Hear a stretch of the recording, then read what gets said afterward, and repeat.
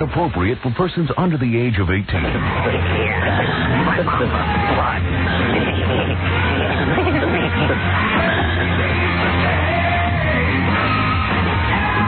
that the Howard Stern dude singing? Oh, yeah. That's a dude with a tiny wiener.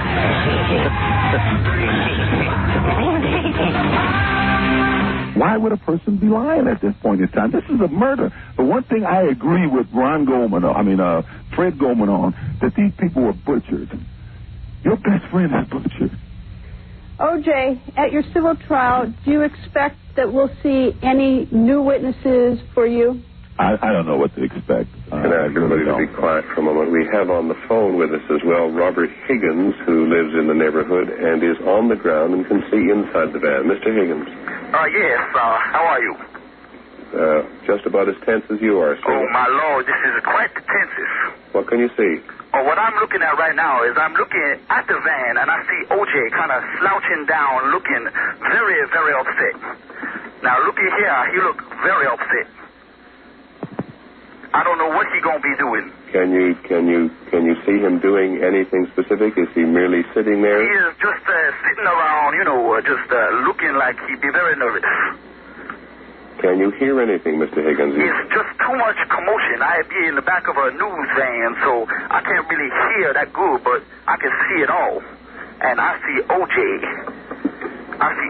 Man, and he looks scared. And I would be scared because there's cops all deep in this. Thank you, Mr. Higgins. And Baba Booey to y'all.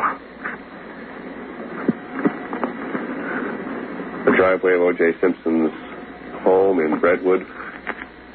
Clearly an effort being made to have him come out of the vehicle. In the doorway of the house, his friend, Al Cowling. Peter, by the way, just for the record, this is Al Michaels. That was a totally farcical call. Lest anybody think that was somebody who was truly across the street. That was not. He said something in code at the end that's indicative of the mentioning of the name of a certain radio talk show host. Okay, thanks, Al. So he was not there. All right, we have them on every coast. Thank you very much. Not the first time nor the last time will have been had, but...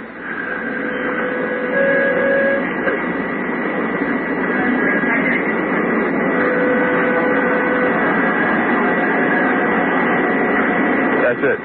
You know, when I saw Bonanza the other day, something occurred to me. Huh? You got these four guys living on the Ponderosa, and you never hear them say anything about wanting to get laid. Huh? I mean, you never hear Horse say to Little Joe, I had such a when I woke up this morning. No. You know, they don't talk about broads, nothing. You never hear Little Joe say, hey, Horse, I went to Virginia City and I saw a girl with the greatest ass I've ever seen in my life. They just walk around the Ponderosa. Yes, Pa, where's Little Joe? Nothing about broads. I don't think I'm being too picky. But at least once they talked about getting horny. I don't care if you live on the Ponderosa right here in Baltimore. Guys talk about getting laid. I'm beginning to think that show doesn't have too much realism. What do you think?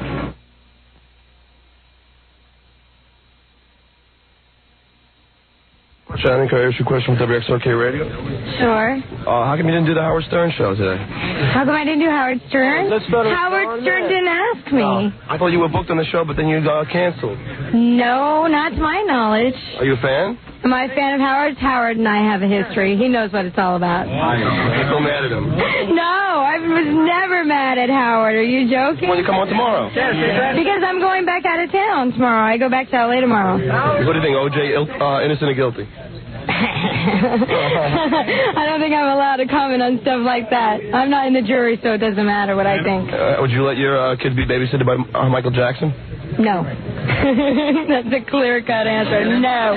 So it isn't that you're mad at Howard or anything? Absolutely not. I love Howard. Oh, really? I love Howard. Oh. I think Howard's the best. So can you call in this week or something? Thank you. Absolutely. All right. How can I get I'll give you the home number, man. No. I mean, is the publicist here or something like that? No, but they should... You guys would know who to call, wouldn't you? Yeah, but I think we did, and that's how this didn't happen.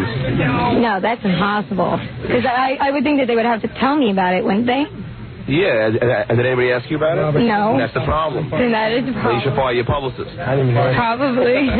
All right, Shannon, thanks a lot, all right? Sure. I'll see you. Big fan. Thanks. listen to you guys. Our first guest this morning is one of New York City's most controversial celebrities. No, not Leona Helmsley. He is outrageous. He's on radio. He's now on television. He's, I think, one of the best talk show hosts around, Mr. Howard Stern.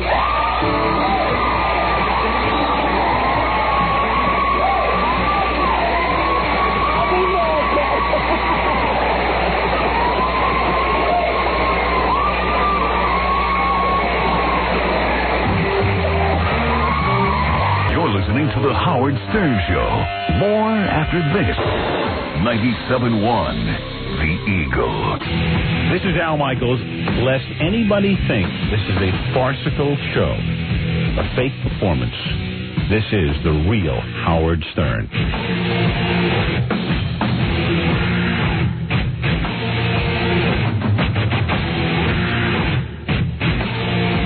All right. Yes. Yo-yo. Nice to know it's the real Howard Stern. I can't hear the music. Why do you always lower it? You didn't? You swear to God? I didn't lower it. All right. All right, I'm going to have you on a lie detector test. I don't believe you. All right. So how did your little thing go yesterday? Oh, real good. I was just telling the guys it's something I really want to talk to you about, but I've got to wait about a month. And it's like one of those things where you'll know why when I tell you, but... You know, I waited all day thinking I'm going to find out today. No. You got a lot of days to wait. I have a really funny story. When you hear this story, you are gonna laugh like... who did we say you sound like now? Who does she sound like? Oh, dear. What's that dog's name? Muttley. Muttley. Here's another dog with the same name, but Muttley's definitely one of them.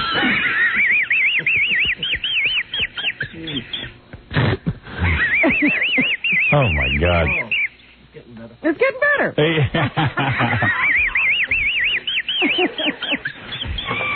They're like a car that can't start. Yeah. I love that. It's like a cartoon. Yeah. You sound 85 years old this morning. I know. Yeah. That's the real thing.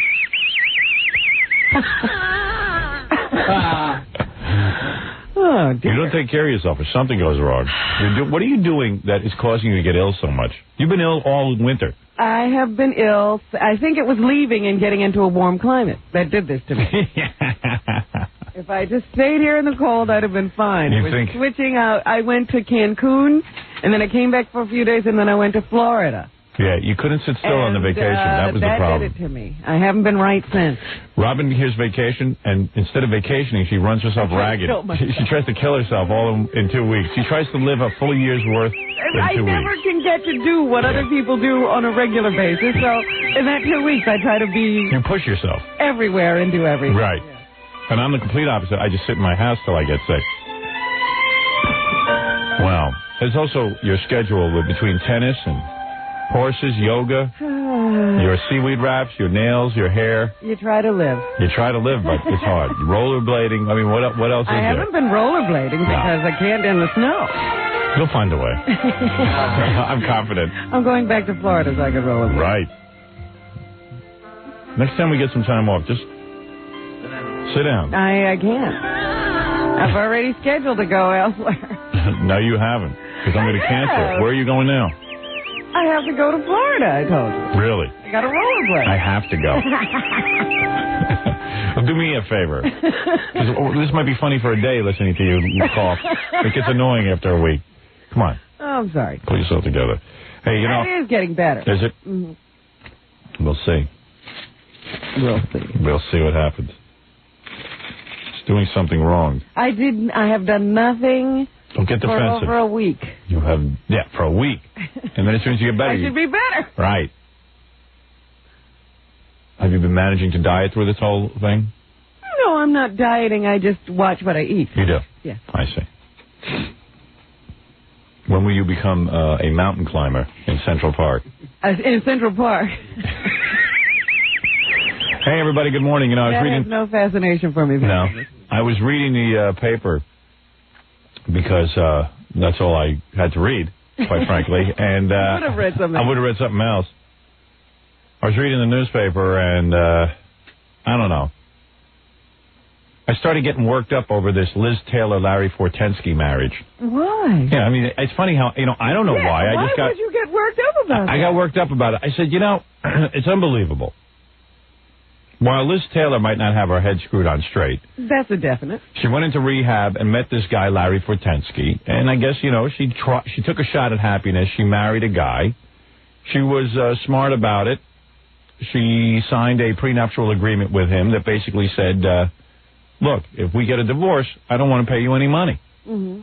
I don't want to give you anything. And I'll tell you why. You're still a young man. You can work. Or if you don't want to work, I'll keep you going. I'll give you a nice stipend. I'll give you an allowance. It's not the mother load. Yeah, first of all, I'm not as rich as everyone thinks. I've lived a long time. I have homes and I have jewelry and stuff like that. Children. But I hardly have any cash. And I'm going to protect myself legally. You're an adult man. I guess you understand the score here. I'd love to be married and everything, and it seems like an exciting proposition. But I got to be careful. There are a lot of people out there who want my money. Yes. Because in this country, if you make $10, somebody will figure out a way to get $5 at least from you. First off, Uncle Sam. Right. And then everyone else.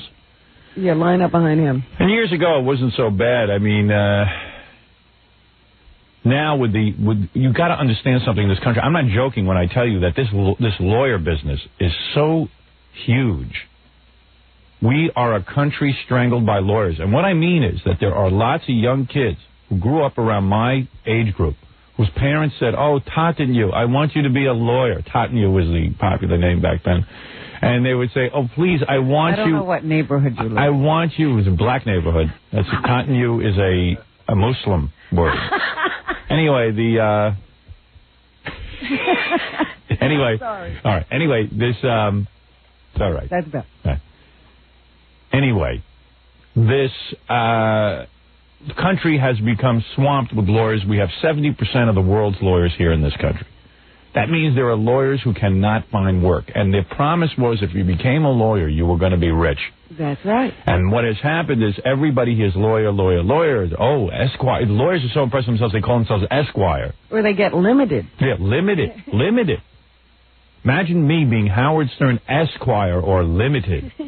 Imagine that. Imagine the pride I would have. But then I get out of school and I can only make $13,000. Yeah, your Esquire isn't worth much. And in order to make more money, I got to go find somebody who's got something, a corporation or something, and figure out a way to shake them down. It's a shakedown. It's a bunco operation. It's like you look around at a tall building and you say, my money is over there. Right. How do I get it? Now, how do I extract it from over there? That's what's happened in this country. It's another reason why the country's falling apart, because even people who are motivated to go out and do something with their lives, a business or whatever, set up big business, they know they will become a target. It's almost like, you know what, I'd rather be mediocre and not noticed. Yeah, why grow? Why grow? Why take the chance? Why bust your balls? And this is what's happened in America. I mean, it's gotten so pervasive that a friend of ours, we were reading in the newspaper the other day, Fran Drescher, is suing because she spilled a cup of water on herself during a photo shoot. Mm-hmm. She's not smart enough not to hold a cup of hot. Yeah, I mean, that's how it's got. It's all pervasive in our society. There isn't a day that doesn't go by. Someone slips. They, oh, I'll sue. It's gotten to that point. It's like if you fall, you look up to see what you're in front of. Right.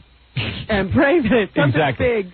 I was watching a TV show last night, fabulous production about a guy who's really hot looking. And he goes around bilking people. He screws these women, and then he bilks them.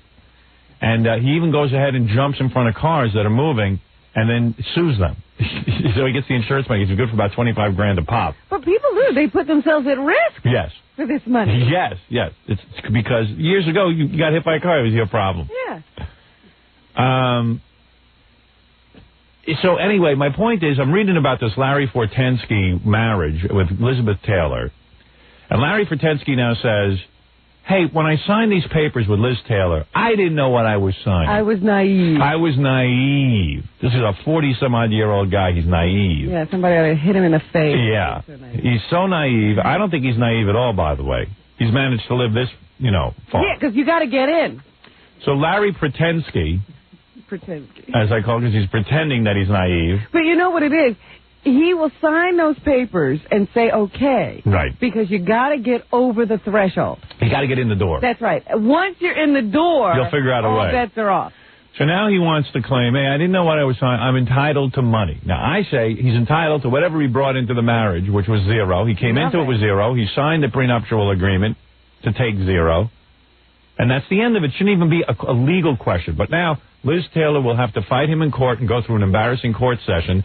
He's threatening to get Raoul Felder, who, I don't know if they say Raoul Felder's a great lawyer. I don't know if he is or isn't. I don't know anything about him. He got this reputation. I don't know. Yeah, I don't know that Raoul Felder. I don't even know who he is or what he is, what kind of lawyer he is. But I don't even know that he's taken this case. But I would bet he would. Although who knows? Because maybe he'll be good at embarrassing Liz Taylor into giving over some money, forking over some dough. But that's what it is. You fight so that the other person will settle. Right.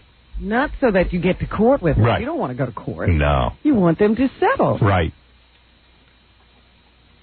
It's gotten so bad. But look at this guy. I mean, it's a judge should be able to say, listen, you signed a contract. You're an adult male. Grown man. What do you mean you're naive? That's it. Miss Taylor is off the hook. Goodbye. That's the end of it. But it doesn't work that way. The legal system is so convoluted. The judges buy into all this because they're lawyers, too. They're going to sit down one day and want to cash in. You just wonder if he had advice going in. Yeah, do it anyway. Yeah. Because we'll fight this on the other end. Yeah, you don't know. You just don't know. It's sickening. I mean, even in my own situation, I really hate to hire a lawyer and go after somebody. I really do. I hate it. I find it despicable. But in the case of this situation in Chicago with this Evergreen company, it's called Evergreen Media, they signed me to an ironclad contract where they had to pay. It was like, And you need lawyers even to draft one of those. I got so many lawyers to draft this thing and make it ironclad. If I tell you I've got every written assurance that these guys must pay their bill. I'm telling you, I went to the top law firms to get this done. But it's $400 an hour sharks to negotiate, not to negotiate, but to check this contract out. Yes, you're covered. These guys owe you money. Every lawyer who has looked at this contract says, these guys owe you money. If I tell you now, I am embattled in litigation with this Evergreen Media. They're so good at dodging this stuff. They've got a bank of attorneys that they'd rather pay. They must be paying out $100,000 a month easy in legal bills. $100,000 a month not to pay me. Wow. And I am telling you my legal bills are through the roof. But you wonder how, all right, you did everything right. I did it all right. The way you're supposed to do it, yet it doesn't work. These guys fire me. And I said, okay, I'm upset about it. I understand. But I in the back of my mind, when I was making this deal with them, I kind of knew they would. I didn't trust them. Mm-hmm. I said it the whole time to my agent and to other people in this company that I don't trust these guys. I just met them, and I tell you, they feel greasy. I met with 3 people from the company. I said, I don't trust them. I wouldn't leave them alone in a room with $1. I don't trust these guys. I said, I'm willing to do it because Chicago is important to me. I want to be in the Chicago market. I'll do it. I didn't like the idea of going in on an AM station. I didn't like a lot of the different things. But, okay, we're not known in Chicago. It's important to be in Chicago. And I got about 15 guys all ripping off my style. Why not go into Chicago and keep the best face forward? But I am telling you, I did not trust these guys. In fact, there was lots of argument because I kept holding back. I kept saying, no, I'm telling you, I don't think this is for the good of the show. I'm not sure. I've got a sneaking suspicion I'm going to get in there and regret this. This is not the time to enter Chicago, not with Evergreen Media. You'd have to be a hard-up jackass swine bag to go in and I wanted to be on in Chicago. Very, very badly. So you're saying you're a hard-up jackass swine bag? Evidently, I am. I admit it. I wanted us to be in Chicago, the 3rd largest market in the United States, and I felt we should have a presence there. I mean, after all, guys like Jonathan Brandmeier, Man Queer, Steve Dahl have been making a living off of my material for so many years. Why shouldn't I have a presence in Chicago? Why shouldn't I be allowed to compete? It's my material. At least let me lay it out.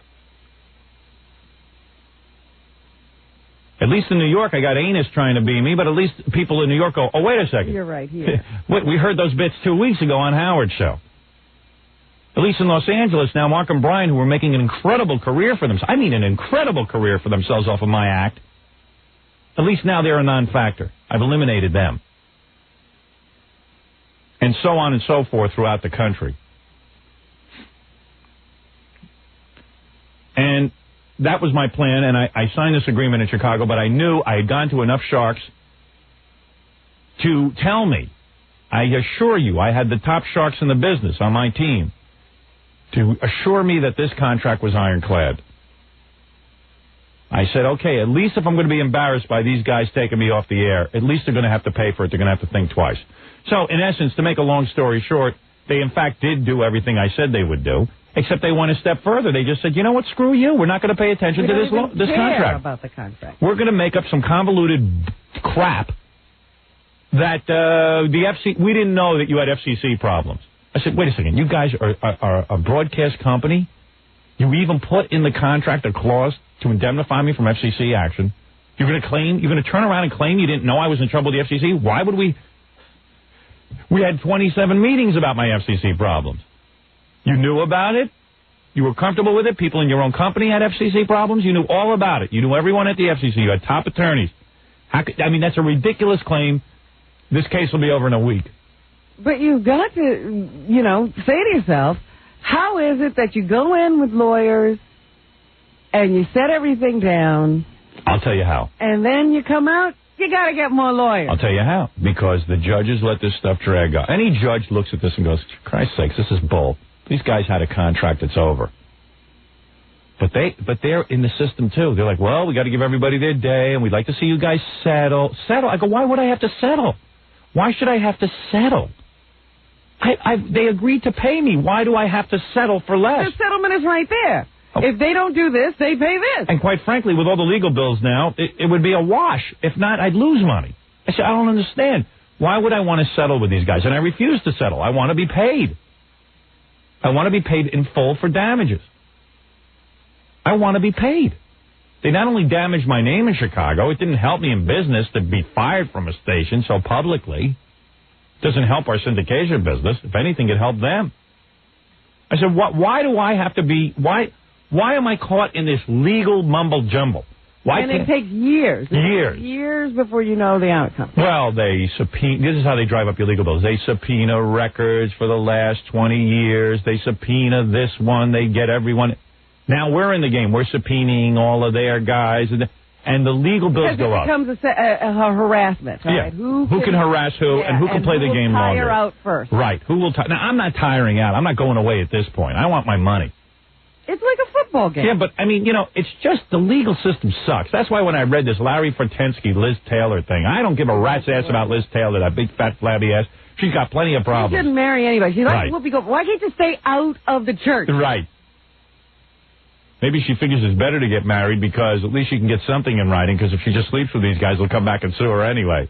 Or maybe she thinks they won't sleep with her if she doesn't get married. I don't know what it is. Is that the deal? Who knows? But she's got her own deal going. I think they ought to dig up this Richard Burton and let her marry him. Again, the third time. But this is what goes on in the country, and it makes you cuckoo. But the sharks love it. They love to hear this because they don't care as long as you're paying some legal bill somewhere. It's funny you should say that because I got worked up about Joan Collins today. Joan Collins is suing her publisher. Uh-huh. Well, her publisher's suing her. Yeah. Well, she's suing him back. Right. She made a contract with Random House to write 2 books, and they promised her a sum of money. They signed a contract that said, we will give you over $1 million advance money, and we'll pay you $3.5 million after you deliver the books. End of story. Right. We're not talking about selling books. We're not talking about anything. We're not even talking about the content of the book. No. And she delivered these books. They didn't like them. They say they were unpublishable. Yeah. They don't want to pay her, and they want her to give back the $1 million. And she's saying, look, they owe me money. Right. They signed the contract. Not me. And everybody's saying, look at this contract. We can't believe they signed it, but they did. Yeah. And who would even pay $4 million for a Joan Collins book? And by the way, not a book about her life. Novels. No, novels. Joan Collins novels. Her sister's the novel writer. Who would even... It was that Swifty Lazar. He was good. Set up this contract, and he set it up knowing that, hey, maybe she can't write. So let me make sure they pay her anyway, because then I'll get paid. They earned her the name Swifty. They earned the name Swifty. And he got somebody to go for this contract. Now they're in court battling it out. He was Swift, that guy. Swifty. That's how he got that name. But the whole idea is they figure she won't want to suffer the embarrassment of being called a non-writer. Right. She doesn't care. Yeah. She wants the money. I'll sit there. I give her credit. Go fight him in court. $4 million, I'll sit there. Fight him in court. Get your money, Joe. The publishing house signed a stupid contract. Yeah. But, make them stand up by these contracts. It is weird. The whole legal system is weird.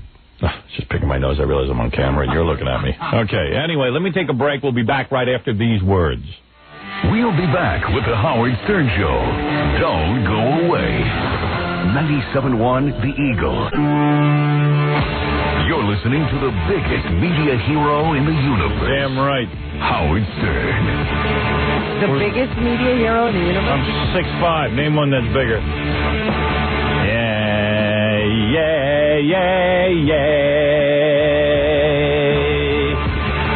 Woo. Thank you. Very nice song. I came across a piece of tape. It was great. This was the first day I met Baba Booey. Listen to this.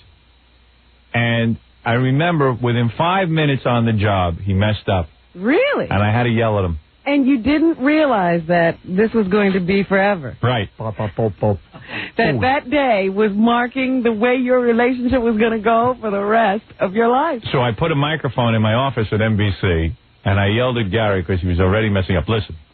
Look, I know that this is your first day, and you don't really know how things work around here, so I will tell you. You have no brain. No judgment calls are necessary. What you think means nothing. What you feel means nothing. You are here for me. You are here to protect my interests and to serve my needs. So while it may look like a little thing to you, when I ask for a packet of Sweet and Low, that's what I want. And it is your responsibility now to see that I get what I want. Right. Am I clear? Right. I should have fired him that first day. He brought me equal, not Sweet and Low. Bastard. Oh, Jesus Christ. Take care of yourself. Stop running around all the time. I got to work in the evening. It's much better in the evening. Yeah. Yeah. Keep us out. All right, I talked about Liz Taylor and Larry Fortensky. Just real quick. You know, you could go on with that. Last week they had a whole series in the paper about these judges and these criminal decisions they make, you know, where searches are concerned and the issuing of warrants. They, you know, throwing out valid evidence all the time. Oh, yeah. Some stupid little quirk in the law. Got to be tremendous reform. And no more pleading the fifth. We got to go for that. Next time we get some candidates in our pocket, we got to make sure they pass some kind of laws. No more pleading the fifth. That's got to go out the door. I can't tell you how many guys I know who start small businesses and they sit there, they crap their pants every time some guy gets a little injury on the job. They think that's... Imagine some guy, you know, not a millionaire, you know, raised in a lower middle class neighborhood, who works hard in a business. He's got, I don't know, maybe he can eke out a fairly decent living. He employs 2 or 3 people in a shop. But somehow or other, everybody thinks the guy who runs a little shop like that is a target. A billionaire. Yeah, right. He's the guy. Let's go get him. Well, let's get his insurance company. It's just. And that's what everybody always says. Well, they're insured. Yeah. And the lawyers end up making a fortune. They just do. It's a dirty, filthy business. And the lawyer, even, I have friends who are lawyers. They'll tell you it's a dirty, filthy business. They'll tell you they're embarrassed by what they do. Well, we talked to that guy the other day who was with the hookers. He was talking about how, you know, he knew that a guy could have made a phone call for himself, cost him 25 cents. Right. Or he could make the phone call and make $5,000. That's right. So he made the $5,000. That's right. Terrible. Yeah. Hey, I'm glad to see that President Clinton is now being dicked around even more by the system. Once you're caught up in the system, they really get you. They got a subpoena for President Clinton to go down to Little Rock and testify at these Whitewater type trial. The real trial, not what Senator D'Amato's doing. He's just doing a hearing. Yeah. President's blaming his Republican foes for all of his worries. They said, wait a second, we're not the ones calling you this time. This is a trial going on in Little Rock, Arkansas. What do you want from us? It's your friends calling you. Those are your buddies. Those are your a-hole buddies. So, the reason I like it is that this guy can see what it's like to twist in the wind of the bureaucracy like I had to with the FCC. I begged this guy for help. He knew I was begging him for help, and the FCC was just taking me and twisting my nips through the ringer. You understand what I'm saying? Now they even got that President Clinton was probably lying when he said he didn't know of Vince Foster's death. He was on the Larry King show. It was announced that Vince Foster had died, his good buddy. President Clinton went on the show and said, oh, my God, I didn't know about this. Turns out that they have official notification to the White House logged way before that time. So, that's good. And you know something? I don't like to see the president caught up in all this crap, and I could certainly come out and probably sway your opinion and have you think that this is the worst thing in the world, but I got to tell you something. This Clinton turned his back on me. $1.7 million my company had to pay. The company I work for. Yes, I say my company because it's a company. Government. It's a company that employs me, that tries to make a buck by selling advertising time, which is not an easy job. $1.7 million they had to pay the United States government. And for what? I'll tell you the double standard. I'm reading today. This is, by the way, this part of the show is called I'm Reading Today. This is where I read and I tell you, I try to act smart. This is me trying to act smart. I'm sure. Being an intellectual. This is me being an intellectual. Isn't it impressive? Because in about 2 minutes I'll be doing fart jokes. As a matter of fact, I got an intern here who's going to be farting for us in a minute. Did he go drink the milk? Yeah. Let me tell you something. This is called I comprehend. This is what my understanding of the world is. A lot of people like this stuff because they don't understand anything and they're too lazy to read the newspaper. I'm reading today that Minister Farrakhan, what he's minister of, I don't know. This guy went over to Libya and he met with Colonel Gaddafi Duck, and they sat down, and they had a discussion, and somehow, I can't believe this, this Gaddafi's going to funnel $1 billion to Minister Farrakhan. Mm-hmm. To do what, I don't know. Well, all you idiots who marched to Washington so this guy would look like he had a power base, I hope you're happy. Yeah, he got $1 billion. He got $1 billion. What have you got? You got nothing. So evidently, this is illegal in some way. Who the hell knows why, but it is. Well, one of the things he's supposed to try to do with this money is influence the national election here. Right, so there's Libyans funneling money to a United States citizen to influence an election here in this country. So you have to be registered. Evidently, there are strict laws about this. You have to be registered as like a lobbyist for a foreign country. Right. So Farrakhan, this is almost being a traitor. Yeah, if we were at war, he would be... Right. Accused of treason. It's like if in Nazi Germany, the Germans hired Farrakhan for $1 billion to sit here and influence our elections. And we would say he's a traitor and we would lock him in jail. So evidently, he should be in jail for the next 32 years, according to the laws, Farrakhan. But Janet Reno and the whole gang up there, they're so afraid of this guy because they'll be called racist. Because you'll turn on the TV, you'll see some black guy going, or black woman probably going, see. As soon as a man tried to better his community, they tried to do something bad to him. This is just another example. If a white man was doing this with Gaddafi, it would be fine. President Carter's brother was with Gaddafi, and they didn't do nothing to him. Yeah, but he was registered, and he did the whole thing. You know, it's really funny you should say that, because I was watching Geraldo on Friday. He always has that gossip show. Yeah. So somebody, brought up Billy D. Williams. Billy D. Williams was in the news last week. Right. And he was in the news for a very bad reason. He was accused of domestic violence. Right. And so somebody, talked about the story and, Billy D. getting arrested and covering his head when he came out of the police force and all that, the police department and all that. And a black woman, a female lawyer who was on the show, started carrying on about how every time a black man does something well or good or rises to a level of prominence, the white media does everything it can to bring him down. they focus on it, they concentrate on it, then, bring him down. Well, I'll tell you something. President Clinton's a white man, last time I checked, and they're doing their best to bring him down. I don't think the press discriminates. Oh, that doesn't matter. They'll bring anybody down. Nobody notices that. Yeah. Billy D could have not hit the woman. Here's a white man trying to better himself. I got news for you. The press is all over my ass every day. But, you know that's what's going to happen. And I cannot believe that Janet Reno, sitting on her fat tuchka, is worrying about violence on television, but she isn't worried about a guy receiving $1 billion from the Libyans. Mm-hmm. She could care less because she's afraid. She don't want to be called a racist. See? Janet Reno's a racist. Democrats, and they rely heavily on black votes. And like I said, Farrakhan was very smart to get those 400 to 800,000 black people into Washington, D.C. Why did he march to Washington? Not because of a 1 and a 9, because he knew that was where Bill Clinton would see him. Yeah. $1 billion. But they had no problem. I said penis. Janet Reno, FCC, whoever they are, they have no problem going after me. No problem. It's easy.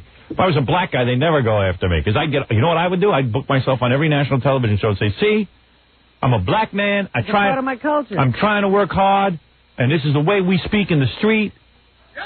We say penis in the ghetto, and the white man don't understand it, and he's just trying to put me down. He's afraid of my voice, my young black voice, my strong black voice. Strong black man. And that's what I would say, and I would be free to do whatever I damn well please. There's two different sets of laws.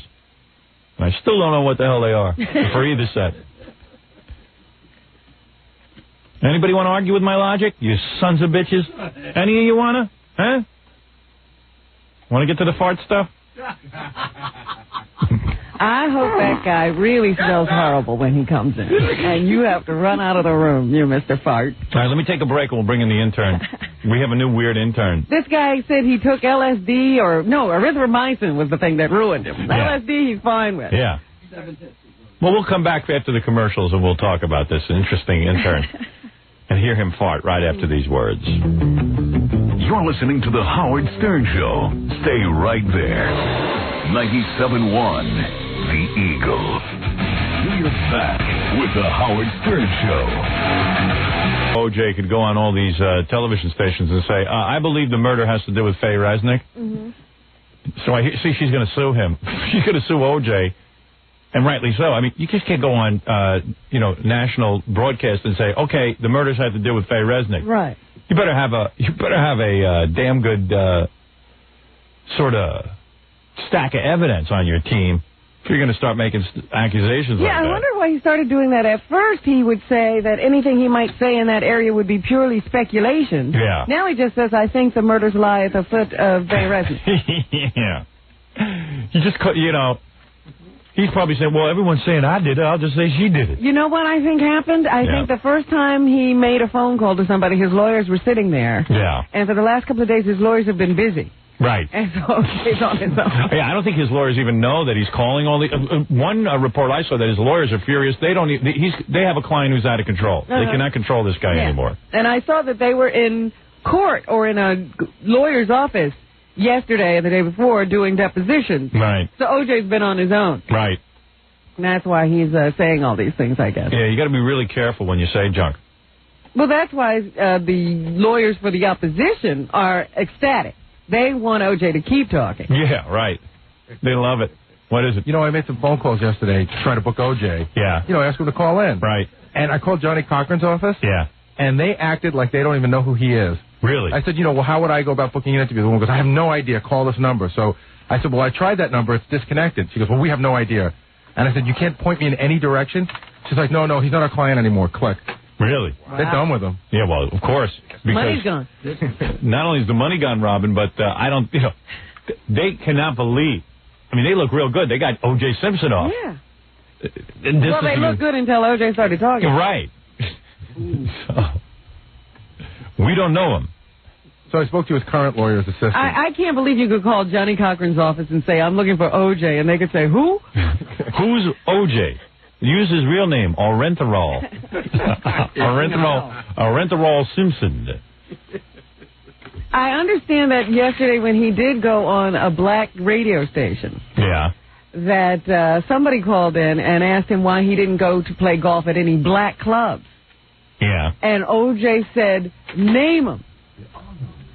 And then the calls flooded in with the names of black golf clubs. Yeah. I guess he's going to have to go play. Now he has to go play with black people. Oh, poor baby. Poor O.J. A black golf course. Yeah. Name them. He hadn't even checked. So now O.J. can't stop calling radio stations. Now he's down to radio stations. Before he was calling TV stations. Now he's down to radio stations. Yeah. And, you know, next he'll be calling circus shows. When does he get to just opening the phone book and dialing personal numbers? But he was smart. He called like one of the black stations in California. And they were thrilled to get a call from O.J. And they were actually sucking his butt like it was, like he was a celebrity. Like he was making dedications. Yes. I would like to dedicate the next record to Nicole. He was dedicating records to Nicole. What did he dedicate, by the way? That Mariah Carey song? I know the one she does with the Boys to Men. Don't go chasing waterfalls. That's the one he should have dedicated. Right. Don't go chasing your head. Today, O.J. is booked to actually take an airplane flight, and he is going to get on the loudspeaker and do an interview. He's not going to have one of those little signs that trail behind. What do you mean? I'm not guilty. You know where they write the little banner? Oh, yeah. The little biplane goes by with a sign over the beach. Yeah, he's going to fly it over the beach. I'm not guilty. I'm not guilty. No, he wouldn't do anything that tacky, Robin. He's just going to be on a regular flight talking over the intercom system. Intercom. Yeah, being interviewed by the stewardesses. But I like how you call in the black station, and the black DJs are like all giggling and. Well, it was a white DJ. I didn't understand. Well, I saw that too. He didn't look like he was the DJ. He looked like he was like a engineer type. Oh, but wasn't he talking? Maybe they let him talk. I don't know what that was. There was a whole bunch of black people and a white guy, but the white guy kind of looked like he was in control. Yeah. He's massa. I don't know what was going on there, but they were all like, putting on those... Still yucking it up like DJs do. Yeah, O.J. Hey, O.J., we got to play a record right now. I wonder if you can hold on. What would you like... They got O.J. Simpson on the phone. How many times does that happen? They got to play a record. Yeah, they got to stop. And what would you like to hear, O.J.? What are you listening to? Yeah. What kind of tunes you into? Well, I would love to hear that beautiful Mariah Carey and Boys to Men song. And I'd like to dedicate it to... who would you like to dedicate it to, O.J.? I'd like to dedicate it to Nicole. My best friend, Nicole. Now Nicole is my best friend, Nicole. This guy's insane. He's putting on some dog and pony show. He's putting on the greatest show ever. It is the best show in town. You know, unfortunately, I said I didn't ever think I'd see the day where you could have this much publicity and not be able to parlay it into cash. Hey, it's great. It's great that the American public is shunning. He's freaking out. He can't sell any videotapes. Yeah. He thought the people were actually going to buy this thing. And the other thing that cracks me up about him is he can't understand why people don't want him to make money from this. Oh, you know? He's like, everyone has made money from this. The Christopher Darden, Marsha Clark. I do not see why I can't make some money off of the murders. By the way, I would like to make another request. Yo, Jay, sure, pal. What do you want to request? I would like to request Let It Bleed for Ron Goldman. My dear friend Ron Goldman. And I would love to. I also like that song Lump, because they say she might be dead. That's my favorite part. I like when she dies in the song. Lump, lump, lump. She's in your heart. Lump, lump, lump. She might be dead. She's lump, she's lump, she's lump. I would also like to hear This Am the End by the Doors. You like to hear This Am the End by the Doors? We don't play that honky music. Well, wouldn't you like to hear a song called Guilty? Yes. Who did that? OJ, making requests on the radio. These radio stations should be ashamed of themselves. And then I guess it was all set up because they had the black woman from Entertainment Tonight on. Yeah. They have some black reporter, and John Tesh and Mary Hart were congratulating her because she's a very tough interviewer. Oh, yes. Good job. Good job. I don't remember what the woman's name is, but she was looking very serious. What was her name? Lisa Canning, I think. Yeah, Canning. And she was like, and she got all serious. Very serious. Very dark. And Mary Hart got serious, and John, and all she said to him, you know, OJ, a lot of African Americans think you're guilty. What do you say to them? It is not. It is not true. I would say to them, it is not true. Now I'd like to make another request. Are a lot of these interviews about the $29.95? Well, yes. I would like to sell some tapes. I would love to. Thank you, Lisa. Very tough interview. Has anybody put his voice through a machine to see how bad he's lying? Yeah, they did that at the tabloids, of course. Did they? Yes. And what did they say? He's really lying? Please. Give us a break. OJ, in fact, what the guy said was the reason you can tell OJ is lying is because he has absolutely no stress when he says, I'm not guilty. You know, if you're talking to most people about murder, they get a little stressed out. I saw one test where they said that OJ isn't even his name. He's lying about that. They said where he shows the most upset and irritation is when he's talking about his hardships. Right. You know, being in jail, not being able to play golf. Right. These are hardships to OJ. It's hard for people to relate to a guy who's upset because he can't play golf. That's where his stress level goes way up. Right. Well, I just think it's another example of the white man trying to keep another brother down who has done well. And I think we ought to look into that. Yes, sir. Same with Minister Farrakhan. You know, why are we all upset that he's cavorting with the Libyans and trying to influence American elections? Mind your own business. Yeah, mind your own business.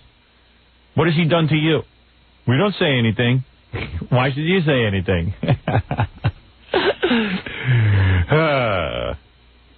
Wait till you see what I hope they take OJ's stress level when he has to play golf with blacks. That's what At that black club. Well, OJ won't do an interview with me because he says I'm an asswipe.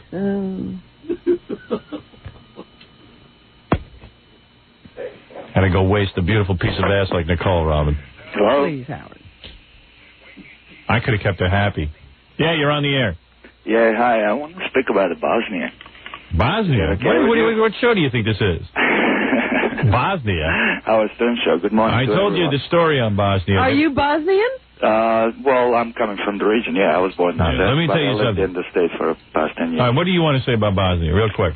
Well, I just want to say that the whole issue is the problem. The problem of the whole situation down there is the Yugoslav army and the capability of the manufacturing the arms. Yeah, good. Who cares? Who cares? Let them all blow each other up. I don't care. Oh. I don't care. You got to understand something. I could care less what the former Republic of Yugoslavia does. Is it a republic, Robin? Used to be. Yeah. My whole point is... Hey, you're here. What are you worried about? No, I'm not worried about it. I'm just... Why aren't you over there? Why isn't this guy in the army for us fighting over there? Why can't he go? Yeah, we should have drafted all people from that region. Yeah, exactly. How old are you, sir? Because I'm not stupid. That's why. Because I'm not stupid. Our stupid American young men. Yeah, you're saying our American young boys are stupid. No, I have become the young American stupid boys. You are that's a why. stupid American. I see. All right, you become a stupid American. Good. Well, welcome to the club. Thank you very much. All right. But still, beside the point, I think all the people on the circuit are blaming the civilians. I think. How does a guy like you get over to here from Bosnia? I mean, how come you escape and nobody else can? People Express. Really? Remember them? No. People Express was the airline company about the 85. And I bet you bought a one-way ticket here. Absolutely, Howard. How else? And you're glad you did, right? Well, from what is happening down there, I'm very glad. And did you immigrate? I mean, did you do it legally? I mean, you had immigration? Yeah, I did it legal. Yeah. Everything was legal. Yeah. What do you think? What do you think? How else they would You let paid me good in? money for those papers. Right. Sorry? You paid good money for those papers. Trace this call, have this man arrested. This guy. Let me tell you something. Let me tell you about Bosnia, my friend. Yeah. There is a natural aggression going on over there. Why do you think that way? Serbs are doing what has to be done. Oh, I understand that. They are cleansing themselves of Nazi-loving Croats. I think you're off. I'm off? Yeah. Are you a Croat? Well, I was born. Yeah, what? I was born in the capital of the Croatia, yes. Yes, you are a Croat. Let me tell you something. Wait a second. I did not finish. My family comes from the region which was the problem region down in the Croatia. So, I do represent both sides. Sure. All right, yeah. Tell that to the Serbs. Tell that to the Serbs when they blow you up. The Serbs are upset. This goes back to before World War II. The Croats have always been traitors. They have, during World War II, they tried to wipe out the Serbs. Am I correct? Well, yeah, come on. Just tell me if I'm right or wrong. From what we read in the newspaper, yeah, you are correct. Yeah, from the newspaper, I'm correct. I mean, no one else knows about this but me in the newspaper. No, you don't understand. A lot of people These Croats are from a long line of oven builders, and they understand. They tried to naturally select out the Serbs. They picked the wrong team to be on. These Croats have been hostile all along. In fact, to this day, neo-Nazi groups flourish in Croatia, and they hang the swastika when they fight. Am I right? I'm not going to argue. Am I right? Yeah. Of course I'm right. Of course, this guy knows. And they need to be taught a lesson, and what the Serbs are doing is ethnically cleansing them of these mutants.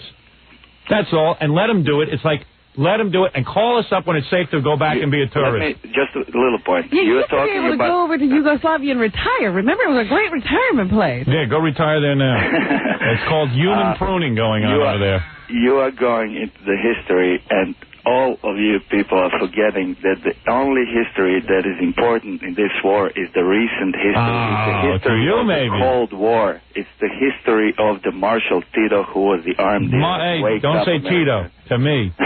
Wake up, America! Wake up, black people! Wake up! We know what's going on over there. A bunch of friggin' gypsies. Go steal a watch and leave me out of it. It's not right to blame on the civilians. That's all what I'm saying. The civilian. Who did the civilian? I love your show. I love you all. All right, God bless you. Go back to your country. All right, good. Baba Booey to you all. Baba Booey.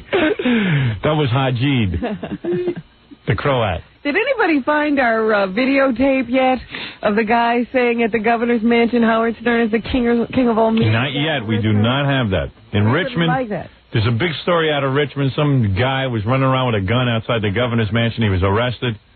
He started screaming, Howard Stern is king of all media.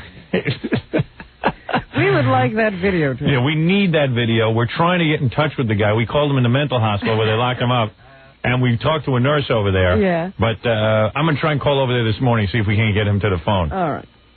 Fascinating story. I have to see that. Breaking out of Virginia. He had a shirt on that said New Jersey's Most Wanted. Right. He was running around with a gun, and he was screaming Howard Stern is the king of all media. Yeah, outside the governor's mansion. Yes. Yeah. So, surely a good representation for himself. Yes, we'll take a break. We'll come back. We'll tell you what else is going on. I'll open up the phones and everything. We'll be back right after this. We'll return to the Howard Stern Show after these messages. 97.1 The Eagle. Let's return to the Howard Stern Show.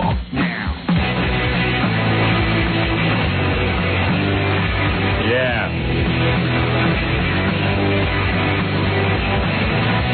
Jackie Penthouse Joke Page Martling, get the hysterical 2-hour video of his wild game Stump the Joke Man.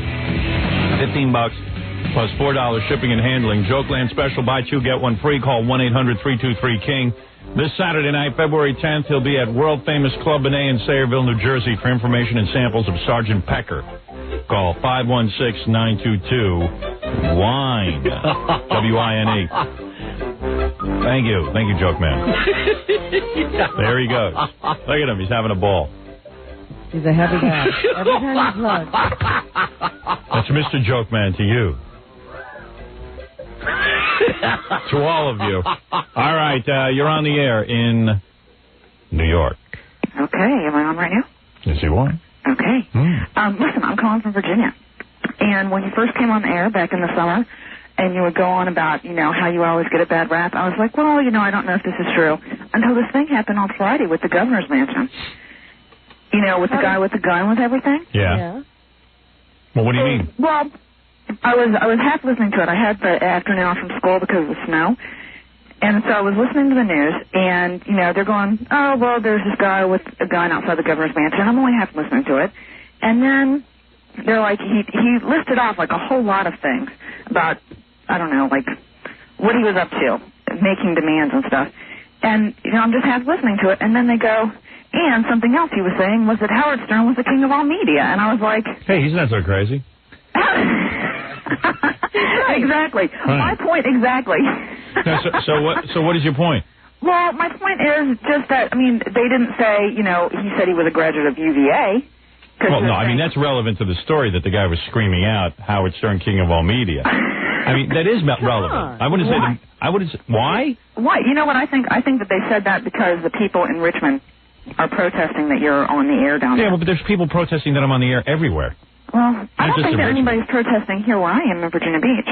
Well, I don't know. I'm sure I don't know. Pat Robertson maybe has some. I'm sure there's somebody somewhere in Virginia Beach that's pissed off that I'm on the radio. I don't know why. I don't know why I bring this out to people. I only try to entertain. I've only tried to make it interesting. I don't say, listen, I don't say I'm for everyone, although I thought I was. I can't imagine what else people listen to, but. I don't know either. I mean, the story yesterday with the Arbitron ratings and everything. I mean, I don't know who is listening to these other shows. Well, they're not. Well, the point in reading. What is your comprehension level? What do you mean? What is my comprehension level? I know. I'm saying yesterday the point in reading that story was that the ratings are going up and up and up. Oh, good. Because I came in the middle because I had to. Oh, in the middle. Well, you're not allowed to come in the middle. I'm sorry. All right. Thank you very much. Thank you. All right. Bye. It really scares me when you do these radio shows that people do come on in the middle, as they say. I think she heard it from the beginning. Yeah. And we didn't understand the TV report either, so. I was doing a story. Yeah, I know. I was doing a story that in wherever this is in Virginia, we're on somewhere in Virginia. Norfolk. And I was reading an article that we are going up in the ratings there. Very exciting. Somehow she interpreted that I don't know what's wrong with these other people. Who else are they listening to? It's just weird that she missed the entire point of what I was saying, and it makes me wonder, am I skilled as a broadcaster? Then she heard the news that there was a guy in front of the governor's mansion screaming, Howard Stern is king of all media, waving a gun, and she said, how could they do that? Now, I'm thinking, they must have said something in addition to that. Yeah, they must have said something disparaging about you or blamed you for this. Right. I thought this was going to be good. And then she said, no, that's it. I said, they listed a whole bunch of things, and then they said he was screaming Howard Stern is the king of all media. And she thinks they were disparaging me in some way. They didn't have to say that. Why would they have to say that? Why would they have to spread negativity? I was so sure she was going to blame you. They were going to blame you for the whole thing. Yeah, right. I thought she was going to say, and then the reporter said Howard Stern is despicable and set this guy up. Right. Right. So it makes you wonder about, and she seems very intelligent. I mean, she had a nice speaking voice.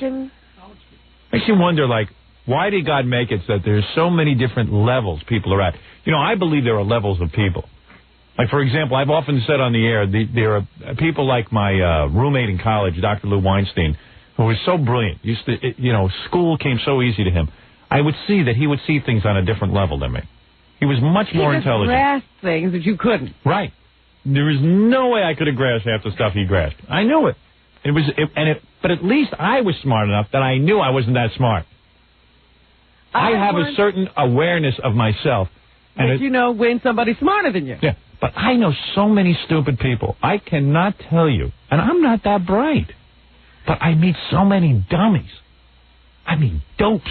You know who I worry about? I truly worry about the really, really intelligent. Because they have no one to talk to. I know. They're lonely. I once met a scientist who, invented things. He found some cure for something. He's winning some Kennedy Foundation grant. Yeah. Because of whatever experiment or theory he proved or something.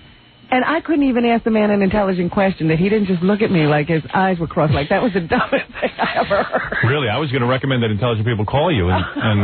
This guy was brilliant. I'm talking so brilliant, you couldn't have a conversation. He doesn't even know what you're talking about. Well, I don't worry about him. I just worry about the morons who listen to this show and don't get it. But I just say, here we're having trouble speaking with everybody else. This guy, I couldn't even talk. He must be alone. You're right.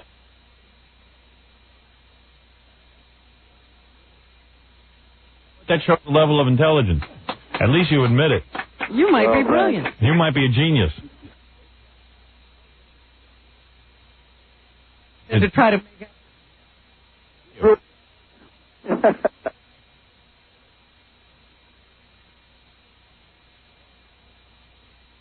Is this the Howard Stern? Yes. Yeah, okay. Yeah, I'm calling for speech. What happened? You've been out on some sort of romp and you've been screaming and now you have no voice? Oh, me? Yeah. Voice? I always this morning. Of course. No, I always talk like this in the morning.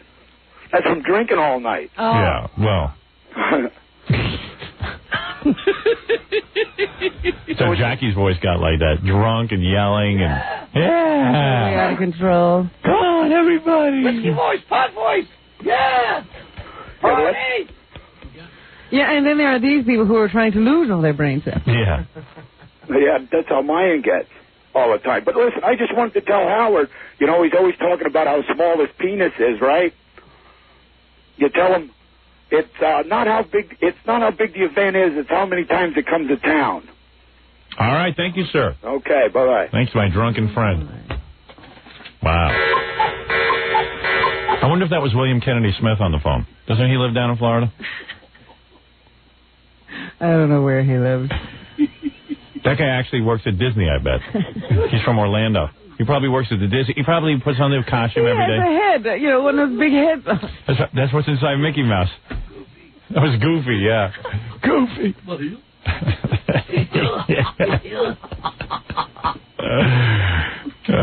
What he must do. I would love to interview a guy like that. Hey, coming up in a couple of minutes, there's a girl here who wants to meet Kenneth Keith Kallenbach, the guy who blows smoke out of his eyes. Yes, did she write us a letter or did she talk to us on the phone? She wrote me a letter. Okay. I think. Because I remember this. Gary says she's out there. She's really cute. And it she makes no really sense. likes Kenneth Keith. Yeah. I mean, it makes no sense. She's pretty cute in human terms. Kenneth Keith is like retarded. Yeah. I mean, but really, like, is he here yet? Not yet. What, he's not in a rush? Well, I wanted him to come a little later. She was due at 7:30. I had him come at 7:40 because you didn't want them running into each other? Right. Oh, so you've got her sequestered? Yeah, she's in the back. Right. I mean, she's pretty cute in normal terms, but in Kenneth Keith's world, she's like a supermodel. Right. What are you eating? Blueberry muffin. Blueberry muffin? Yeah. Aren't you going to try to lose weight at all? I am trying. That's what. You have gotten so fat. What do you What weigh would now? you normally eat if the blueberry muffin is diet food? I was eating a bagel with a lot of butter. You know that a blueberry muffin is not a diet food. But Of course to it's not. Gary it is. What's going on? You okay? I'm cutting down. I haven't had chocolate in a week. Can I be straight with you? Yeah. You look really peculiar. I mean, you really do. You're huge. You know, we've never talked to him about that appearance on that pay-per-view special. Yeah, unfortunately, today there's just no time. Why not? Because we have to get these people in. But he's not here yet. Yeah, but you don't want to try to squeeze it in 5 minutes, do you? Sure. No, there's no time. Here's when she called us on the phone. I pulled a little clip. Well, we'll play that when she comes in. Right. Hey, did you see yours? What happened? What Gary got hired to do this pay-per-view event with like bikini models and stuff. So he went to Ralph and he says, dress me because it's a beach party and I'm real fat. So Ralph, I don't know, Ralph must have been goofing on Gary. He dressed Gary in like a big Sahara robe. A big silk long robe. Did you look at yourself? Yes, it's a big Tommy Hilfiger robe, and they were the shorts to match. And did you put a T-shirt on? And a T-shirt, right. I don't think you're supposed to put the T-shirt on underneath. Well, of course you are if you look like me. No, you tie the robe closed. I wasn't goofing on him. I think that would have looked good if he styled it a little different, Like, what do you mean? How do you style it different? Well, he had it like tucked in. He had a T-shirt on, then he had it tucked into the shorts. He looked all like, I mean, you look like a guy. You know who I said you look like Beatrice Arthur. like you know, she used to wear those giant caftans as she got bigger and bigger. You know what you should have worn? A Fred Flintstone outfit. Yeah. Bib day.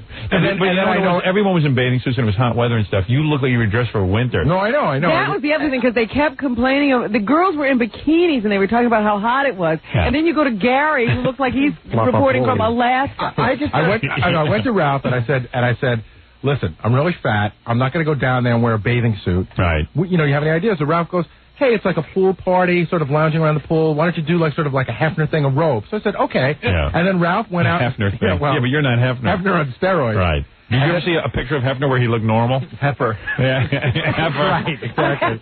So Ralph went out, and actually the whole... Huge heifer. Ralph bought like 12 outfits.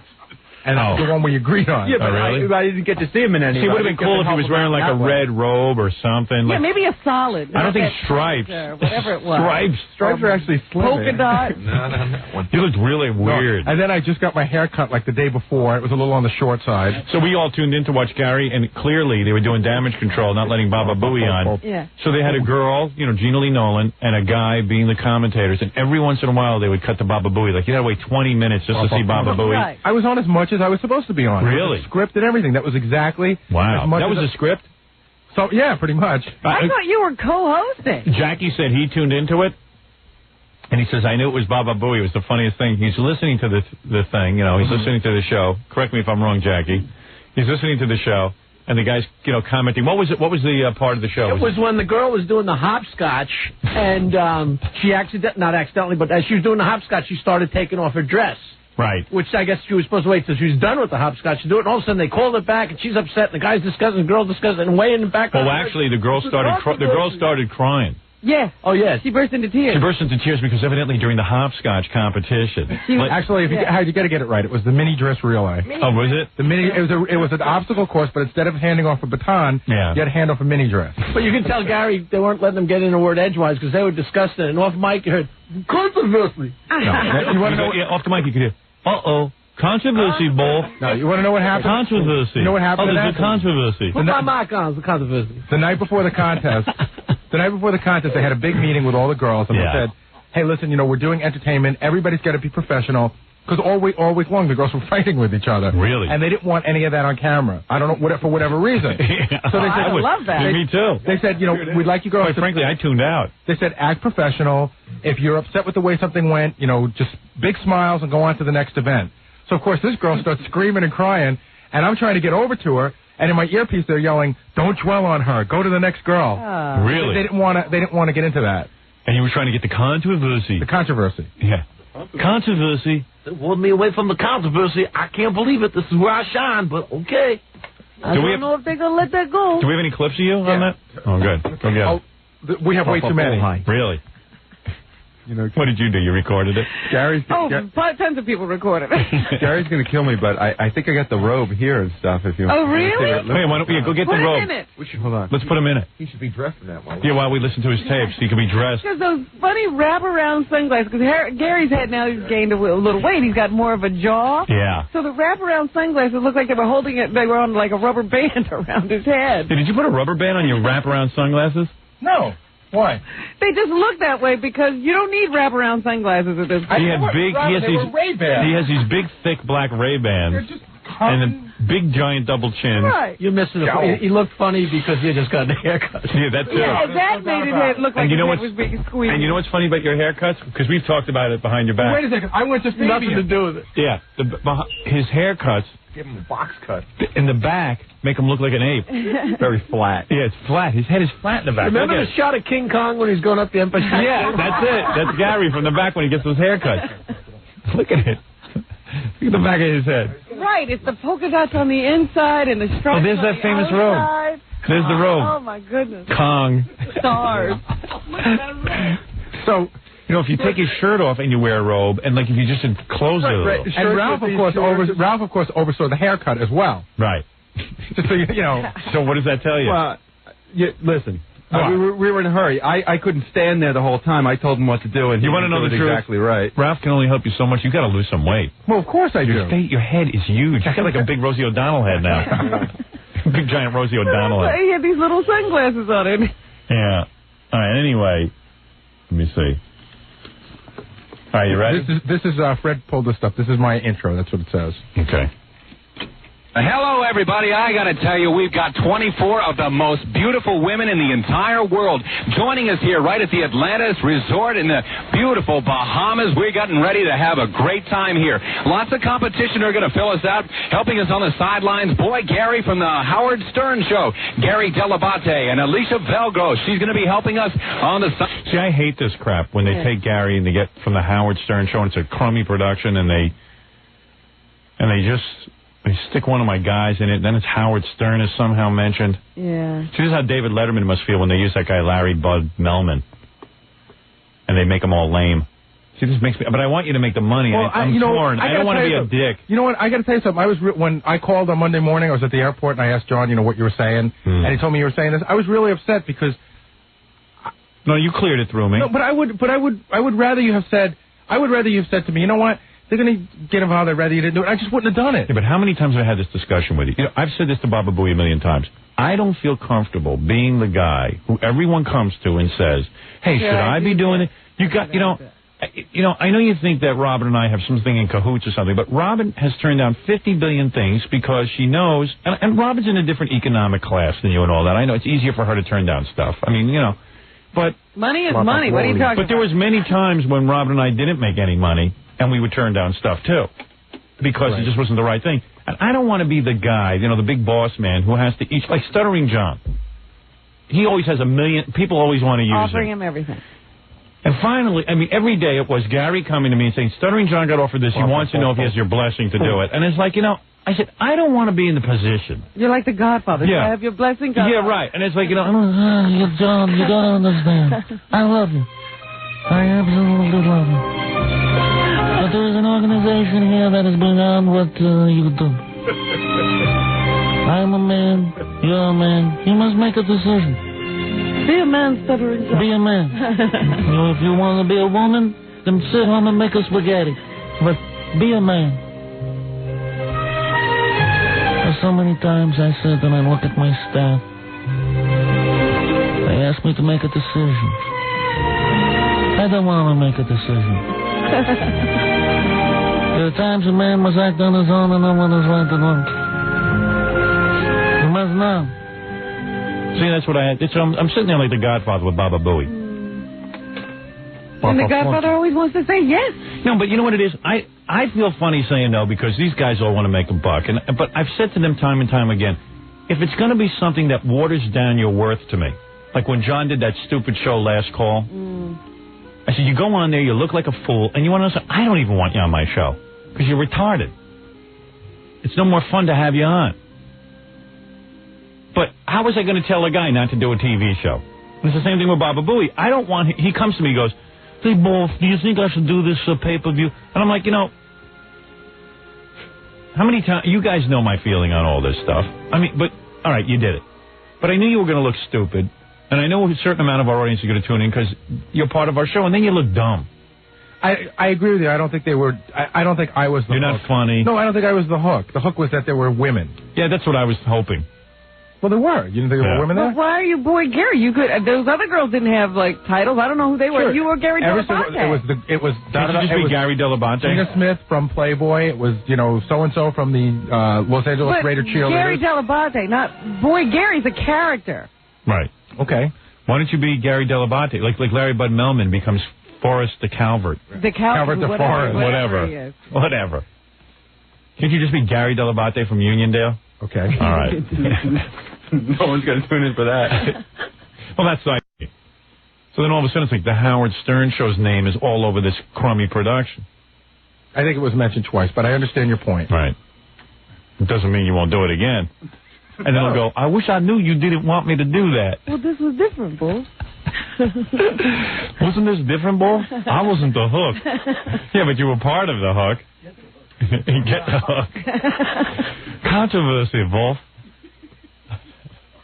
Headlines, Gary, take it away. Smooth read, Mike. Both heartfelt and sincere. Thank you very much. We're very excited to be in this tropical paradise. I am just so happy to be out of New York, away from the cold weather, away from all the snow. Alicia, where are you from? I'm from Los Angeles, where it never snows, but She was really annoying. Very sweet girl. In fact, there were points at which I thought they were fighting over the mic. I know. Yeah, she was hogging it. Gary was trying to get a word in edgewise. Yeah, okay, but I think Gary's claiming this is all scripted.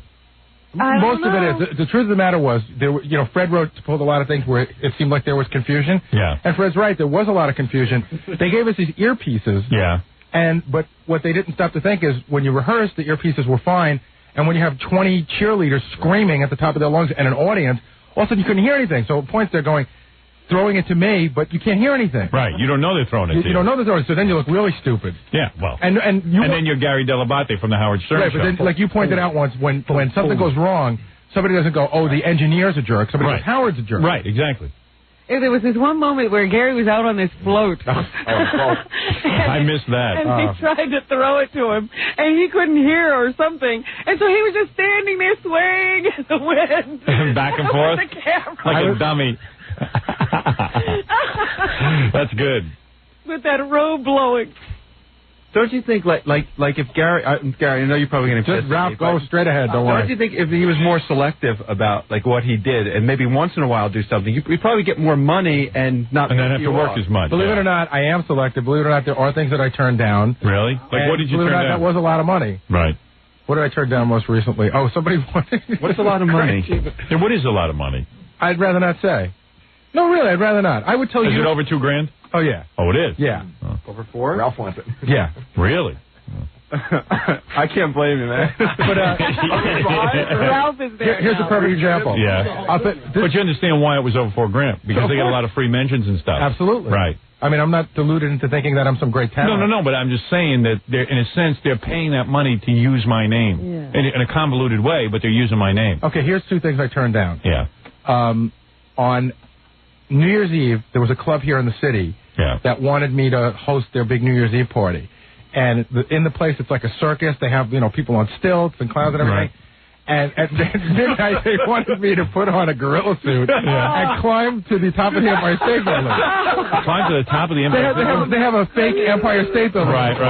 And you turned that down? And I turned that down. But how much were they willing to pay you? Then, a lot of money. Really? Yeah. And then there was another one. There was a guy up in... I'd rather you do that. That's great. That's something we would have you do. Yeah, right. There was a guy up in Albany once, right? Right. One of our sales guys. Right. And it was like the summer after we did the pay-per-view, pay-per-view. And I was going up, they were doing arena football. Right. And the guy, it started out, could you come up and sign a couple of autographs before the game? And then somehow it got to, would I put on a monkey suit and lip sync to do the Baba Booey? And I said, no, I'm not going to do that. But you know what? It's not the money. It's just he's embarrassed to do these things. Right.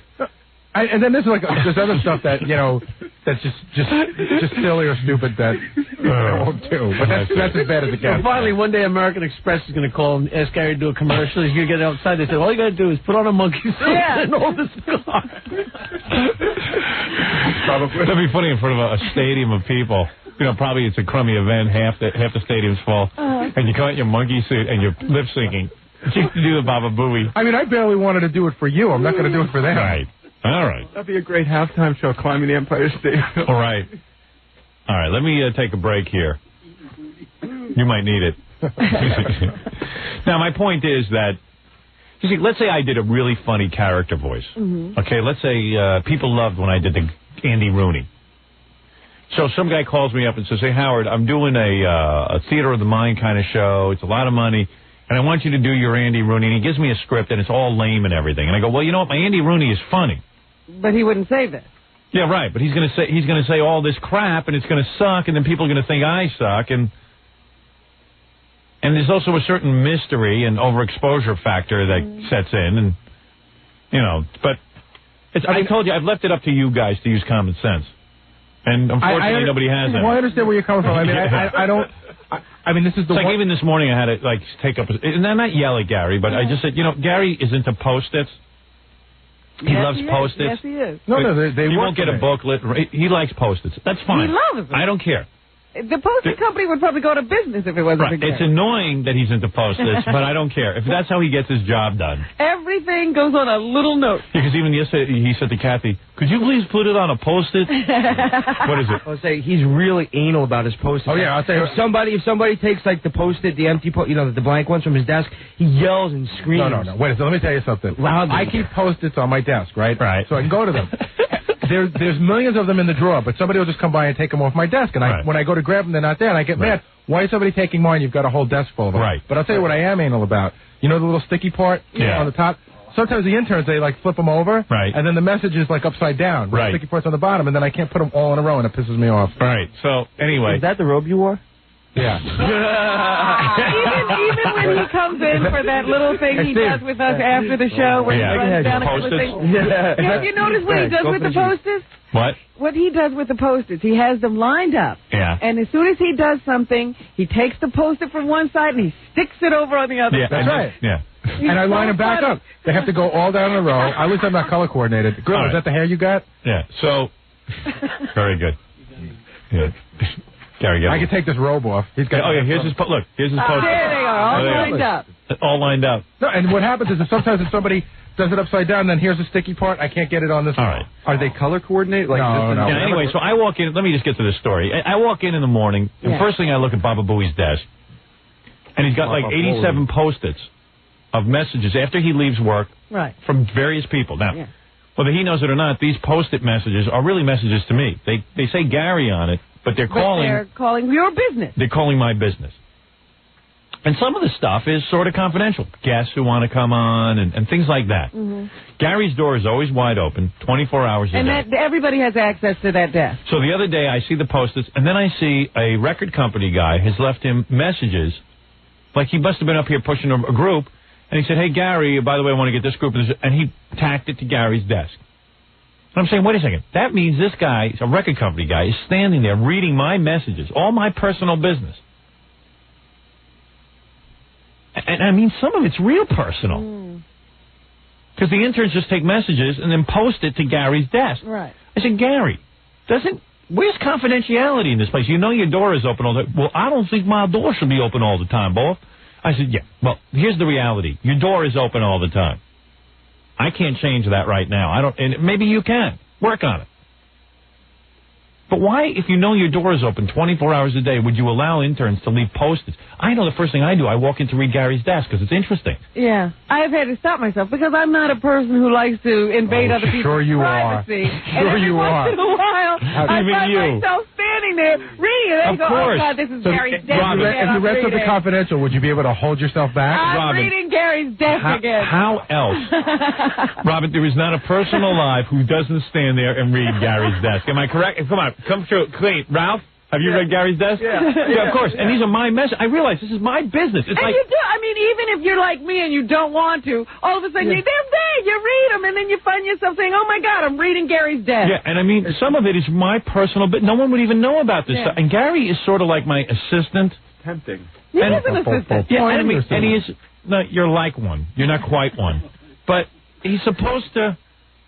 And his sister's supposed to assist. I'm doing damage control at the time. So I called Gary this morning. I said, Gary, can't you instruct an intern to take a message overnight, put it in a sealed envelope, and leave it on your desk? So I don't care if you have 80 sealed envelopes. Which I agree with. And then I said, it's embarrassing. This is my business. I said I would take care of that, but I'm also... But why did you ever think of stuff like that? Like, why doesn't it occur to you that my business might be confidential? I just did not know. The office gets locked up at 5 o'clock at night, or 5:30. It gets locked. The door's not open 24 hours. Yeah, but all the interns come in the morning and read all this stuff on your desk, and there are people in ahead of you, and I guess and when you leave, and that door gets opened first thing. And then when you leave, no, I totally agree with you. I mean, I guess I just hadn't thought of it. Yeah, I don't know why. I assume that people are more honest than they are, but I'm wrong. No, I'm wrong. You wouldn't walk by someone's desk and read. You do that all the time. Come on, Gary, you do it too. You wouldn't do that. I never read anything upside down on Tom's desk. Right, exactly. Anyway. Which, by the way, we should... I got to take a break. We should get to that other bit someday soon about our bets about who got fired. Oh, yeah. Because I think a lot of decisions have been made. Yeah. Really? Yeah, people owe people money. You know what? Let's do the Kenneth. Is Kenneth here now? I'll have to go out and look. All right, you go out and look. And, keep that robe on. There's a lot of fun. Keep the robe on. We'll be back right after this. Keep the robe on. More to come when the Howard Stern Show returns in a moment. 97.1. The Eagle. We're back with the Howard Stern Show. Here's Howard. Thank you.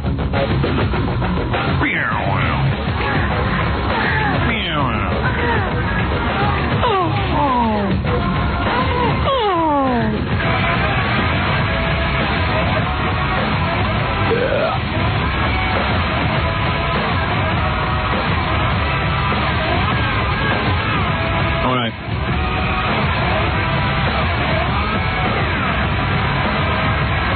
I'm just checking out this song. I love it. More human than you, man. I was watching that show on E! With Rob Zombie, and when we interviewed Rob Zombie and his girlfriend, boy, she was a knockout. Really? I don't remember. Yeah, last night's show was really good, too. It was, I don't remember.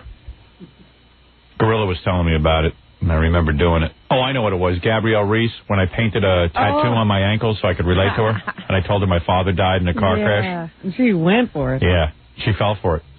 You have a tattoo, too, on your ankle? I did that when my father died. Wait a minute. Look, in fact, she went and started digging out a cross that was around her neck to show you that it was the same one.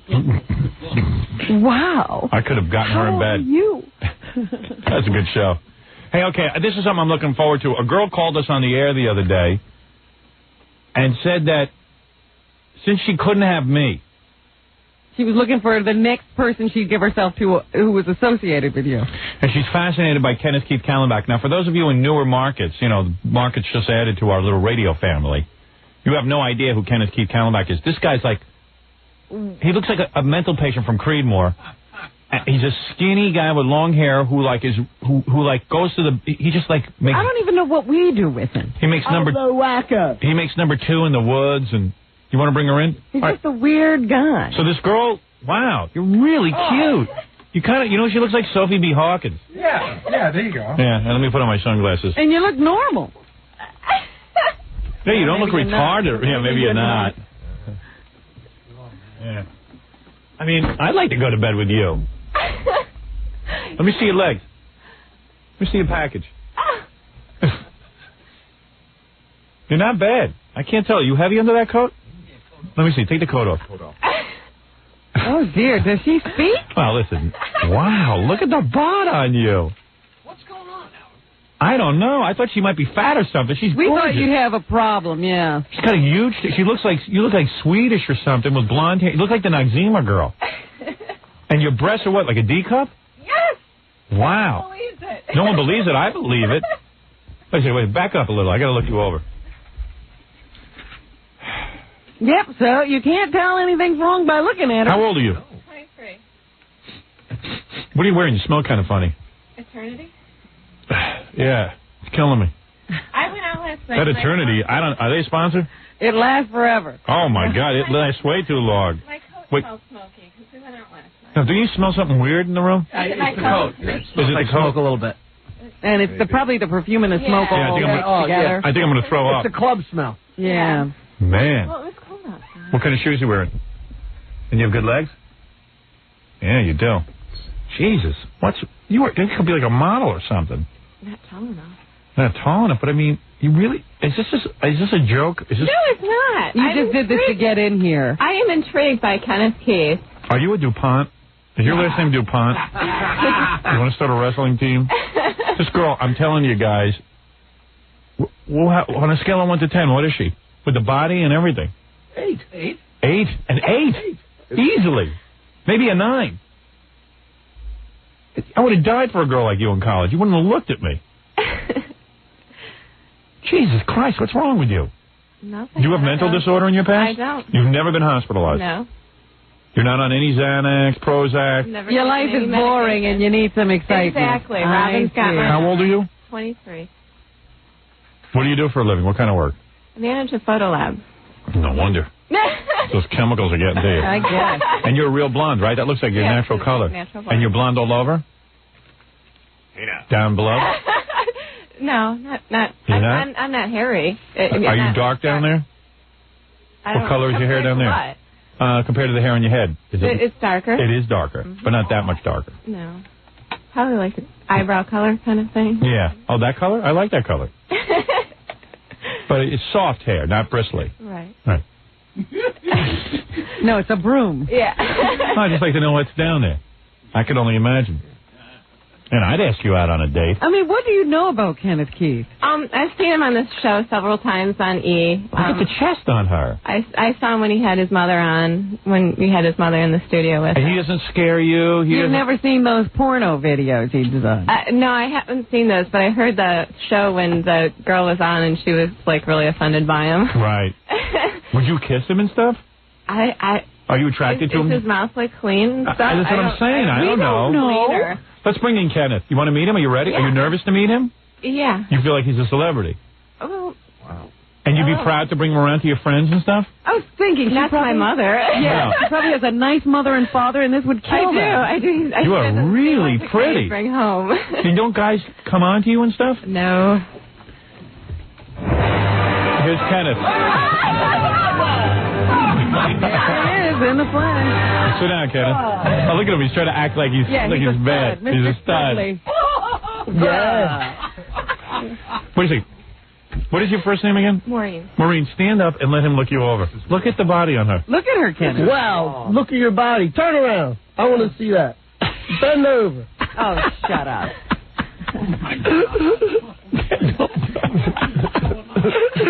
Kenneth is hardly human. How could you be intrigued by him? Less human than human. You think he's handsome?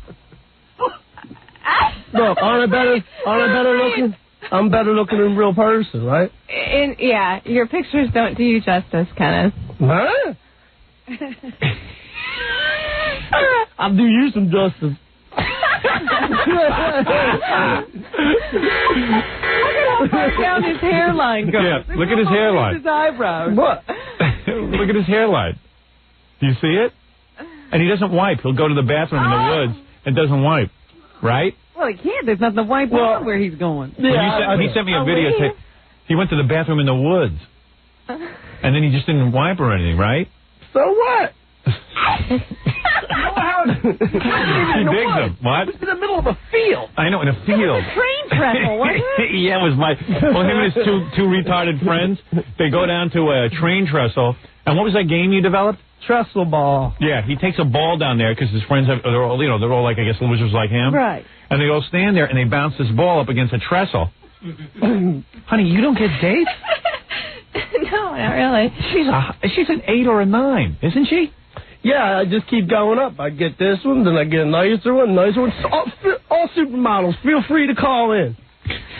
Rich supermodels with Corvettes, call in. I date y'all. Yeah. All I know is he's in that porno movie and he has sex with that girl, and she's going like, oh, bring out more KY jelly. No, that was a publicity stunt. Yeah. Oh, she was hot for you. I can't believe he's for real. What do you mean? Yeah, he's for real. This is it. What, do you think it was an act? He's so bizarre. Yeah, and you're attracted to him. What's that say about you? I mean, I don't know how I'm attracted to him. It's bizarre. He doesn't seem... You want to sleep with him, don't you? No. Tell the truth. What? Why do you come in here, man? Yeah. knows what it's all about. You, Kenneth. He's like Charlie Sheen. He I'm knows just what... kidding. Yeah. Sorry. You like her, though. You like her to be your girlfriend, right? Oh, I would date her, yeah. Yeah. She thought he was a great actor, maybe. Oh, wow. Did you think he was like an actor? I didn't think he was for real. Really? Yeah. I'm acting right now. Acting like a moron. No, you know what? He's trying to act as normal as he can. Is he? Now, you're telling me a beautiful girl like you with your kind of body, you don't get asked out on dates? I guess I don't go anywhere to get asked out. I mean, what about the guys in your town? Where do you live? Westlake. Where's that? Lake. Yeah, it's a suburb of Cleveland. And what are they, all homos in Cleveland? What, they don't see that you have a full body? Do you ever go to the beach with that body and show it off? Mm-hmm. I don't show it off. I go to the beach. Do you wear a bikini? Mm-hmm. Or a thong? A bikini. You got a good body. You have a flat stomach? It's fairly flat. Can I see your stomach? No, I'm all buckled in and... Oh, come on. Let me see your stomach. I can't believe there's got to be something wrong with you. You got to be hiding something. You have both your legs? And what happened? Tell me, you saw him. When did you see him on TV? What was he doing? Well, I've been listening to the show a couple of years, and I always hear him, and I always come back. I go and do work in the morning where I'm driving the car and listen to the show, and I always come back into work, and I'm like Kenneth Keith, I just can't believe him and everything, right. And then just listened to him, and I saw him, and I was so excited when I finally got to see him because... Did you ever hear him sing? No, I don't. Yeah, give me a guitar, Fred. Sing her a love song. You guys are retard. Oh, you're a retard, right? Yeah. What's your IQ? Right. What's your IQ? 59. No, please. Is your IQ 59? I don't doubt it. I don't think he could sit up if his IQ was 59. I don't know what it is. You never had a test, an IQ test? I don't need one. Yeah, they all know he's stupid. There's no doubt. If we gave you an IQ test, would you take it? Yeah, boss. Yeah, you would? So you want to go out with this girl? Where would you take her? Yeah, well, I don't know. Well, is the station paying for it? Tom Chiusana? Well, you're not even going to take her out and pay for it? You want me to pay for it? Oh, sure, I'll pay for it. Yeah, we'll pay for it. Then where would you take her? Some dive diner. No, where would you go on a date with her? Take her to a nice restaurant or something? Yeah. What's a nice restaurant? You don't know what Kenneth Keith thinks is a nice restaurant. That would scare me. But you're physically attracted to him, right? That you knew already. I think it's a mental thing. Right. You're attracted to him. Yeah. Oh, you're mental. His personality. I'm mental. And not only that, you have a good speaking voice. You seem to know your grammar. He's low class. You don't even have a good command of the language, do you? Yes, I have a very excellent command of the language. I guess I just want to be a bad girl. Right. I think, this is her slumming. Yeah. You're about as bad as they get. Bad girl. Oh, I hope my daughters don't go home one day and say they want to be bad girls. Yeah, so they got to let their wild oats get sown. Yeah, right. Man. Because Kenneth is out there waiting for him. Have you ever had sex with a guy? I'm not answering that. So you're a virgin, aren't you? Wow. No kidding. I'm not talking Come in the about back room with me. I'm going to take you. Better What do you mean? Kenneth Keith. I mean, you're 23 years old, and you look like you've had boyfriends, obviously, right? I've had some boyfriends. Yeah, but you've never given yourself to anyone? I'm not answering that. Why not? On the grounds about what? It has nothing to do with you. Well, yes, it does. It's not your I'm setting you up concern. on a date. It's not my concern? No. Why are women so uptight about that? What is the big deal if you slept with a guy or not? You're 23 years old. You're an adult. You afraid your mother's going to find out? No, it's nothing that you need to know about. Well, it's not that I don't need to be sitting here doing this job. I don't need to have Kenneth Keith in here setting you up. I'm just curious about you. Well, you'll have to be curious. So you've never been turned... Have you ever kissed a guy? That's just the guy. Oh, you have? Mm-hmm.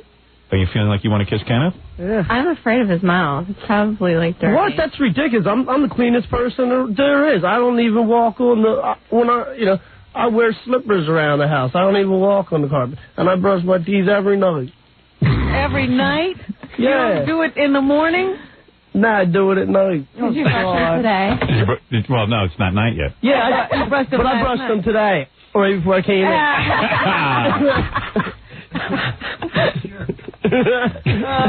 You're a scream. Sing her a song. Give him the guitar. Let him sing something, Fred.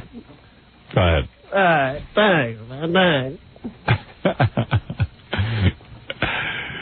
Retarded. You need a pick. It's up there at the top. So you have kissed guys, right? Yes. And you're afraid to kiss him because you think his mouth is dirty? Yeah. I like things. Well, how are you going to go out with a guy if you know if you think he's dirty? She wanted to go and talk to him. Yeah. That's preposterous. What, talking to you or kissing you? All right, do a little bit of a song. And when I say stop, stop. Please. Okay. All right. What's this called?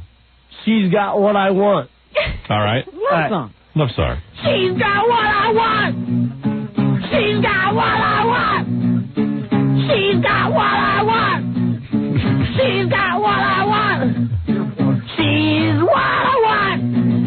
Nobody else. All right, that's it. That's the same song. It's the same song as beer. That beer song. Sing the beer song. Sing the beer song. Doggy, doggy, woof. Yeah, sing doggy, doggy, woof.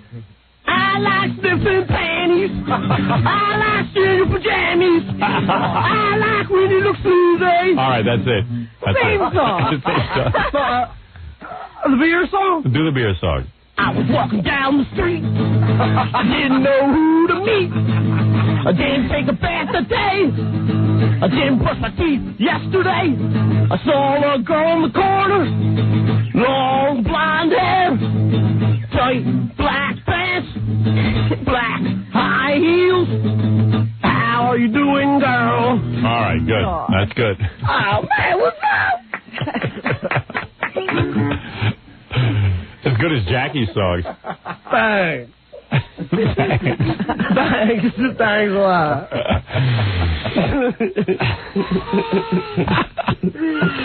So what are you doing, Kenneth? You got a job? Yeah, he's got a job. Yeah. What are you doing now? Work for the post office. I sort mail. Sort mail. Yeah. Yeah, just like the wackos. Like the other wagon. Isn't it funny that, like, Kenneth Keith could actually be around people and not kill them, but OJ can't? I mean, who would ever predict that? I always think about that. Yeah, if anybody's going to go off, you think it's going to be Kenneth Keith. So would you actually, like, bring this guy to your friends and stuff and let them meet him? And would you be proud to say you're going out with him? Well, I don't know if I'm going to go out with him. Oh, now you're thinking about it. Well, I would like to meet him and get to know him. And You're still interested in getting to know him? yeah. I'd like to talk to him off the air. Has a guy I ever think there's a difference. Oh, you think he's going to be different when he gets out the Can't air? get any worse. It's amazing that you Believe me, can't I've get guys. talked to him. There's something wrong with you. Go into a bar, guys don't come over and start talking to you? Not really. Really? Am I nuts? No, there's definitely a piece of the puzzle that's missing, but I don't know what it is. Do you drink? Do you socialize? Do you like people? Did you used to be a man? Oh. I mean, I can't figure it out. Are you real religious or something and go home at like 10 o'clock? Or? Oh, she hasn't slept with a guy. She's 23. That's kind of weird. Yeah, what kind Jackie's saying if you get drunk, surely you can get laid. No. Yeah, I mean, no, but I'm saying that if you go out. Do you have really high standards? Obviously, you don't have high standards. No, you're going out with Kenneth Keith. Yeah. I think that's what it is my standards are very high. So and you decided to drop them completely. My way, I wouldn't probably Your father a notice. minister or something like that? No. But she's now dropping her standards completely. That's weird. You know, Maybe because she thinks he's on TV with us, that like maybe he's a celebrity, and then he's good That'd enough. be all right. Maybe you were molested as a child. A lot of girls that happens to. No? Never? No. What? I did that, Jackie. What did Jackie say? Wannabe? I think she's really cute. Yeah, I do too. I can't figure it out. Me neither.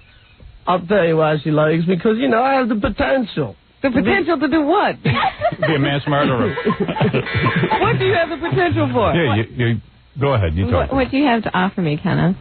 I have to offer you my sincere honesty, my dedication and devotion. What else? Quickly. All right. Well, I'll send you guys out on a date just because I want to videotape it and see what happens. You've never gone to second base with a guy where he like touches your chest? Not answering that. Man, you are bizarre. Howard, she lives in Cleveland. How are we going just go out on one date and then Well, what? she's going to be. How long are you in New York for? Where was your first girlfriend from? You didn't have any trouble with that long distance. She was from Chicago. Yeah. So be quiet over there. Oh, what's the matter? You care that she's from Cleveland? No, I don't care. I'm just saying, you know, that's a far distance. You ever date a black guy? No. Really? No, I never did. No. Neither did Kenneth, so you got that in common. Well, all right, man. I live in a white community, so Right. I haven't. I wouldn't mind giving you the shish kebab, so I can't imagine that Kenneth would. Hold her hand. Ask her if you can hold. Oh, Romance her a little bit, Kenneth. Well, can I kiss your hand? Gently. What is he doing? Slobbering on you? Oh, is your hand all wet now? No, he didn't get it wet at all. Right. How'd that feel? Did that excite you? It was soft. Right. Yeah. Can he kiss you on the cheek? I don't know. Well, you might as well let him. Yeah, come on, let me kiss you on the cheek. On the cheek. All right, go ahead. He's getting to her, Howard. Look at him. What is he doing? He's horny. When's the last time you got laid? Long time ago. Right. All the girls left? Yeah, they are All old. the girls are gone. You better make him wear a rubber. You don't want to have his baby. You know it's gonna be like Siamese twins. Right, Robin? Or come out with a full set of teeth. You know, Right. you never know what could happen. Yeah, a baby. First time in history, a baby born with teeth. Maybe I'll have a monkey. Yeah, a monkey. You'll give birth to a monkey. So you held hands already. He kissed you on the cheek. Guess you can have sex when you go out. Yeah. Do you feel any sexual desire toward him? Not at this time. No. Here, let me take my shirt off. Oh, jeez. Take both your shirts off. Let us see your body. All right. Yeah, good idea. Is your back hairy? No, but you like my scars on my stomach. Oh, man. Here, look. Oh. Does this excite you? Look at my scars, Where's your man. belly button? Yeah, where is your belly It button? was there. What happened? What happened to you? Well, he has no belly Too button. much partying, I guess. Too much partying? No, I'm just kidding. You got it operated I out. ruptured appendix one time. What was it, your appendix? Yeah. Can you imagine the doctors his parents sent him to? The guy who did that work? He's got huge scars, like giant crosses all over his stomach. Welder. Yeah. Well, at least you're not fat. Are you attracted to his body? She's gonna throw up. She will be once she falls in love, right? He has no concern. Are you attracted to his physique? No. No, you're not. That was a turnoff? Yeah. Oh, really? Oh, really? I don't mean to turn you on. I'm sorry. He took his shirt off to show you what he looks like. He was trying to turn you on. He's kind of muscular. Sorry. He's lean. He doesn't He's even know how to lean. get dressed. Who dresses you? He can't even get his shirt on. Can you help him with his shirt, please? His mother usually does that. All right. Well, anyway, the very beautiful Maureen, who is a stunning-looking blonde. I got to tell you, when you see her on E, you'll go nuts. Yeah, you won't believe that she came all the way to New York to meet Kenneth Keith. And Kenneth Keith just took his shirt off, and we realized he has no belly button. Yeah. Why's your neck all red? Why is your neck all red? Let me see. Yeah, it is. It's just beat red. I just came from Vians. From where? Vians. Why is your neck all red? I don't know.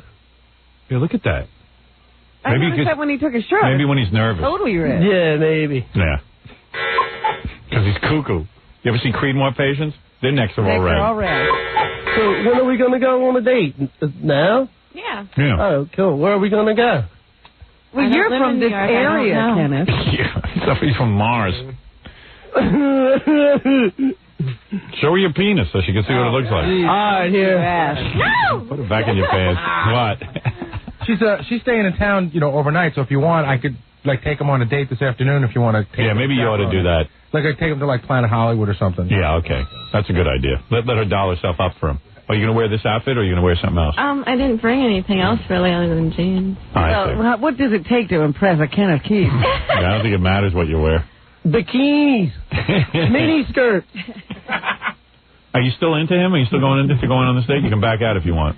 No, I would like to go on a date with Really? him. I Okay. really would. All right. Yeah, I won't disappoint you, I promise. What? What did he say? He's not going to disappoint her.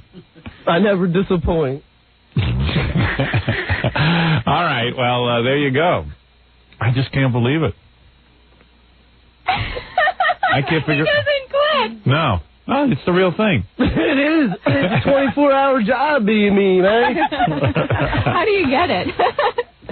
What? How do you get that job? All right, you two are perfect for each other. This is about the best-looking piece you'll ever get, my friend. You got me to thank for that. Thanks, She somehow thinks you're like a star because you're on the TV show. She would never normally look at you. Yeah, well, yeah.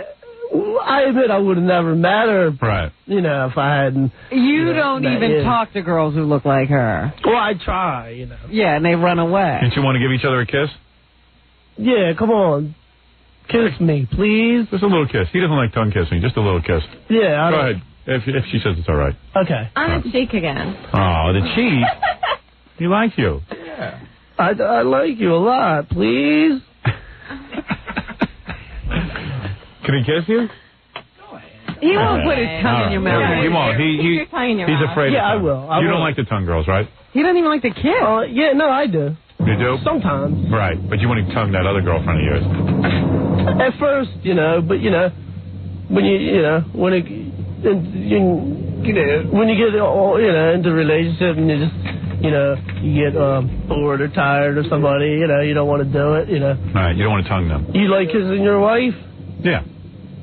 I mean, I'd much rather kiss her, but no, I do like. I like kissing my wife. Yeah, I do. Oh, cool. Well, then it's cool. All right, go ahead. Let me see you two kiss. I got to see this. Close your mouth. Yeah, close your mouth. Oh. Keep it closed.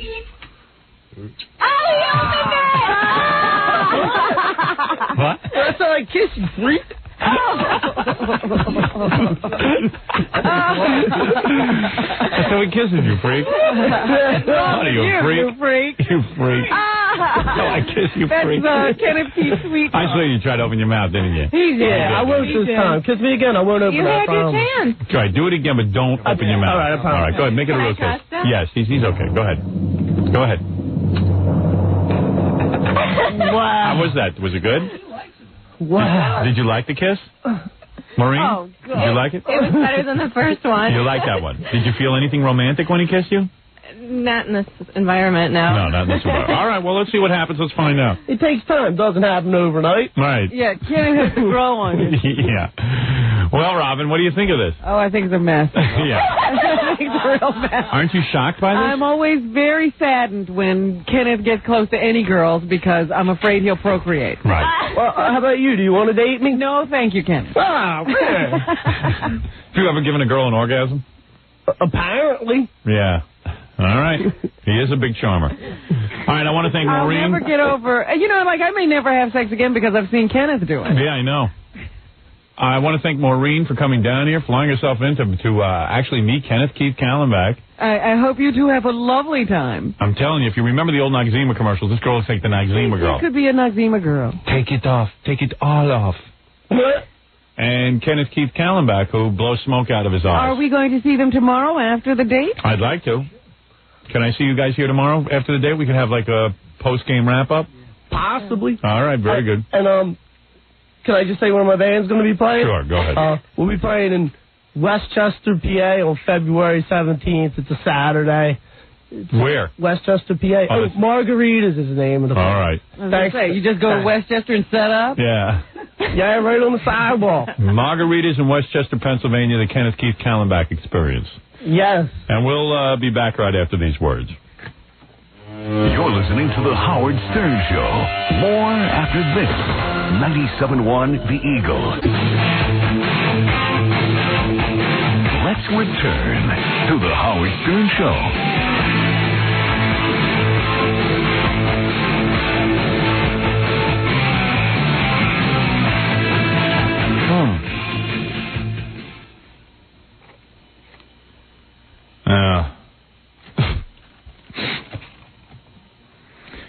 Let's see, I'm reading this guy's facts. I wonder if...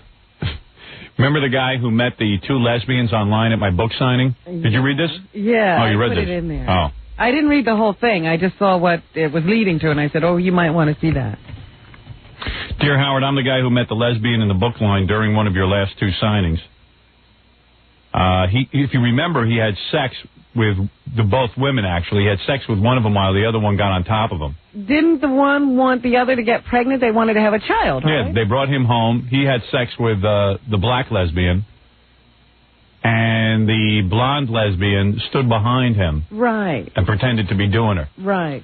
He said it was great. He says it was a dizzying high of sex, two women at once, and he says his wife agreed to allow it to continue. Now that I don't understand. That's a new...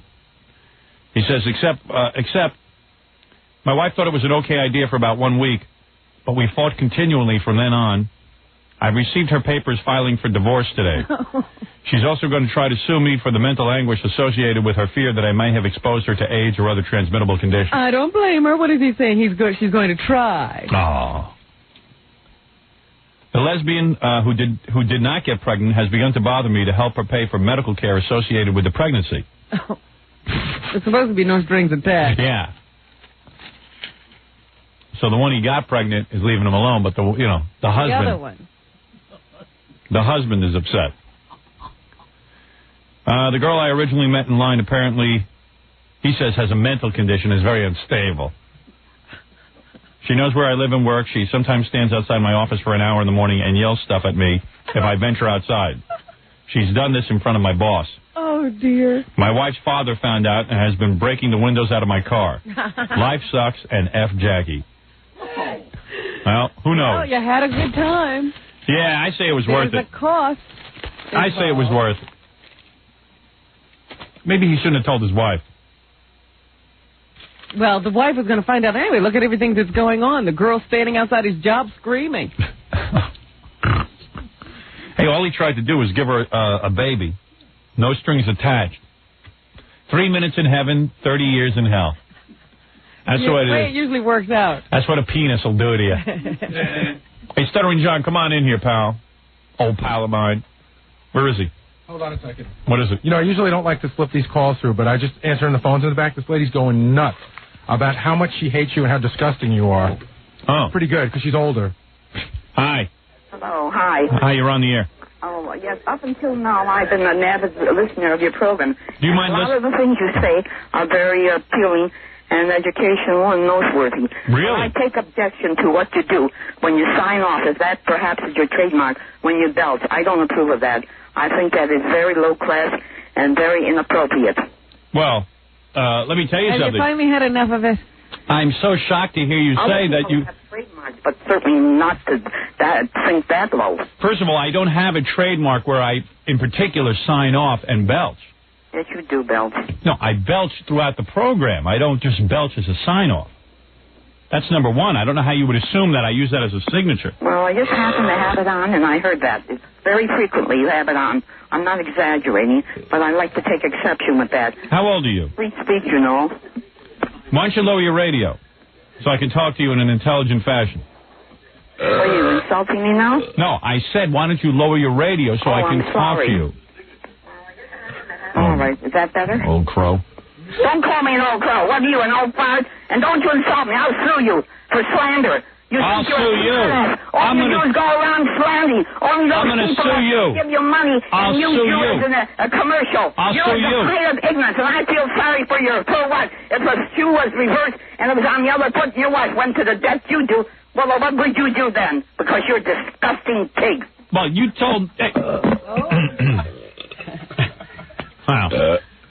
How dare she, Robin? Why you set her off? Now you two were going to have a nice conversation. 0 to for a 60. minute. Yeah, I was going to say, she doesn't seem so angry. Yeah. Oh, that came out of the gate. I was like, well, she thinks the show is great, except for the belching. I was going to try I and make... wondered how she had avoided it, and it sounded like she just figured that out. Yeah. That old crow doesn't know her ass from her elbow. I'll sue you. I don't even know what she's talking about. What? When I called her an old bat? Oh, she's an old bat. She's an old wicked witch. Imagine someone has to live with her. I doubt she has a husband. I'll bet you she never even got laid. And if she did, she would mellow out. She's a disgusting old woman. Filth. Comes on my show like that. We should call back. She's nothing. That's a garbage mouth. And imagine somebody's got to sit and live with that. Whoever thinks women are more civilized than men better have another talk with themselves. What a disgusting mouth on her. Never heard such foul language. What did she say? Now, come on. She sits at some family's dinner table and is the matriarch. Oh. That's disgusting. I bet you she's like somebody's aunt.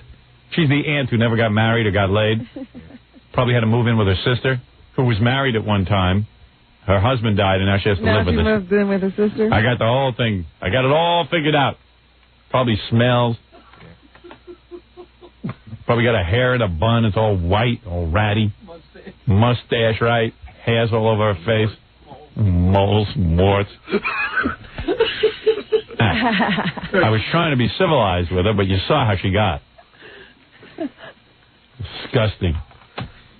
Turkey neck, probably like Tom Snyder. That little flap of skin hanging out on his neck. Anyway, let's get to Stuttering John. Never mind her. Hero of the Stupid. I sent Stuttering John over to this Marsha Clark appearance. Marsha Clark was here? Marsha Clark was on Long Island. She was making an appearance. She now makes speeches about... The former O.J. prosecutor? Yeah, that's Marsha Clark. Yeah, she was at CW Post. CW Post. And I guess she makes a speech, and students go and... yeah, like a bit more old ladies going. Really? Yeah. Is that who goes to see a Marsha Clark speech? Mostly, that's what I saw. It was part of a women's speaking series, and it was a 5-part series. How fascinating. And you had to buy tickets to all 5, so the cheapest ticket was $150 to all 5 sessions. $150. And Marsha Clark, I think, was the final session. Yeah, there's like the speakers like Barbara Walters and Maya Angelou. Oh. Myra Angelo? Maya Angelou. Meyer. Maya. M-A-Y-R. The great rabbi, Meyer Angelo. No, it's Maya. Maya. Yeah, you said Meyer. All right. I have an accent. Myra Angelo. Myra Angelou. Meyer. Barbara Wallace. Oh, Myra Angelo. Myra Angelou. Marsha Clark. Marsha.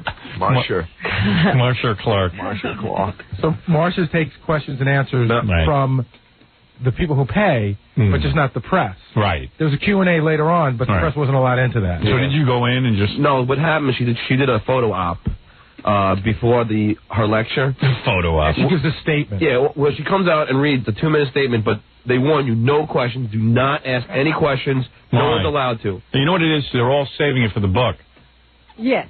But I don't understand something. In a lecture, she must say something about the trial. I mean, why else would you go to hear her? Well, apparently, when I watched the news reports later on, she didn't say much about the trial. She probably talks about women in the workplace and how, She was wondering why women, if a woman does a good job, it's like a miracle, but yet a guy does a good job. I don't think that way. Why does she assume that I think that way? All guys think that way? Or the press in general, I think. Everyone's, I have yet to meet the person that's happy with the press. Everyone's got a problem with the press. Nobody was more complimentary to her than the press. They said she did a good job. She couldn't even convict O.J. Her and her stupid boss are sitting there. They can't figure out that you put black people on a trial. They're automatically innocent. The miracle is that they didn't blame her. They blamed her boss. Right. She sat there and said, I have a good idea. The evidence is so in our favor, we'll get a bunch of black people. Evidence is out the window when it comes to black people. I am telling you, I saw a black woman on TV the other day. It was a girl on TV. Well, now, again, you're making the mistake of the CBS newsman. It's not black people who made that verdict. Right. It was 12 people, several of whom were black. Well, all right, if you want to say that. All I can tell you is lucky they didn't prosecute Colin Ferguson. Thank God there were white people on that jury. Here we go. Hey, man, I've heard black people say to me, hey, man, he gave white people what was coming to them. It's black rage. They forced that was a white guy who came up with that. William Kunstler. Well, a lot of black people went along with it. I'll tell you one thing. I'm watching TV the other day, right? Like Sally Jesse Raphael. She's got on a woman who was married to her grandfather. She had kids with her grandfather. Wait a minute. Listen to me. You can't marry her grandfather. Isn't that against the law? She married her grandfather. She's living with him, had kids with him. He molested her at a young age, but meanwhile, Then she married him. Up until the age of 30, she lived with him, married him, and she left him. You sure? Listen to me. Grandfather? Yeah, well, she married. I mean, she lived with him like a husband and wife. And they had kids. Right. She leaves, takes the kids, marries another guy. A guy more her own age. And the guy knows about this past relationship. She gets... he forgives her because he says, listen, she was a girl who was molested, whatever.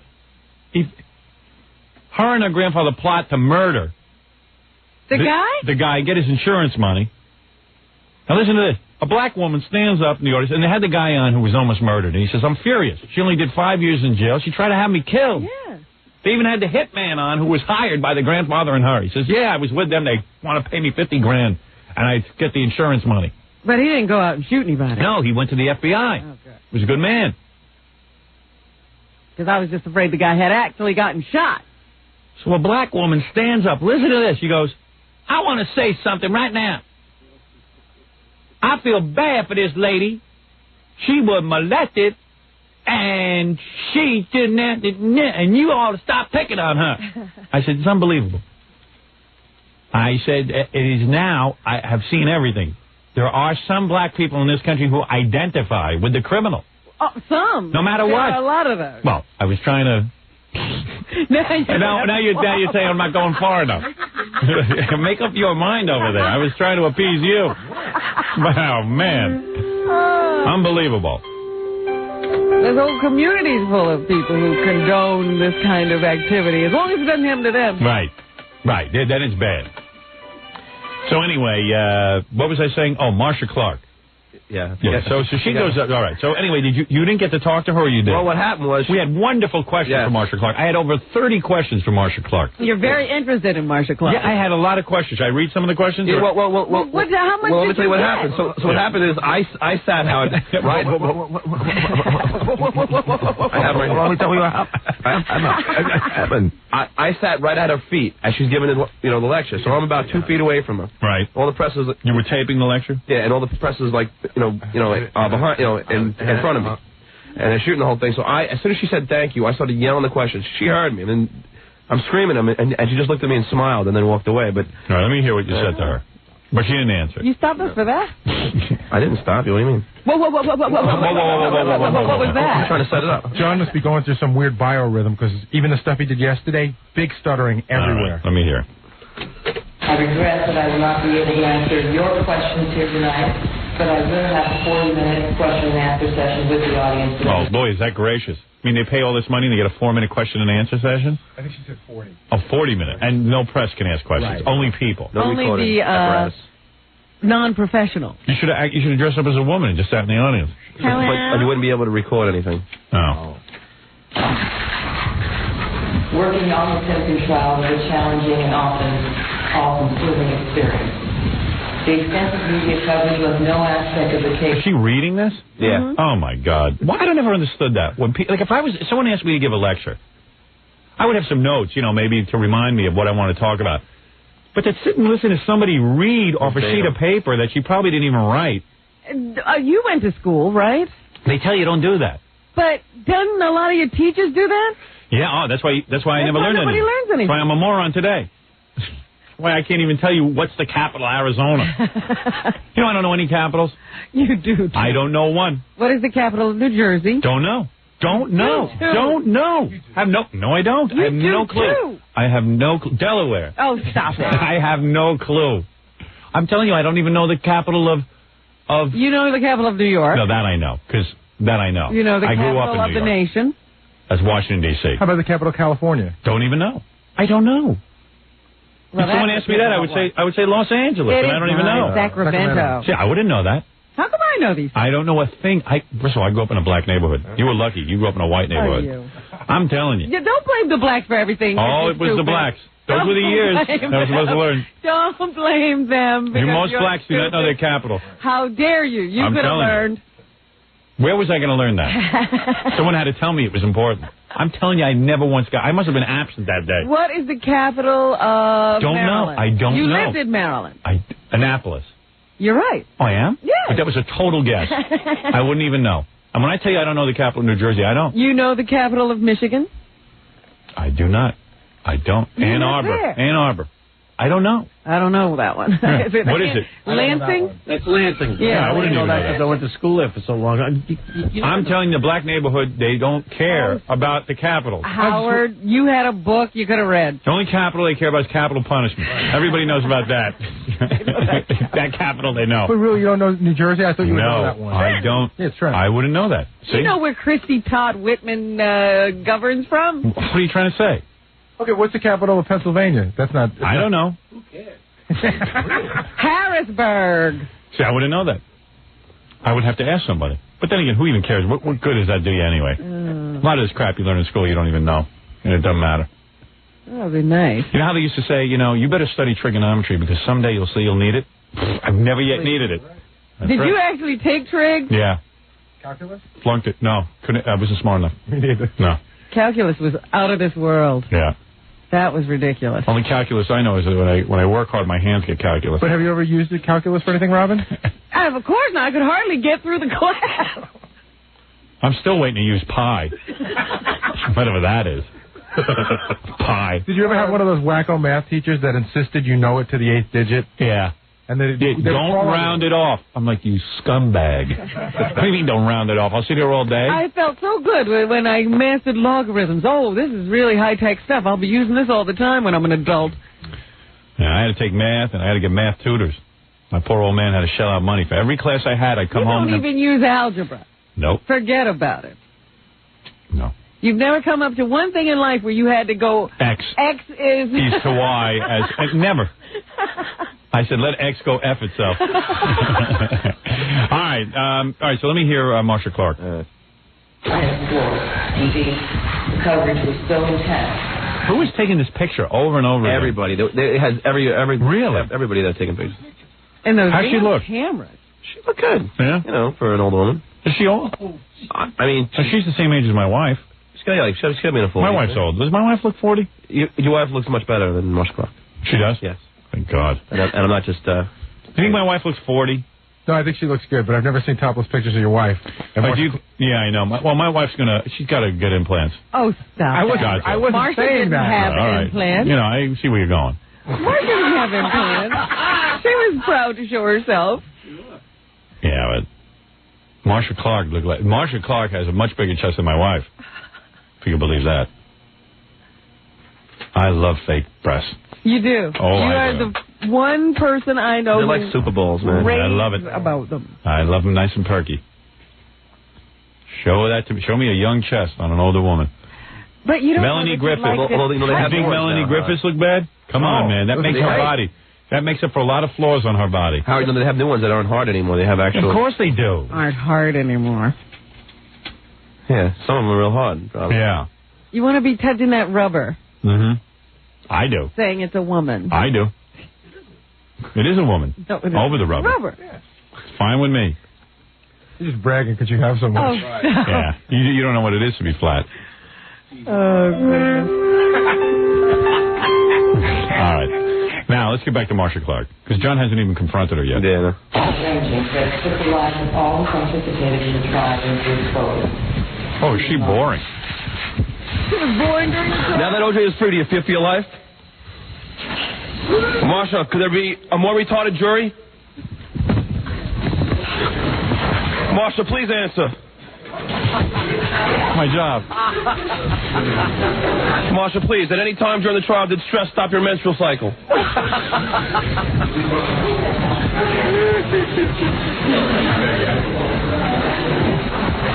Listen to what's going on. I'm chasing her now. No other reporters like chasing her. Like you try, and what is she doing? She's just walking away with her attorneys. Right. Attorneys? She has attorneys? Well, they look like attorneys. Really? I can't verify it. You know what? Everyone in America now is an attorney. You have to walk around with attorneys. Yeah. I walk around with 6, 7 attorneys at any given time. Who are those people with you? They're my attorneys. Yeah. And these attorneys apparently have all the free time in the world. They can, and I bet you if a phone call costs so much, to have a walk around with you must be astronomical. Bankrupt. Martha, did you ever date a... Martha. Hey, give me a break, all right? I'm fumbling around with words. Right, I know. You're nervous. Funny because you have to start every question with her name. Martha. That's good. Martha, did you ever date a black attorney who stood to your left for 6 months? Marsha, please. Please. Yeah. That was it. She was gone. She left. Yeah, She wearing a skirt. Hey, sir. Yeah.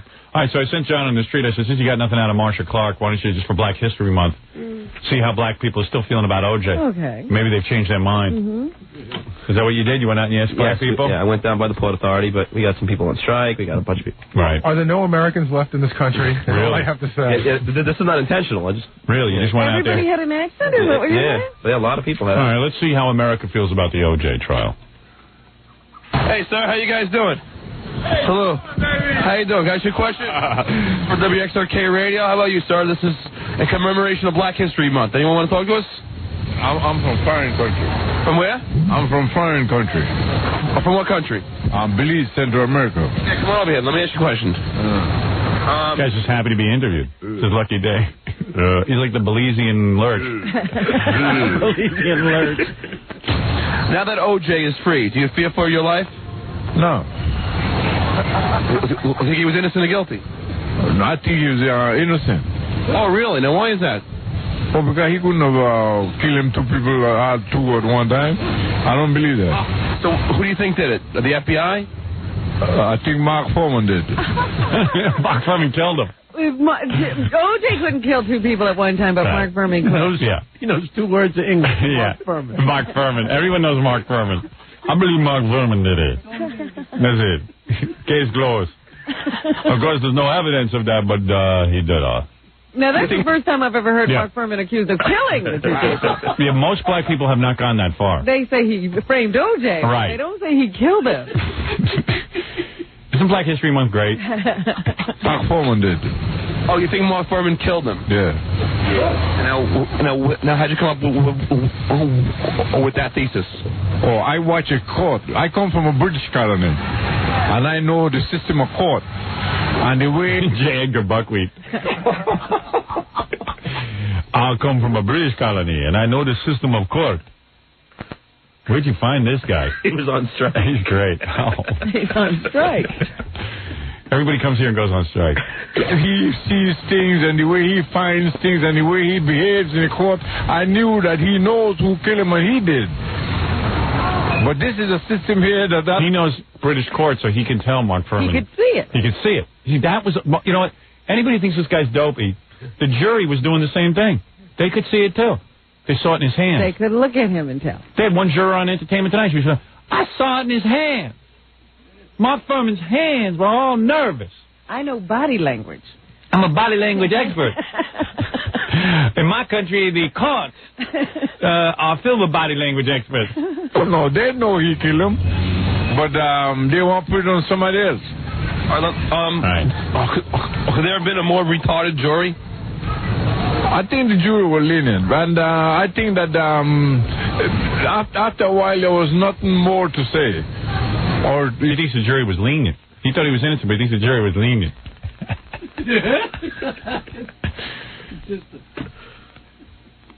Sherlock Homie to the rescue. What is going on out there? Whole jury system screwed. So yeah, because they know all this was foolishness what they're bringing up with against Joe J. Joe J. What do you call him? Joe J. Joe J. Joe J. I didn't know it. He's Swedish name. In my country, we call him Joe J. Joe. It is not allowed in my country to have just initials. You must have at least one name. Joe. Joe J. When I call a man O, we call him Joe. And J, J-A-Y. O-J, Joe J. What's the bigger lie, O.J. claiming his innocence or Michael Jackson claiming to like girls? What did you what? What's the bigger lie, O.J. claiming his innocence or Michael Jackson claiming to like girls? Oh, I don't know, but I know O.J. is innocent. But Michael Jackson liking girls, I heard he doesn't like no girls. Oh, so you think he's a fag? That's what they say. He's a fag. He look like one. Or knock like one. So you think he's a... That I know. Oh, no. I know he a fag. I don't know DNA, but I know Joe J, and I know a fag. You know, so many gays out there fighting for equal rights. They're never going to be able to reach a guy like this. Yeah, that's a lost cause right there. He's a fag. He look like one. Or knock like one. So you think he's a quiff? I don't know what that means. A queer. A faggot, yeah. All right, thanks a lot, sir. Nope. How about you, sir? Can I ask you a question? I can't take it. Queer. Not a queer, a fag. It's faggot. That's another word he knows very well. Yeah, faggot. You can't say anything else but faggot he can say. No. Faggot, yes. The universal word, faggot. That is a great exchange. I got to hear that one more time. I just got to hear that little exchange. I don't know what that means. Right. Where he goes, hey, you think Michael Jackson's a faggot? The light went off. You can't say OJ, but you can say faggot. Perfectly. A fag. That's what they say. He's a fag. He look like one. Or knock like one. So you think he's a quiff? I don't know what that means. A queer. A faggot, yeah. All right, thanks a lot, sir. We are in agreement. At least we come together about the gay. A meeting of the minds. Wow, wild. Wild. Did you talk to more people about that? We should probably go to a break, but what happens is John goes to this Jamaican guy for like another 2 minutes, then the Belize guy comes back for more. Oh, I see. Yeah. That's great. He's not through with John. He liked your interview technique. Yeah. He was having fun. Yeah, he had some more thoughts. Listen, if he was going to talk to me, I'll walk around in the cold with the billboard on his phone. Right. All right, so he had a little action going out there. All right, so you provided some fun. We'll take a break. We'll be back right after these words. We'll be back with the Howard Stern Show. Don't go away. 97.1, The Eagle. You're listening to a man who is so small, he couldn't break a Cheerio. Howard Stern. I could, though. That I could do. I don't even think I could fit inside a Cheerio. I'm too big for that. If you must know the truth. I'm proud to say I'm bigger. Trying to keep things accurate. Yeah, well, I want to keep this in perspective. I'm not a needle dick. Isn't there some group like that? Okay, John, you're on for just a couple more minutes. Here you are, interviewing various people about the O.J. trial. Outside of the port of it. Yeah. Things have not gotten any better. That's all I can tell you. Are you okay? Can I ask you a question? This is from WXRK Radio. Oh, you were really nervous, huh? I don't know what it was. You Is really it cold that makes you stutter like that? I noticed you've been stuttering a lot lately. Ever since you announced this pregnancy and marriage. A lot of pressure, man. Yeah, no, seriously. You don't see any of that? I think that I go in and out of stuttering bad. You know, I don't think it's... Really? Yeah. You think all of his new responsibilities are... Oh, I think it's like fatherhood. I can't wait, though. This kid needs a good tongue lashing from John. Yeah. That's going to be the best. How's he going to keep a straight face, the poor kid, when his father's trying to lecture him? Do you know what you haven't yet? Do you know if it's a boy or a girl? No, not yet. Oh. Are you going to find out? Did you find out beforehand? Not on the first two. You found out on the second one? The third one? The third one I knew, yeah. Oh. I knew I was having a girl. See, I want it, but she doesn't, so I guess, you know. What? What, are you going to do everything Howard does? Everything has... Well, what did you do, Howard? Well, if you didn't do it on your first two, I guess it's okay. No, I'm just curious. Sorry for having a discussion. Howard, what did you do about health insurance? Yeah. I made sure I had a job first.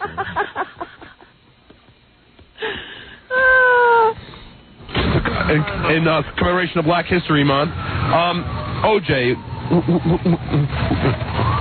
do you think about him saying that he didn't beat his wife? Man, I think him don't did it, man. I think him don't did it.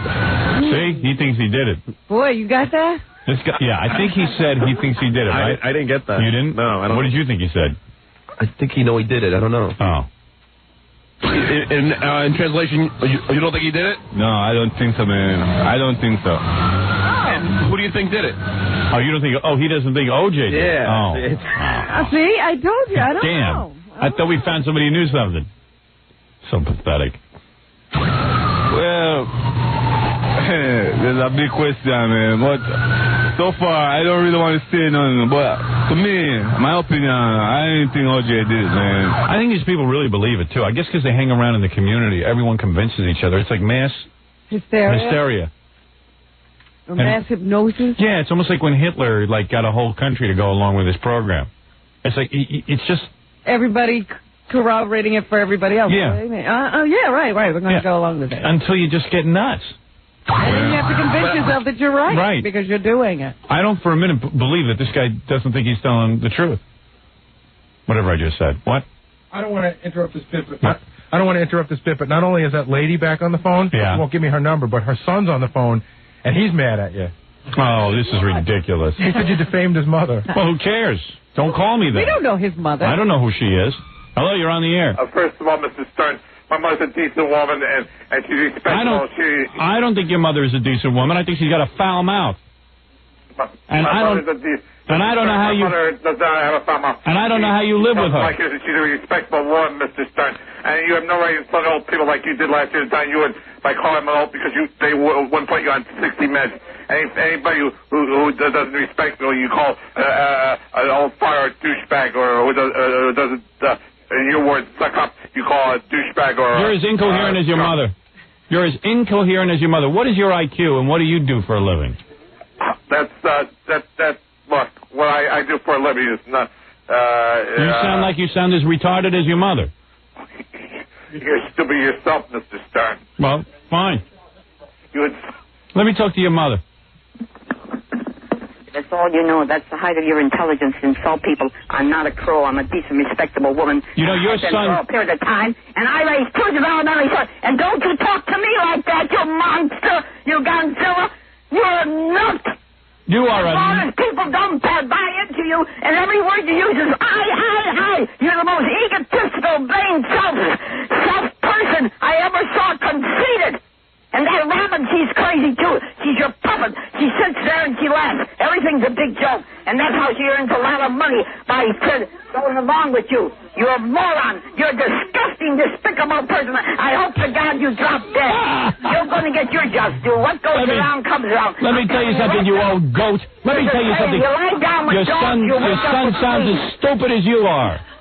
You and your son. Two morons. You're operating on a zero level of intelligence. You both sound like you're drunk.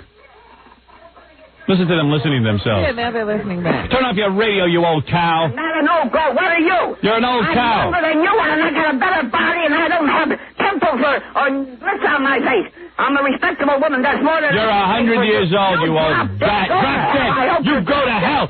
Die, die, die. How could belching get you that upset? She's got some problems. Oh, she's a jackass.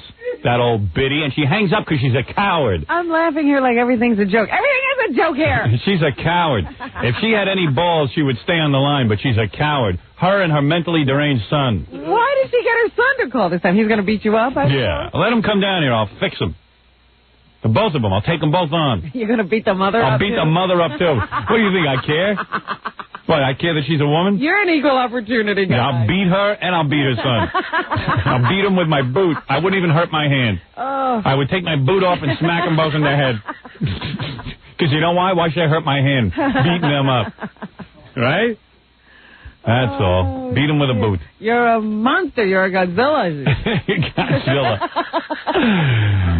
Oh, she's a pig. Oh, imagine. And did you hear the son? He speaks like her. I know. How unfortunate. To be raised by a mongrel like that. That's what she raised. The two of them over there, mongrels. You got a better body than you. No pimples. Yeah. I don't have a pimple on me, honey.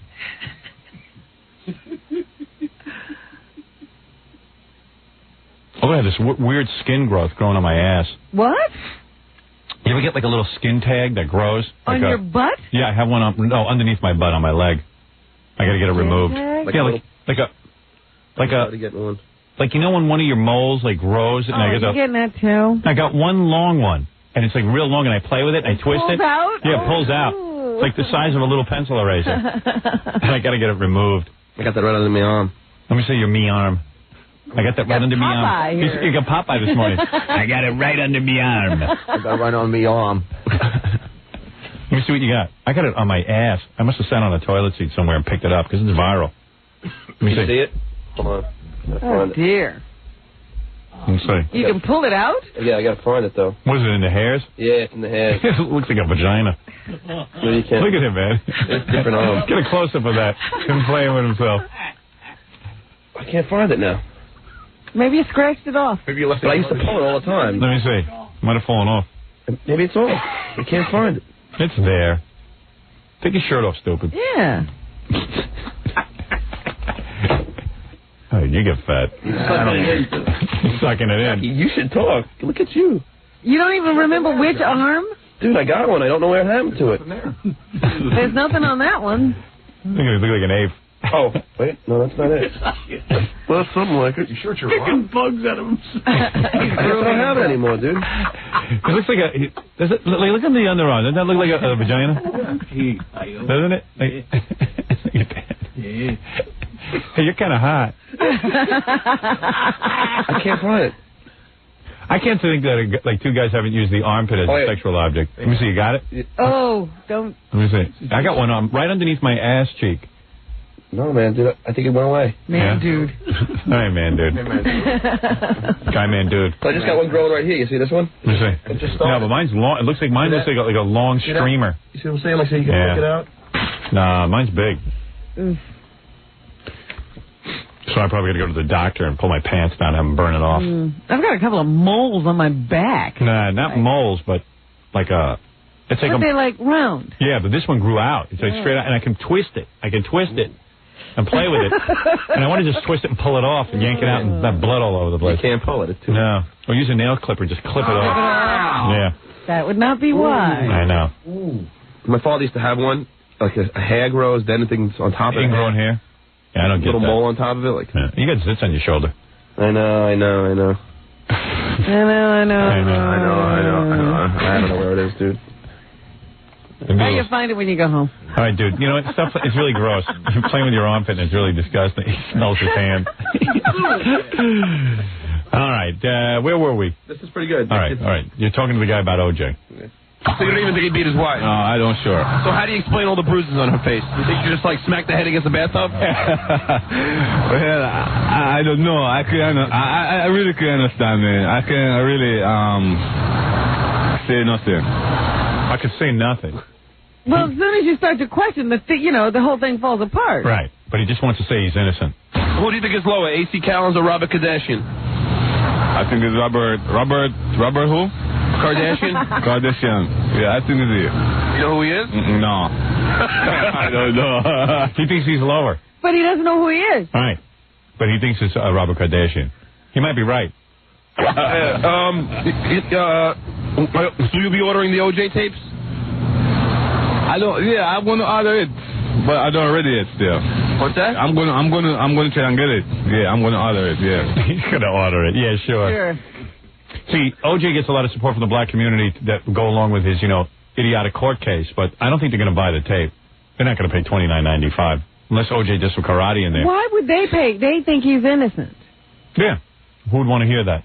OJ doesn't have to. The tape is to convince people of his innocence. OJ can't believe white people don't want to buy this tape. He can't believe it.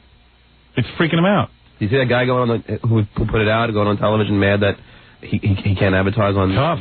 Too bad. That's what you get for doing business with a swine. What country are you from? I'm from the West Indies, Jamaica. Oh, Jamaica. Yeah. Well, you have a nice day. All right. Okay, thanks. What are you going to be doing to commemorate Black History Month? Doing what? What are you going to be doing in commemoration of Black History Month? I don't understand, man. What are you going to be doing for Black History Month? I'm not really going to do anything. You're not going to have a big party, smoke some ganji? No, I'm just going to chill out. All right, thanks, my man. That's what happens when you go to Jamaica and you try to talk to the help. Everybody's mumbling and crap, and you gotta go, yeah. That's why I don't go to any of these countries. I want to be served by Americans who speak English. I don't want to be questioned or looked at funny by some guy. Hey man, blah blah blah blah. I think he wants to poison me. So when's your next CD coming out, bro? Soon. Let me ask you one more question before I go. Do you think he beat his wife, though? Huh? Do you think OJ beat his wife? Well, who's this, the original guy? This is the Berlitz guy. The Belize guy. Berlitz guy. No, Berlitz is what he needs. Berlitz is the course he needs. You think OJ beat his wife? Oh, I don't know. I never get to the detail of that. But you saw her face bruised. Could be somebody else did it. Blame him. Oh, you think it's a whole big conspiracy? Yeah, that's the way white people are. But let me ask you, why OJ? Why not conspiracy against like Farrakhan? Why would they take OJ and set him up? Why OJ? Well, they've been after him for a while, they say. I don't know. Because he married a white woman. Oh, because he was with a white woman. That's right. You know it. And the whole world knows it. Now the whole world knows it. Actually, the whole world didn't know it. Now it does. That's the way white people are. I tell you something. We ought to sink the United States. It's finished. It's a doomed planet. We're too far gone. You act like people just got this stupid. I think you're just becoming aware. Whatever. People have been this stupid since the creation of this country. I don't know about this. They were able to discern who is guilty and who is innocent. No, they weren't, Howard. There are a lot of black people who went to prison for doing nothing because they were black. When black people didn't sit on juries. Remember that. I don't know. You don't know because you weren't there. It's all too much. Lawyers, foreigners, Fred. Everyone. Have to go to school to know that. Would you ever be with a white woman? Not me. I look in the mirror every day. I'm an African man. I come from Belize, Central America. All right. And I'm a man of a culture.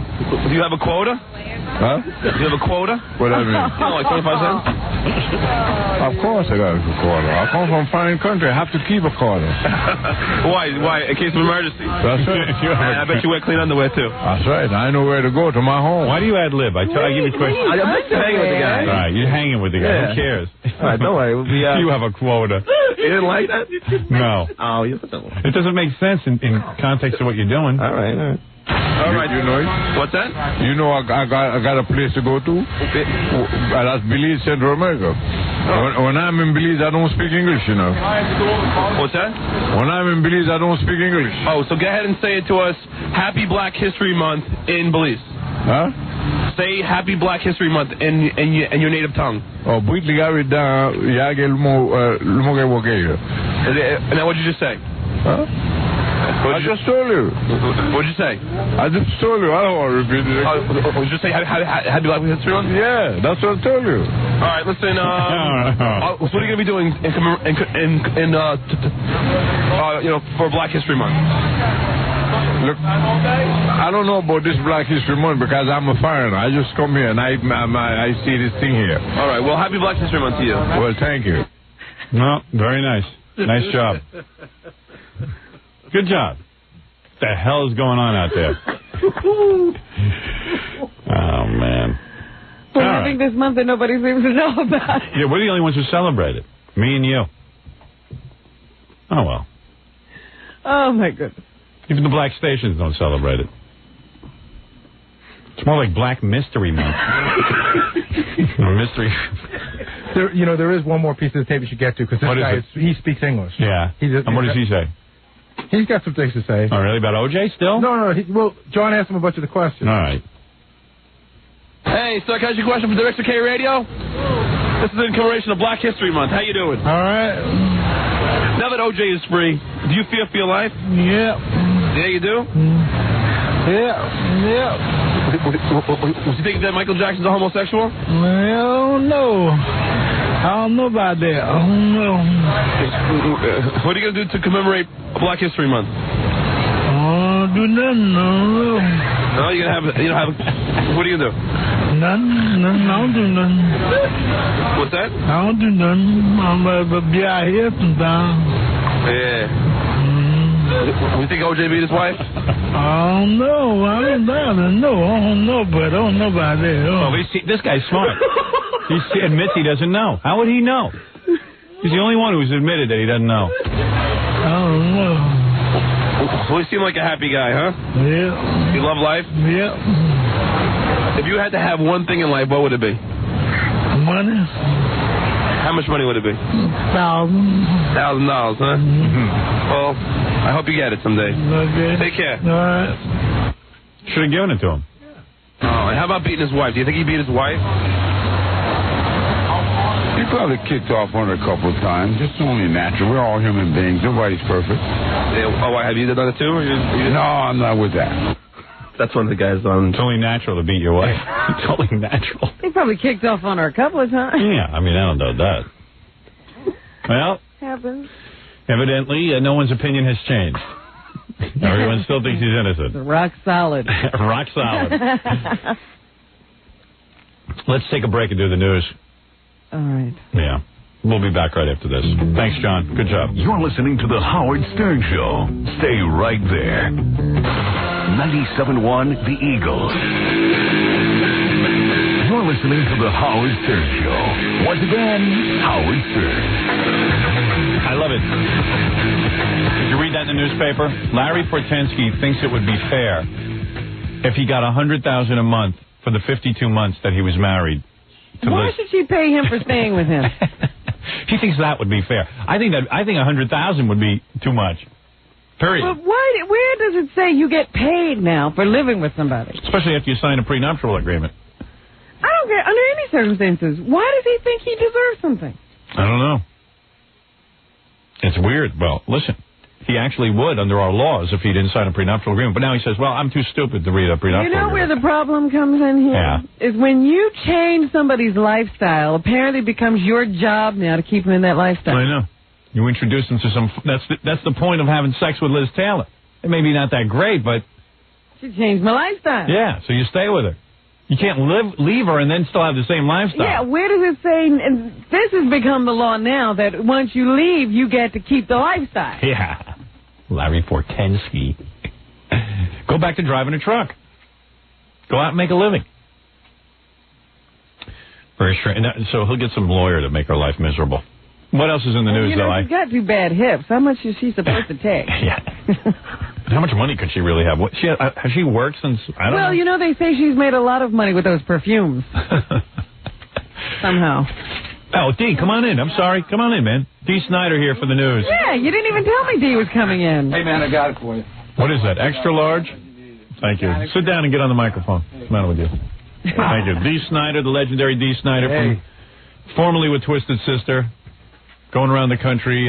Dee said, hey, I'm going to be in the city today.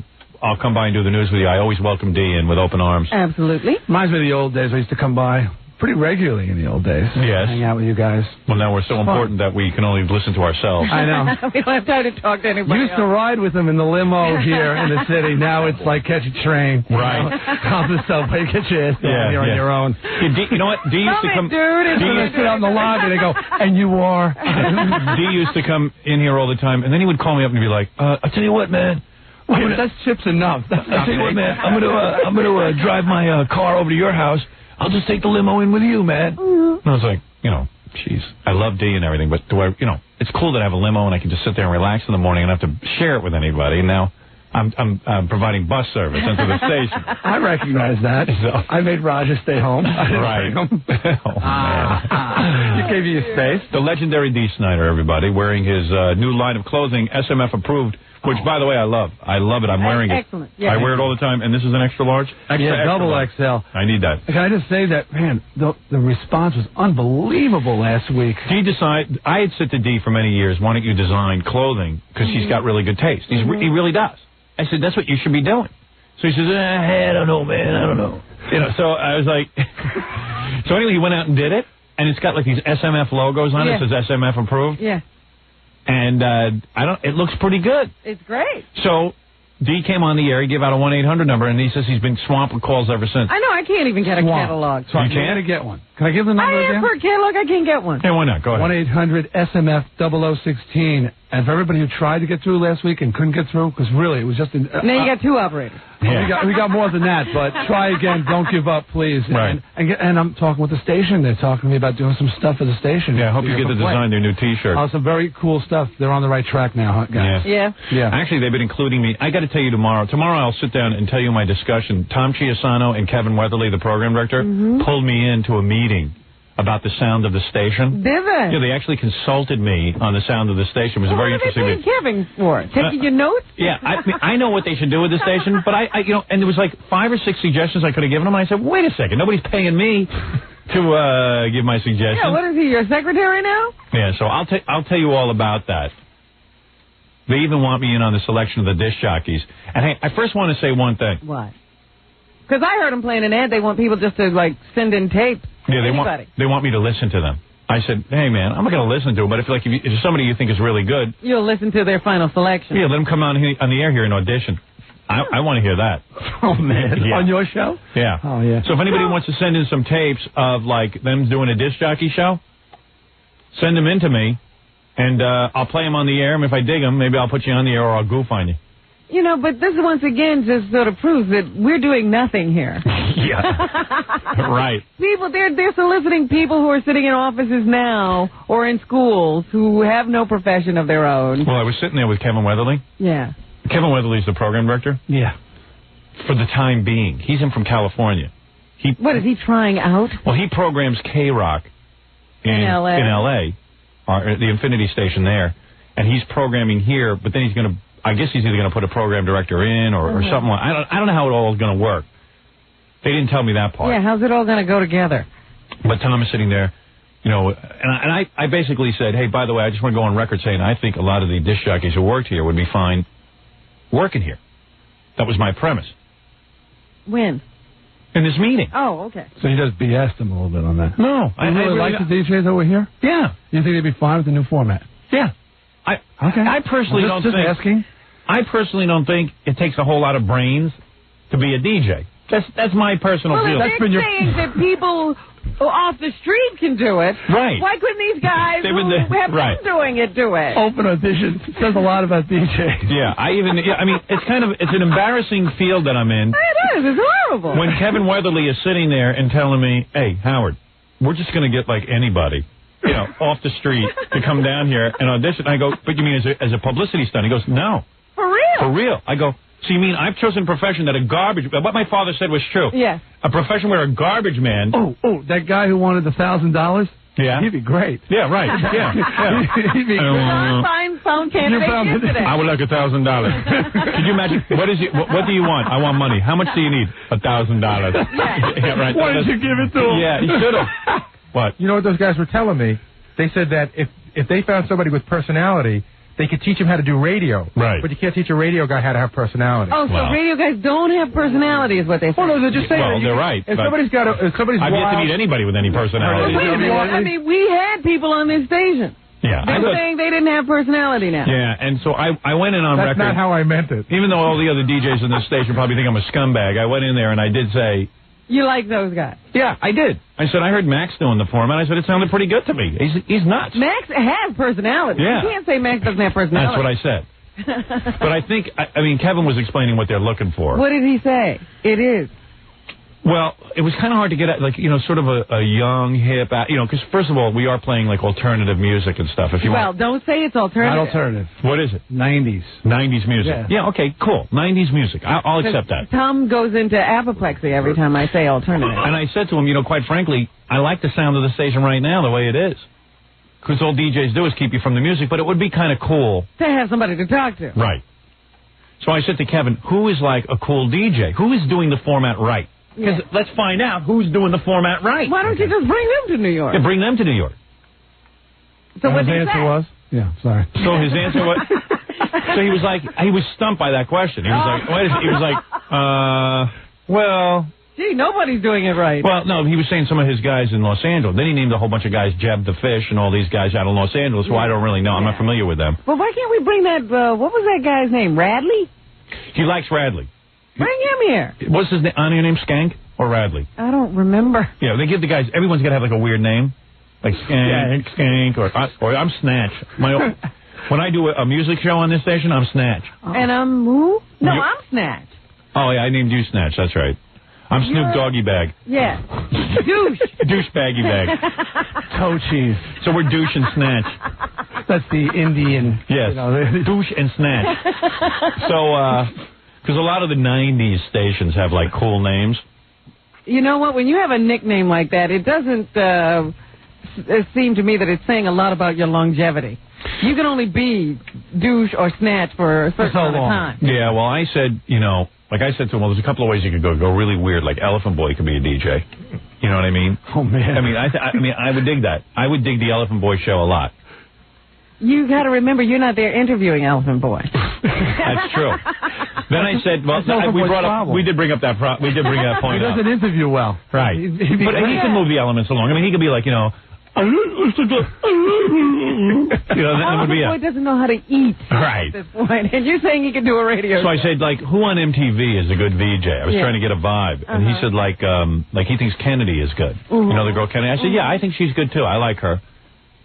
So I said, well, why don't you hire her? And they were like, what? I was like, if you think she's good, how much could she be making at MTV? It sounds like they don't want to pay any money.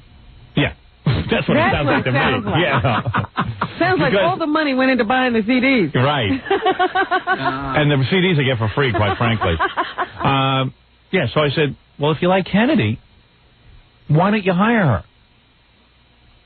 Like, maybe she has a contract or something like that with MTV, but... Yeah, but she could be on the air. She could do a radio show, too. I'm sure they'd be thrilled. They've got another VJ there who does an air shift out in L.A. or something, don't they? I mean, you know, if she lives in California, just hook her up onto the satellite and get her on the air. And they shoot all that stuff in, like, one day. What she does for a week, it's done in one day. She's bored. Yeah. She's picking her ass all week. I wish I had that schedule. But, you know, they don't think that big. Where's Tom? Tom, come in here.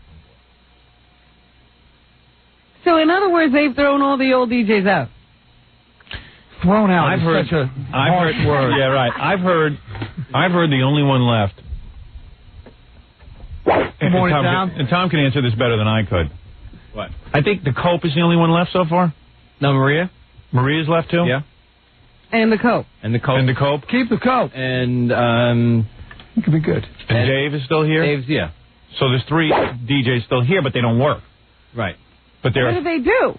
Well, and you could say, Sounds like Fred's job. Now we're asking that about everyone. Dave Herman's an engineer now.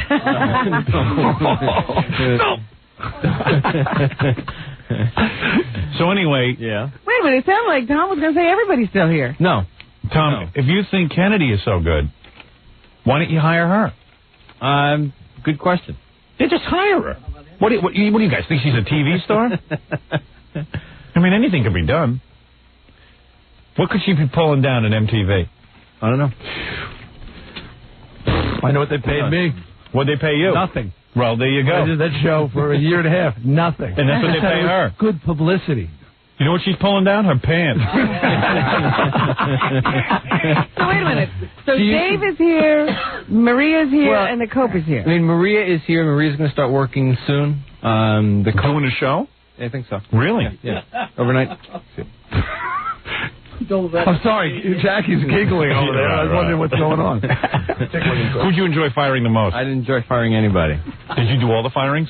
I talked to everybody who was let go. Yeah. Right. Firing. Who Right. was That's let go? such a. Max was let go? Yeah. Max was. You did that. You did that.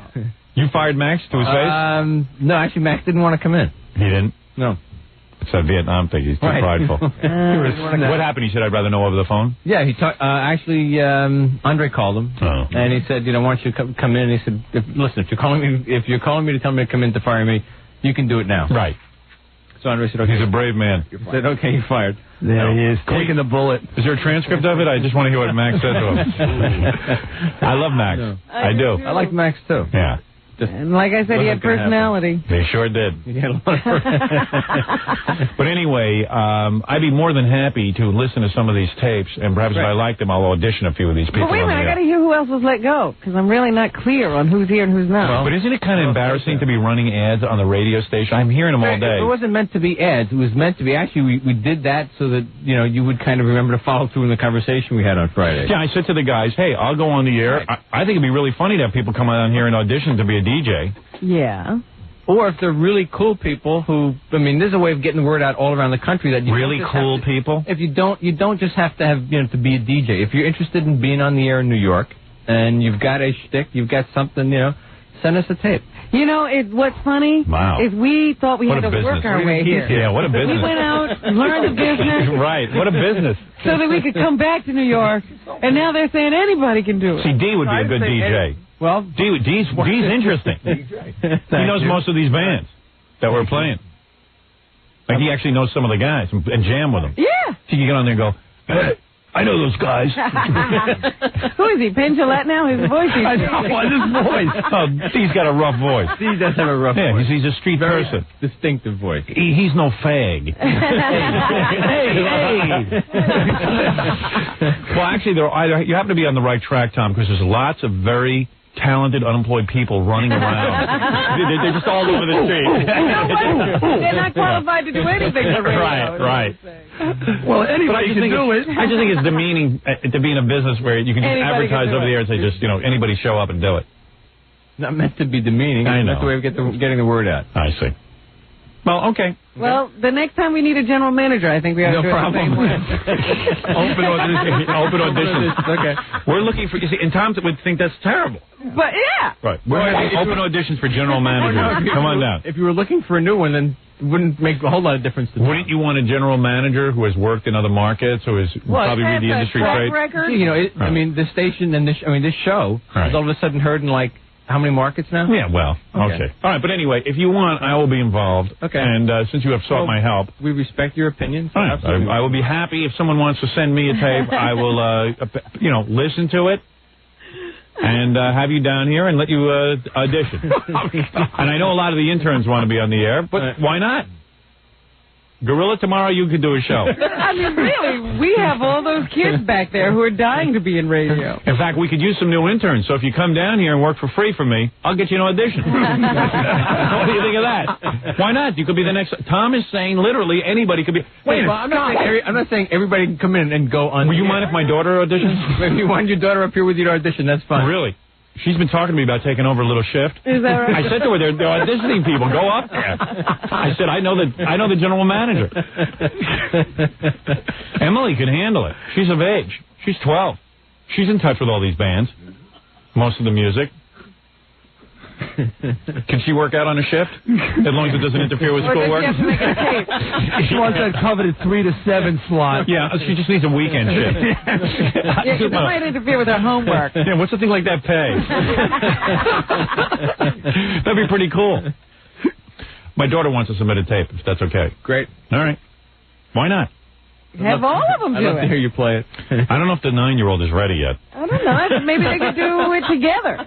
Yeah, like a team. Yeah. That'll bring in the kids. A zoo. Yeah, they could do a zoo for A them. little zoo format. Any idiot can do that.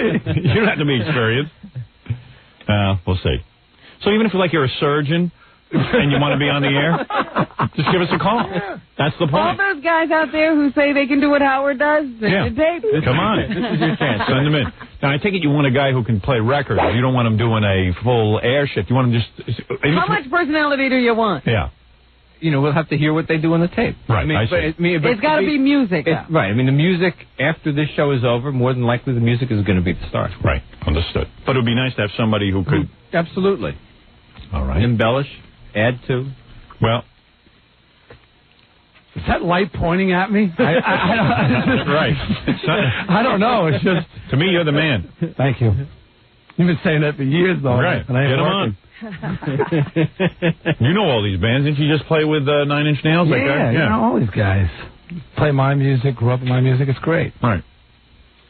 Hey, I'm ready. You know that. Really? Yeah. You don't look ready. I don't look ready. How much more ready? You don't want me more ready than that. Yeah. Well, anyway, all right. I will help you in your search. I will talk about it tomorrow. I'm still just thinking about the fact that, all over the country there are radio stations and nobody knows how to play this music. Yeah. Well, I said to Kevin Wedley, you were there. Yeah. I said to him, who's good in the format? He was like, no one. Well, more or less. It took him a long time. Mouth agape. Yeah. It's like, I don't know. How old is that guy, Kevin Weatherly? 34. Is he? He looks about 12. Yeah, well, that's the whole thing. Boy, it'd be really annoying. Because someone said to me, what's Kevin Weatherly like? I said, you know what? He's a great guy. And I said, but everyone in my life is a great guy. Right. Everyone treats me nicely. At this point. I said, I can't imagine what it'd be. He'd probably be a real skunk to work for. Yeah, he always smiles when he sees me. Yeah. Hi, Robin. He knows my name. Yeah. Let's ask Max what he thinks of him. Yeah.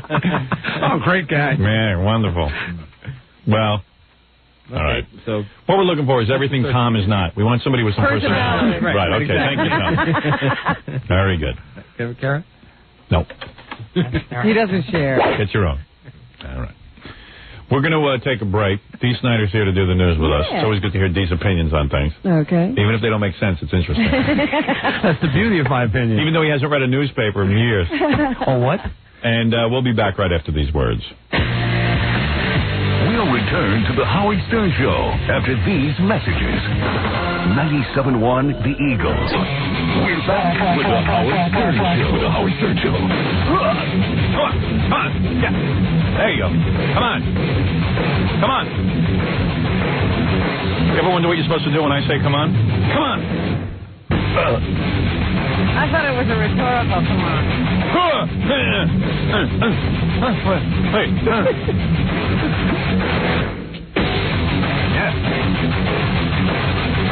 Who is that? That's good. Who? Metallica. Those guys are good. You like Metallica? They're outrageous. They're outrageous, right? We used to tour together. There you go. Perfect. There you go. Perfect example. Perfect example, Tom. Did you know the guy who looked like a lion? A lion? Yeah, the lead singer. He looks like a lion. Oh, yeah, Jeff. Yeah, Jeff. Yeah. Jeff the Lion. Jeff the Lion. Leo the Lion.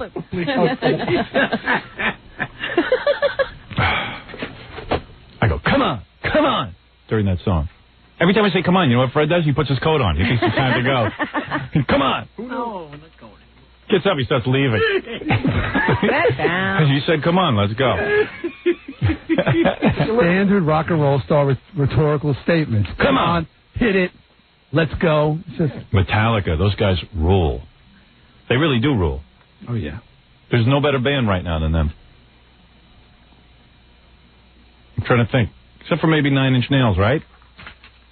Well, who is the best band right now? Best, you mean as popularity-wise? No. I don't say quality-wise? It doesn't mean... I would go with Metallica because they cross over to so many audiences, you know. We're Nine Inch Nails. I mean, sales-wise, you can see in the sales, Nine Inch Nails is a great band, but they're an acquired taste for sure. Suddenly you're Casey Kasem. Hey. Look at you.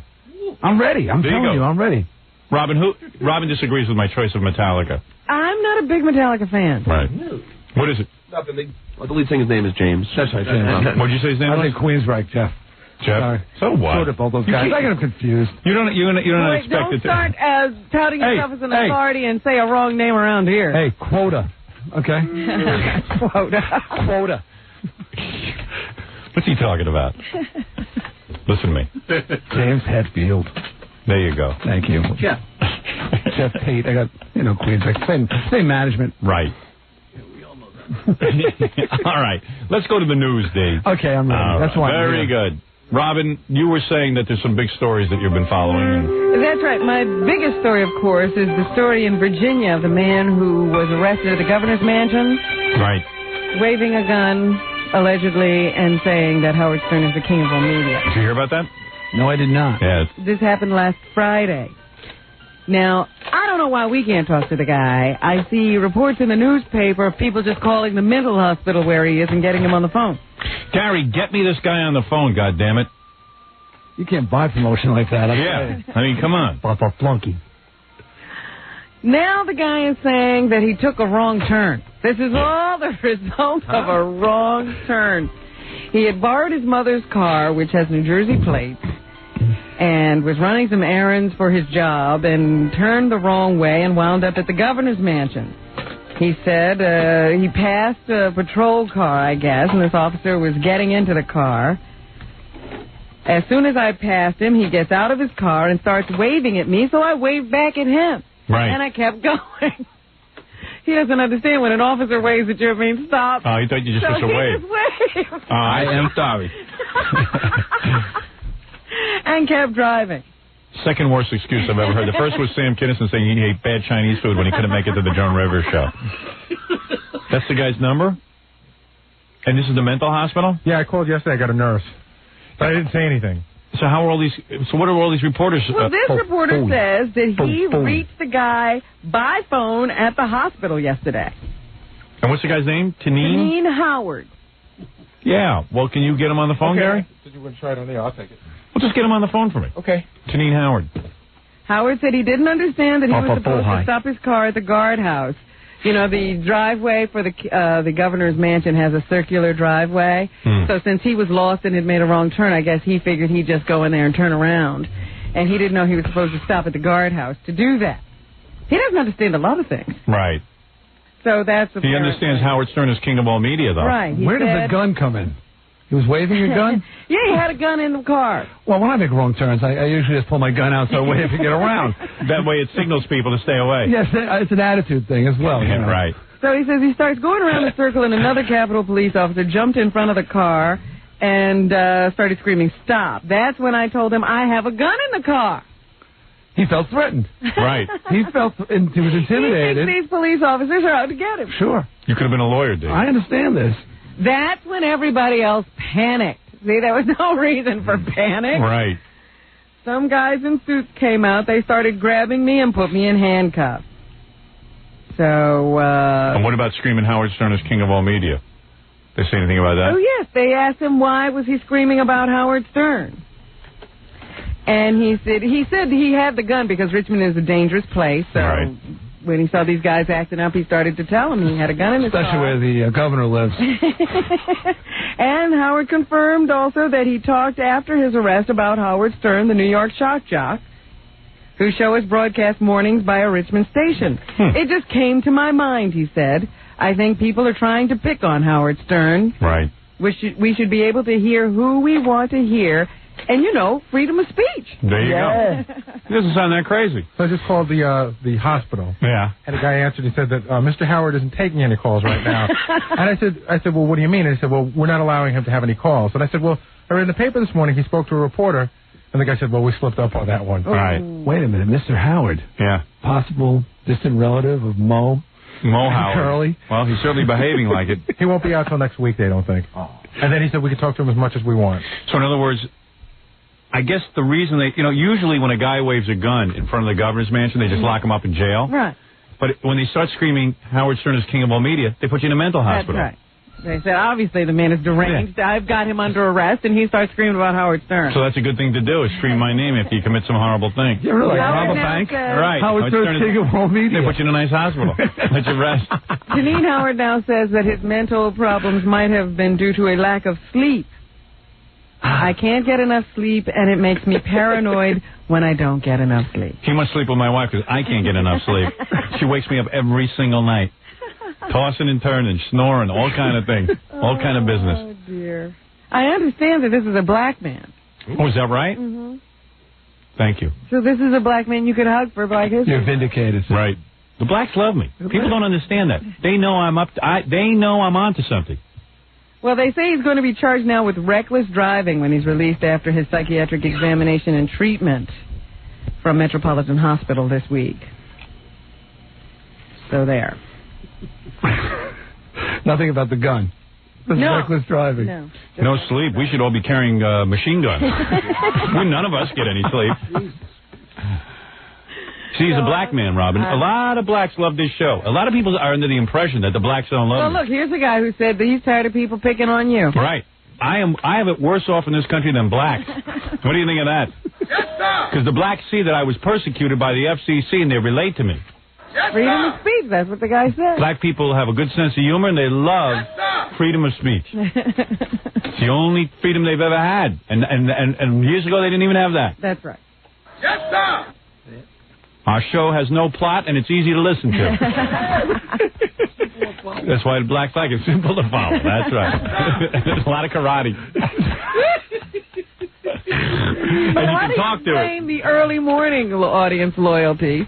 I can't. They're up from last night. They're up from last night. I can't sleep. That's why he's listening to the show too much. Black people love this show, and it's free. They love that aspect of it. Don't cost nothing. Don't cost nothing. I went out on the street. I asked an African guy the other day, why African American? I said, why do you love this show so much? And here's what he said. Oh, put the guy down. Ya que el mo que boqueo. All right.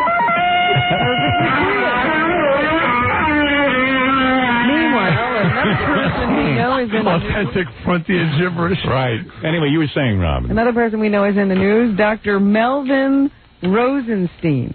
Yes, he's my doctor. He's going to remove things. Well, you better get to him quick. Why? What's the matter with him? One of the nation's busiest practitioners of penis enlargement surgery has agreed to stop doing the operation pending a hearing on whether he may keep his doctor's license. Dick doctor. Dr. Melvin Rosenstein. Is that the guy who came on our show with... John Wayne Bobbitt. Yeah. Yes. Rosenstein. I remember He's accused by the Medical Board of California of being an immediate danger to the public health. He's a urologist, and he's been named in 30 malpractice suits. Really? Well, I mean, you know, what's wrong with guys? Many of the patients are suffering not only complications, but also irreversible damage. How is John Wayne Bobbitt's penis? According to a medical seriously, board member. Gary, I don't know. Can we get John Wayne Bobbitt on the phone? By the way, you know, he hasn't, just because he's not going to be making penises longer and thicker anymore, he has agreed to sew up vaginas and make them tighter. Well, since your husband's penis won't be working if he's had this operation, you might as well. Yeah, so if you got a husband with a small penis, just get your vagina sewn up. Yeah. Right. Without admitting fault, Rosenstein agreed on January 26th to suspend surgeries, though his agreement left him free to continue to practice medicine. Didn't John Wayne Bobbitt say his penis was hurting him? I don't know. We talked to him shortly after the surgery, so maybe pain is... Didn't like the stitches come out? Normal. Yeah, he had an infection down there. Oh, man. You know, I have a small penis, but the problem is, if they had it perfected to the point like it was like... It's still considered experimental surgery. Right. So when you go in there and have it done, you got to know you're taking a risk. Why risk your penis? I mean, Jesus Christ. Rosenstein said in 1994 that he did... So lucky once. Why would he... Right. Especially a guy who had his penis sliced off. We asked him that at the time. Haven't you had enough done to your penis? He said, no. A very dull no. He's thinking of getting it pierced next. Really? As Rosenstein said in 1994, he was doing 150 penile enlargement surgeries a month, and the surgery cost $6,000 a clip. How many was he doing a month? 150? 150. So listen to this. 6,000 times 150. That means the guy was making $18 million a year. Here we go. That new math. Right off the top of your head. Oh, wait, let me figure it out. Wait, I can figure this out. 650 operations. No, 150. Oh, 150. At 6,000. All right. Now, if he did 100 operations at $6,000, that would be, I think, $60,000. No. Wait, okay, hold on. Wait. Now, 6,000. Now, I'll tell you how I'm going to figure it out. Wait, I'm going to get to it. Okay. This is what I go through on SATs. This is like Jethro. Right. If 6,000. Wait a minute, I know what goes into. Except, I'm not kidding. Goes into. I'm not acting. $6,000. If he does one, that means he makes $6,000. Right. If he did 10, that would be like $60,000. Right. Yeah. If he did 100, that would be like $600,000. That's right. Now we're up to 100 at 6,000. Now we got to add 50. So he'd be $150,000 a month. No. 600. Okay, it would be $900,000 a month. Yes. Is that right? Yes, because that'd be another 300,000. I told you I could figure it out. It just takes me more A time. half hour. They never gave me enough time on those SAT tests. It's that Roosevelt High education coming in. No, but you see how I deduce? Yes, deduce. In fact, the operation involves injecting fat into the penis. That makes it thicker. Yes, and then cutting ligaments, which makes it longer. Guys everywhere, like cringing. The medical I'd love to board be said longer. the fat injections often cause lumpiness and ugly scarring. D's big, so like it's no issue Yeah, for he's him. laughing. Sometimes the surgeries actually lead to decrease in size. Now, just imagine really? that. I would be the size of a light switch if that happened. Oh my God! But D is like really big, and his wife is always, like his wife actually had the nerve to come over to my house. I don't mind she did it in front of me, but in front of my wife, she goes. I said, well, you know, I don't know. We were talking about sex. She goes, D isn't so great in bed, something like that. I go, well, what do you mean? She goes, well, he's so large that sometimes it hurts. And I went, I go, what? She goes, yeah, I mean, he's a great lover and everything, but he's so big, you know, unbeknownst to him, he can cause a lot of pain. But it can also be very pleasurable. And I'm like, I don't want to hear this in front of my wife. Because my wife has never experienced any pain. Your wife's like bugged out. And she was describing how big you were. I mean, to the point, like the first time she saw it, she was afraid. Oh. She called me Roto-Rooter. Right. Oh, man. Yeah, it was kind of a weird conversation. Yeah, thanks. That ended your friendship. Yeah, it actually did. Because now, like... Notice you don't get invited over anymore. Because D used to come over my house all the time, and then my wife and her friend Gail would stare at his crotch and then talk about, oh, yeah, I saw it. That's always comfortable. Right. I know you you hate that. You hated it. I go to health clubs, everybody's talking to my People are like, oh, yeah, I could see the outline of it. And I'm like, oh, Jesus Christ. Oh, no. Nobody's ever seen the outline of you. No. You can't see an outline. There is no outline. Look, I'll stand up. I defy you to find an outline. There's nothing there. Look. There's a suggestion. You can almost see something. A suggestion. A suggestion of manliness. And that could be something in his pocket. If I was any smaller, I'd have a crevice. An innie. Well, anyway. Are you really that big?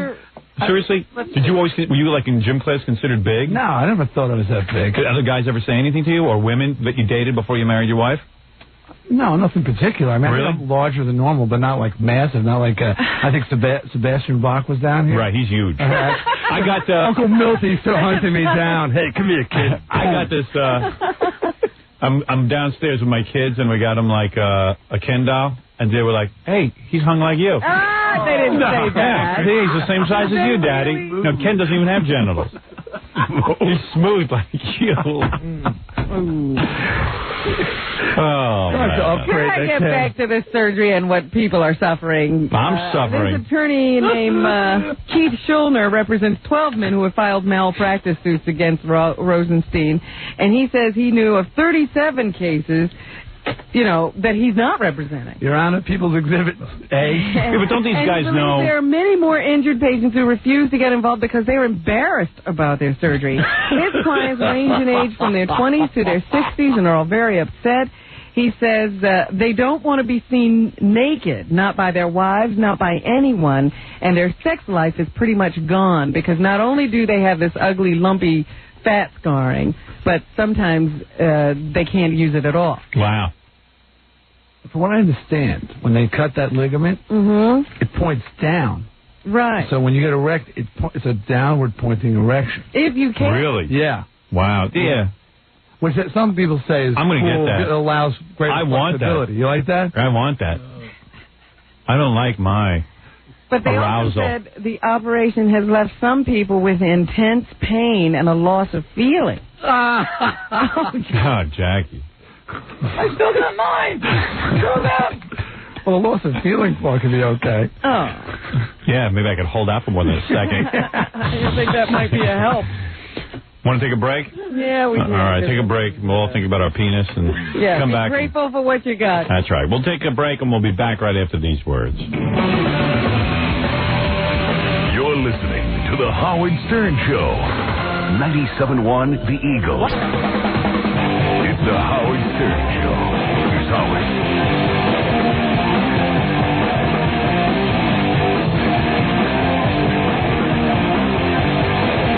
That is the Foo Fighters. Oh, yeah, great. Who would ever think the drummer in Nirvana would have something going on? I gotta get that out. Great album. I'll give it to you if you give me sex. Well, I'll trade I it for can you. buy it. All right, then go ahead. And forget it. Sex, good. Dee Snider sitting in with us, came by, stopped by the station today, so I asked him to please come in and do the news with us. It's always good to hear from Dee. He has a lot of interesting opinions. Love being here. It's always fun. Consider it your second home. What is it, Robin? You say you have more news. Oh, yes, I do. In Chicago. Now, we talked about this earlier. We did? She doesn't even react anymore. I don't know what he's saying. The music. I try to not pay That is her music. No, we used to like protest. Now it's just like, oh. I'm hoping that if I ignore it, it'll go. She knows to lay back and accept it. Tex Antoine say that once? Yes. Yeah. He got into a lot of trouble. Go ahead, Robin. I reported on this when it first occurred, but now indictments are being handed down. 4 children, the youngest now 5 years old, were allegedly raped, drugged, and fed rats and boiled cockroaches by their own parents, not once, but again and again and again over at least a 4-year period. I bet you Dee does that at home. Yeah, but they volunteer. The kids like it's not forced. They're not complaining. What is your name? The Addams Family? What is that? Morticia and Gomez are under indictment. It's the Hill family.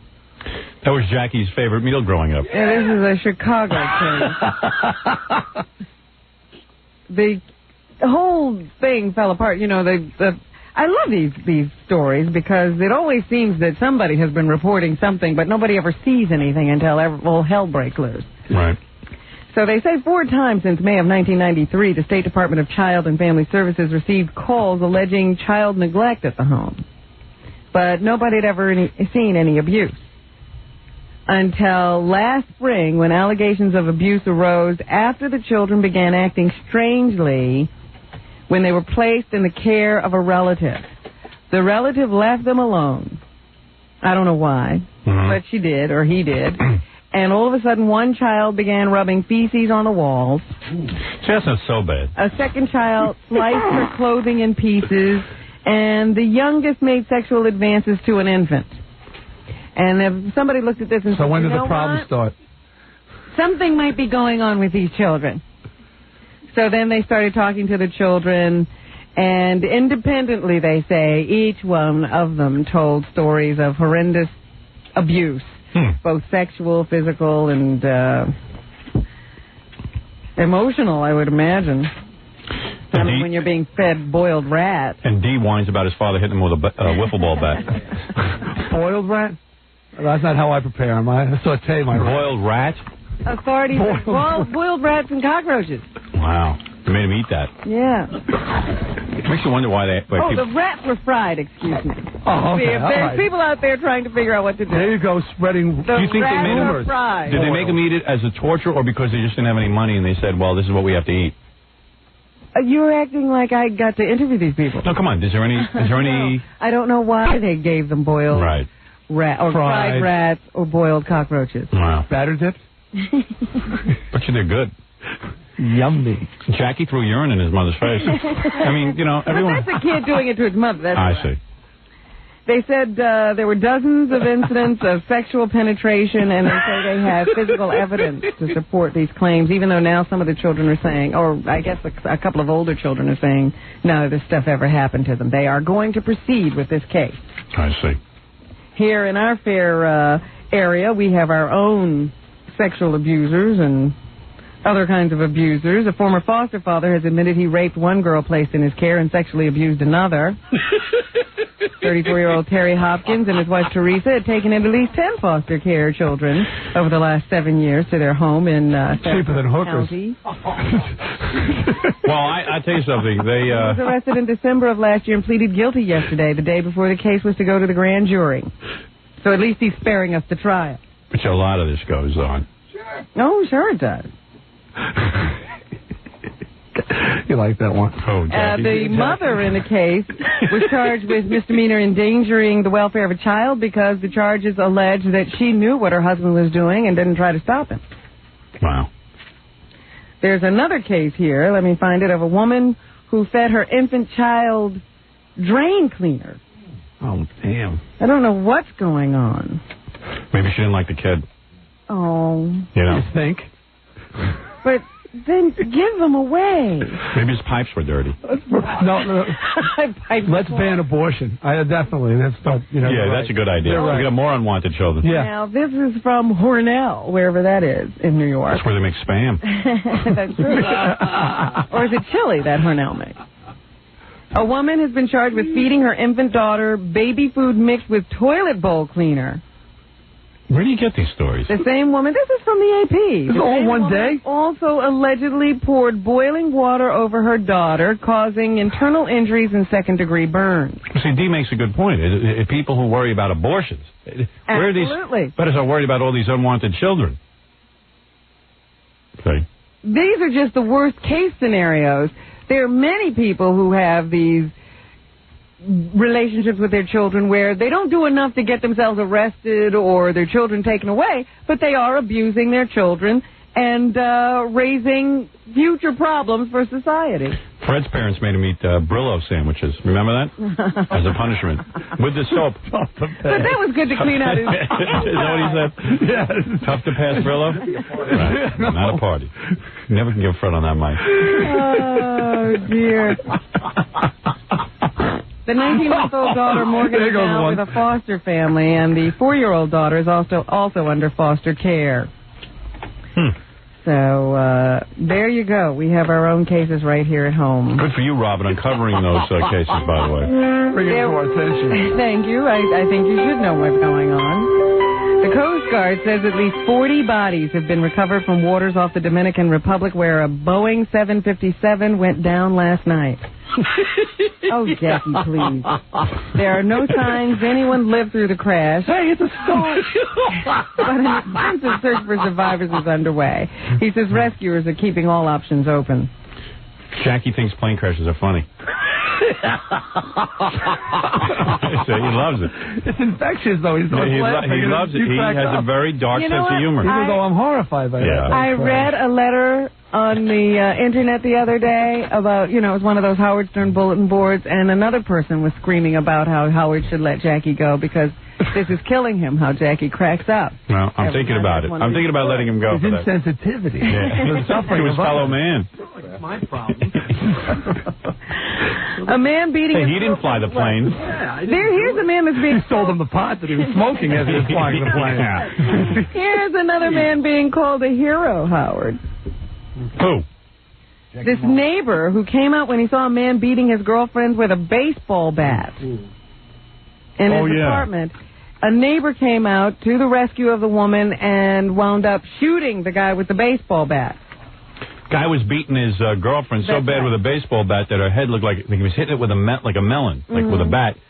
So the guy ran, he got a gun, and he shot the guy. And the guy with the baseball bat said, the only way you're going to stop me is to shoot me. So he did. Well, I'll tell you something. I wouldn't have done anything. I would have ignored the screams for help because in this day and age, some lawyer will figure out that you did something wrong. He's up on charges, right? No, well, they first charged him, the neighbor, with attempted murder, but then they dropped the charges after realizing that he probably saved this woman's life. No. He is charged, however, with misdemeanor weapons possession. See? There you go. But the guy at the Richmond governor's mansion didn't get charged with weapons possession. No, he did not. Because he started screaming Howard Stern. Immediately they knew he was nuts. See? Now this guy starts throwing the gun, starts screaming Howard Stern. If this guy who had shot this guy, he would have said Howard Stern is king of all media, they would have dropped all charges. It opens doors. Cops love me. Reckless driving. Right. Ticket. The woman in the case, 36-year-old Melita Menzies, she's going to be a disc jockey on the station. 100 stitches to close her wound. Melita Menzies? Yeah. I wonder if she's going to send in a tape to be a disc jockey here. That would be good. Great name. Hi, this is Melita Menzies with you. So, get involved at your own risk because it's always going to cause you problems. I guess that's the moral of that story. Guys still got to face some kind of charges. Right. The guy up in Boston who's accused of shooting up an abortion clinic, John Salvi, he's going on trial. They ushered him back in the courtroom today to continue jury selection, and then they had to wrestle him right out of the courtroom because he knocked over a table just as jury selection was about to resume. So he just got up and knocked over the table. The jury shouldn't really see that. Do you know what his punishment should be? They should take a coat hanger and stick it through his head and pull his brains out. There he is.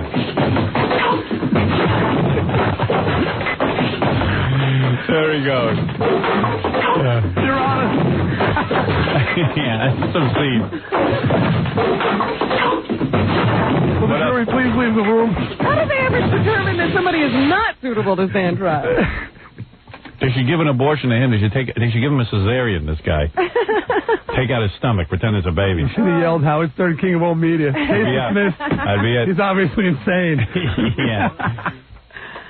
And down in North Carolina, they're holding the trial for the murder of James Jordan, Michael Jordan's father. And the state star witness, the other defendant in the case, if you will, this guy turned state's evidence after pleading guilty, Larry Dimery, he testified yesterday that Daniel Green, the man who is on trial now, had been so bold as to have worn the dead man's pants to court. Really? 2 days before. That, they had stolen a bunch of his suits out of the suitcase when they robbed him. Yes. And that this Green character actually wore the pants to one of the suits to court the other day. Yeah, and he said, as long as I get a black jury, I'll be free. He didn't realize he had killed Michael Jordan's father. The guy's accused of killing Michael Jordan's father, and when the lawyer, the prosecutor, asked Dimery when he had last seen the suits, he said the defendant wore a pair of the pants last week. With that, spectators in the courtroom gasped in surprise. In all fairness, he might have got confused as to whose was whose. Dimery has already pleaded guilty in the murder, right. but he says Green did the actual shooting. I put on the wrong pair of pants. Oh, please, Howard. President Reagan's friends got together last night, 500 of them, at the old Chasen's restaurant in Los Angeles to celebrate his 85th birthday.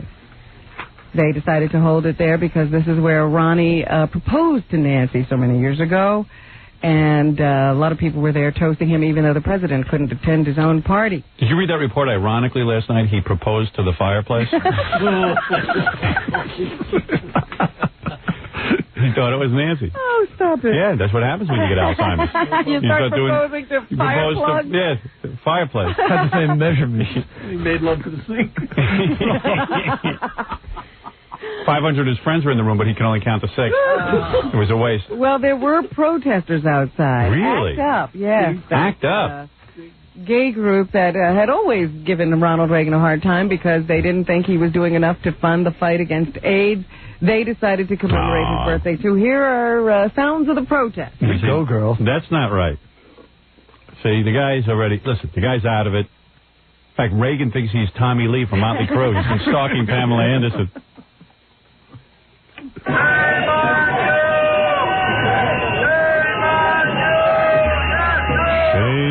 Shame on you.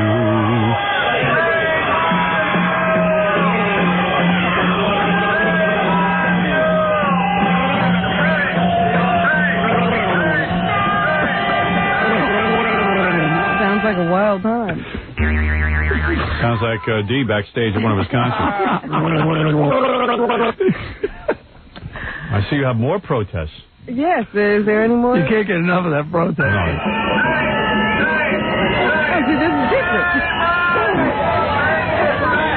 Well, the problem is he's not there to be shamed. Actually, it's a good thing because it'll inspire future presidents maybe to throw a few bucks at this disease. Maybe. Because they don't want to have their 85th birthday party, have these guys running around out there. You know what I'm saying? True. It's also in the news today. It's sad that Ronald Reagan thinks those were Indians circling the wagon. Doesn't know who it is. Hi, Judge Hope. Is this a movie? Am I the star of an Indian and cowboy movie? That damn Cochise. Oh, no. What else is in the news, Robin? Anything? Bad news for Phil Graham. He lost the disc jockey shift here at the station? No, he hasn't even sent in a tape. He's still in the running. He's still in contention. He'd be a good DJ. He hasn't even sent in a tape, but he had decided to get a jump on the Republican nomination for president by entering the caucuses in Louisiana, hoping to have a fast win there, give his campaign some momentum. Right. And he wound up losing to Pat Buchanan. Yeah. Pat Buchanan, who's also in the race, very conservative. Graham's a conservative. Patrick Buchanan got the majority of the delegates from those caucuses. And where is that? In Iowa? Louisiana. Oh, Louisiana, a bunch of fascists down there. Good. Pat Buchanan, what a piece of filth and garbage he is. He got 13 delegates to I would vote for that guy. 8. Guy is a newspaper columnist at best.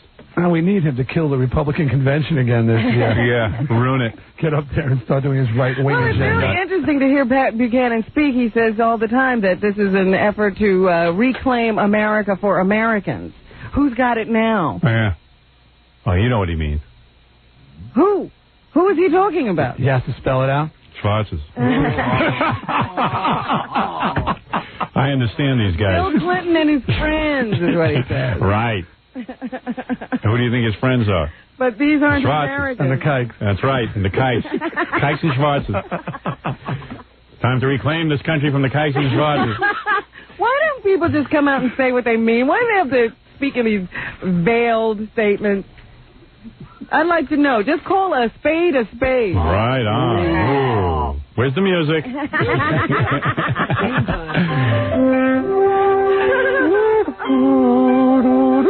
Call a hook nose a hook nose. In fact, I talked to one of the guys who now has America, and this is what he said. All right. Well, then America is in good hands. We got to get it back from him. Give it back to Pat Buchanan. Anything else, Robin? Yes, there is. New York Knicks guard John Starks confronted a New York Post reporter with a 20-second profanity-laced tirade following a team workout yesterday at SUNY Purchase. Starks shouted at sports reporter Thomas Hill from the Post and said that he shouldn't call his family. Apparently, this Post reporter called Stark's family members and asked them why he's having so much trouble on the court lately, and got some statements from them and published them in the newspaper. So he got so angry he like yelled at him? Oh yeah, he yelled at him. The coaches were yelling at him. Can you imagine with what the press has been writing about me over the years? I should be out there with a machine gun, mowing them all down. Based on that. Remember, scream Howard Stern, king of all media. You have to just keep everything sort of in check and balanced. That's it. You just got to take it, I guess. And earlier, Anthony Tucker, another Nick, got into trouble. He was celebrating Bobby Brown's birthday. That's a holiday. That's the one married to Whitney Houston? Whitney Houston and Bobby were celebrating at some club. And everything seemed to be going fine until Anthony Tucker got into some trouble. He wound up being charged with assault and drunken driving after allegedly punching and injuring a cop outside of the West Side Club where they were celebrating. They interviewed him. Here's what he had to say.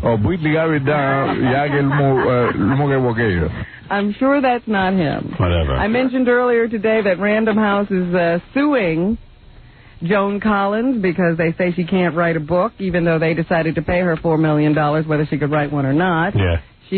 Joan Collins is countersuing because she wants the rest of her money. I guess Random House is feeling that they should do something nice now that they're fighting with One Star in jail. So they have announced that they have signed Christopher Reeve to a multi-million-dollar contract to write a book. You know, Random House might be in serious trouble, and I'll tell you why. First of all, who would sign Joan Collins? Now, maybe you'd sign her to write a book about her life. Maybe there's a Joan Collins fan somewhere who wants to read that, because she's probably had a pretty wild life. Sure. They signed her up for $4 million to write novels. She's not a novel writer. Her sister is. Jackie Collins is her sister, right? Yes. That's her sister? Yeah. Joan Collins can't, I mean, who knows if she can write? And they made a contract with her that we're going to pay you, no matter what you turn in. The book. So Random House should pay, really. What they're trying to do is get out of something. They made a dopey deal is what they did. Now, this other case here with Christopher Reeve, no offense, Christopher Reeve, I wish him the best. I really do. It's a terrible thing that happened to the guy. In fact, I think the doctor didn't do him any favors saving him. The guy's got a tough life ahead of him. Everybody asks me, why do you say that? Please. They do. They say, why is he saying that? You sit in a chair all day, and the most you can do is blink. Day in and day out. The horse could write a better book. The horse has more of a chance. Christopher Reeve is now in a bad shape. Random House now is buying a book for how many millions? $3 million, they say. They must have money to burn. $3 million. Who do you think is going to buy the Christopher Reeve book? Here's the story. You ready? He was in the Superman movie. He was pretty much into this athletics. He got on a horse. He banged himself in the head and lost the ability to walk and breathe. There's your story. You know the end. What? We're out of stuff to write. I grew up where? Who cares where he grew up? Well, I mean, it's a pretty depressing. Harrowing tale to figure out how you no one's come gonna back buy from it. this, the rehab and all of that. Robin. How do you deal with your wife? Robin. And your kids? No one will buy it. Oh, okay. If he writes a book where he talks about, the first time I realized my schlong was as good as a light switch. Not even. If you really want to get into it, he's not going to get into that. First time he moved his bowels in his pants and didn't know it. Having to be rushed to the hospital for constipation. I mean, but the basic story we know, it's a depressing story. It's a terrible story. Chapter 1, I fell off the horse. Chapter 2, I blinked all day. Chapter 3, I blinked all day. Chapter 4, I blinked all day. And then I blinked all day. What are you going to write? Today. I think I will blink today. I drooled on myself. Right. That's it. That's it. And it's a sad story. I don't say no. Listen, man, I wish the guy the best. Honest to God, I don't wish that on anyone, except for maybe the guy who owns Evergreen Media. But aside from that, I don't wish it on anybody. Except for maybe Imus. Okay. You keep thinking of people you could... Actually, there's a lot of people I'd wish that on. But all right, never mind that. Robin, is that what's happening? No, I got one more story. Go ahead. There's a police officer. Who is that? Officer Joe Bolton? No. Who lives in New Jersey. Who has now been exposed as a guy who, has not been such a credit to his community. Everybody stood by him when they first heard these allegations because they thought, Mark Longo, he's been a member of our community. He's given himself to this community. He's been a volunteer firefighter. Right. He's worked with kids. Nothing wrong with that. He's been a good guy. Could possibly be true what they're saying. Random House should hire him to write a book. Or the day before. Yeah, a few days ago. He stood up in court and he responded publicly for the first time to accusations that many of his coworkers and lifelong friends refused to believe when he was charged a year ago. Longo said yes, sir, when asked by an attorney if he had touched a teenager's penis on January 13th, 1990. And proudly. Yes, sir! While visiting him at his New Milford home. It's a traditional New Milford greeting. Right. Longo said he did it to humiliate him. Yes, sir! What? He did it to humiliate the boy? Yeah. The sexual contact allegedly occurred while the teenager was home on vacation from college. Was he cute? According to grand jury testimony, Longo was in the victim's room sitting on the bed and talking about football when he asked to see the man's penis so he could measure it. Mrs. Longo, send her in bed. See your penis. Hey, Robin, do me a favor. Humiliate me a little bit like that, all right? Longo allegedly put his knee in the victim's chest and masturbated him. Well. Oh, that's a little more than touching. Yeah, you didn't say that. Yeah. Oh, that's wrong. I thought it was a casual grope. Humiliate me. The victim told a friend about it, and the friend in turn told the New Milford police. Yeah. There you go, Jackie. Well, listen. So, there you have it. These guys are under a lot of stress. His wife was sitting in the back of the courtroom wiping away tears as she walked. I am sorry. Yeah, how does a woman feel like, your husband's with teenage boys? Yes. Has been admitted to fondling a 19-year-old man he had once coached in football. Don't worry, officer. There's a job waiting for you here at a radio station. We're looking for DJs. Sending you tape. We're looking for interesting people. He is not going to do any jail time. They're going to put him on Geraldo? Probation. Oh. Well, So there you have it. He has lost his job, though. Well, it's sad. A lot of the officers are under stress, and it can lead to touching and fondling young boy penis. I am sorry. You guys don't understand what it is to be a cop. You really don't. You're absolutely right. And finally today, Jeff Foxworthy, the guy we became aware of a couple of weeks ago because he was the host of the American Music Awards. And the lead singer from Metallica. He's now signed a book deal. He's now what? Signed a book deal. By Hyperion. He is going to be paid $1.75 million to write a hardcover autobiography, much in the same vein as Jerry Seinfeld, Tim Allen, and Ellen DeGeneres. You know, I just figured it out. I should get $1 billion for writing a book. If these guys are getting that kind of money. Anybody wants to write a book, just send in. Chapter 1 is Jeff Foxworthy. I blinked all day. Same book as Christopher Reeve. Who could care less? You realize, we just found out about all the albums he sold. He's also sold 7 paperback books. Wow. They say they've sold over 2.2 million copies. This is the redneck guy. Yeah. I don't know what he is. He's a country comedian, and he's awful. He's not even funny. And he sold 450,000 copies of his 1996 Laugh-A-Day calendar. I got to put out a country album. They'll buy anything. Right. They will. What am I doing with this? Shave your head. That's it. In 1995, a cowboy hat. $3 million worth of T-shirts. Right. Yeah. Hey, it's not fair. All right, Robin. He's a merchandising genius. Let's get the hell out of here. They depressed us enough with that. I'm sorry. That's what's happening. He's sick. Dee Snider, you are a legend, and you, of course, have done it all. And you, by the way, your shirts are beautiful. Dee's wearing one of his shirts. They are the coolest things I have ever seen. SMF approved.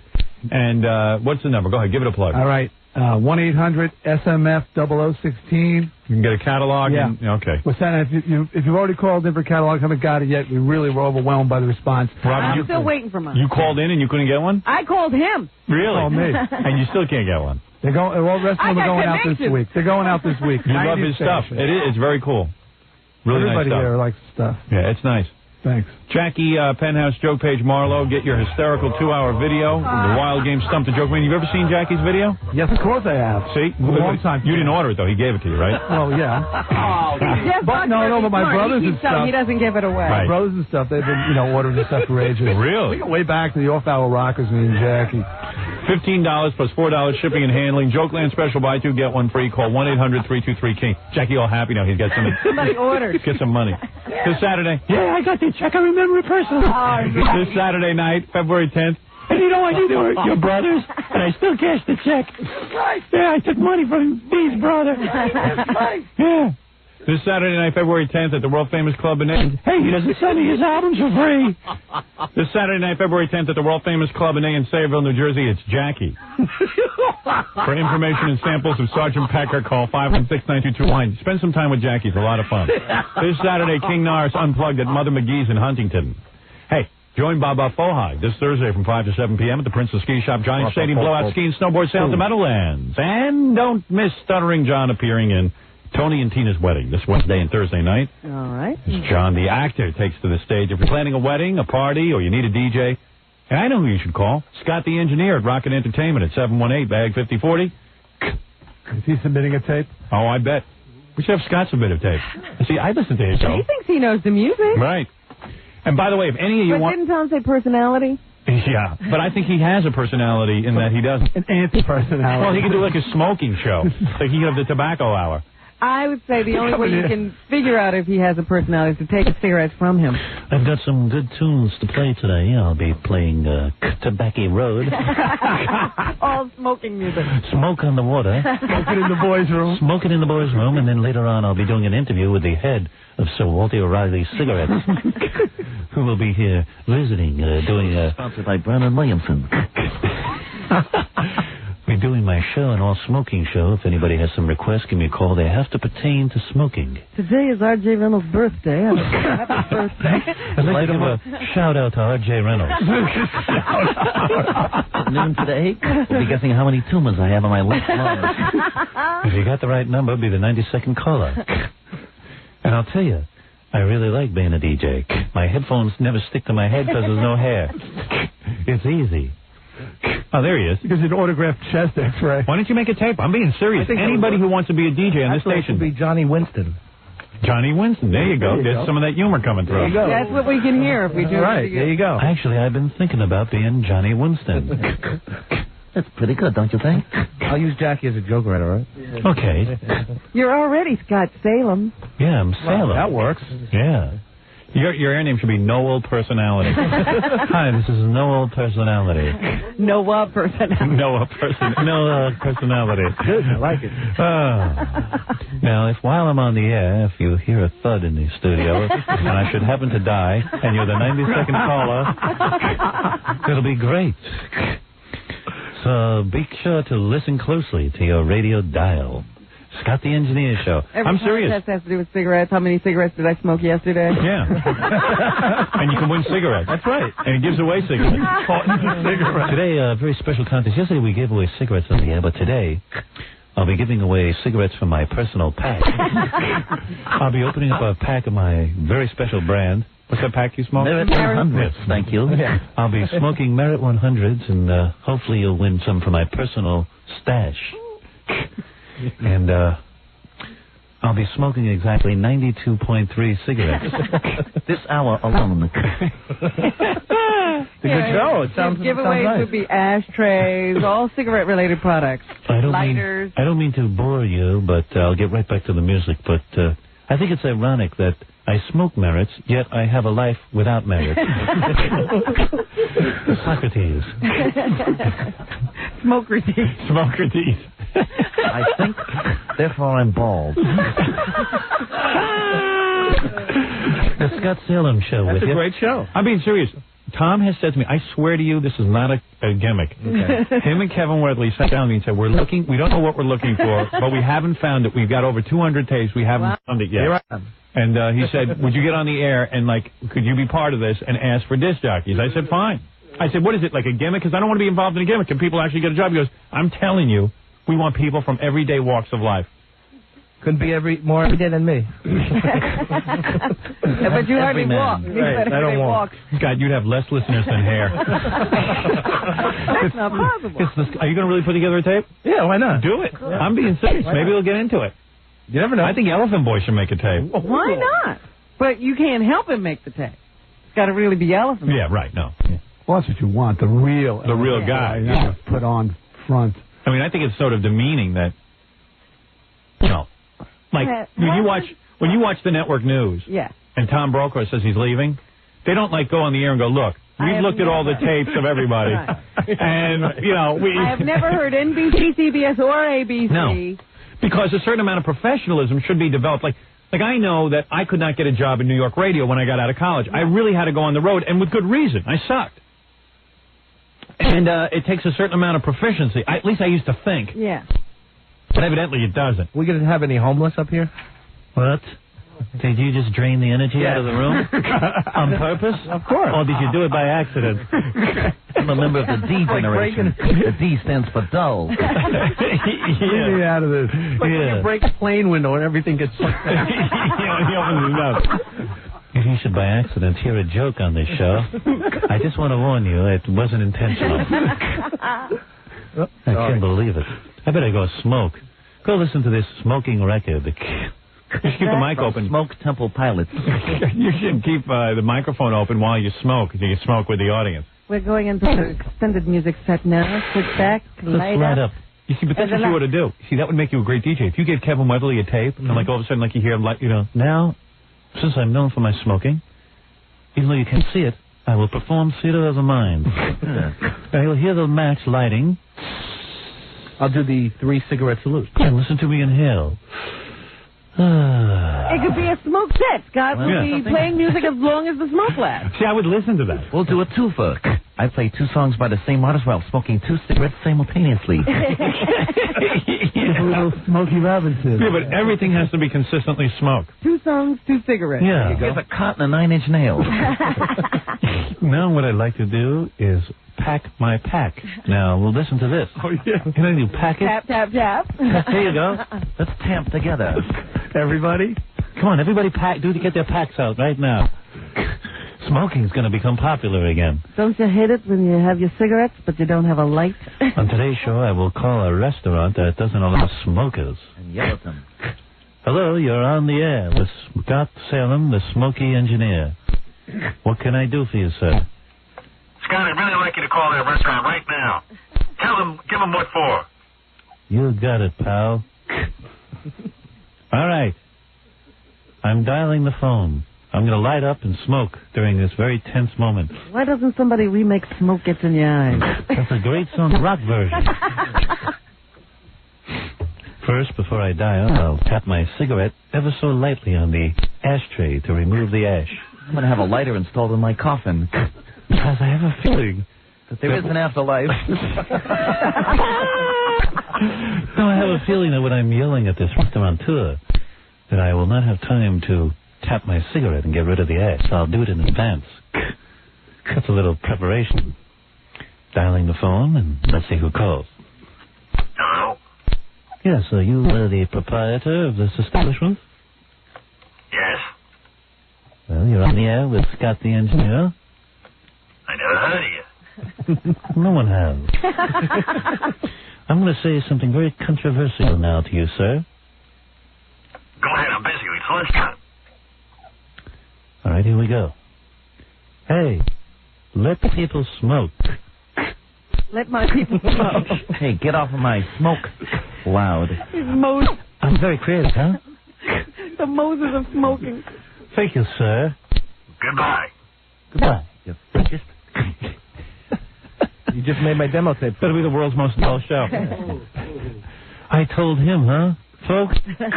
The idea, everybody won't rub together. What? No, what is that? Nothing. Everybody can't or won't what? Oh, Nothing. I want to be on the air. It came in and out. The smoke got in my way. Smoke got in my eyes. I know my hair didn't. See, if you can't eat in a restaurant, you can still listen to my show and smoke and go through the drive-thru window. Now, if you listen closely, you could hear my fingers turning yellow.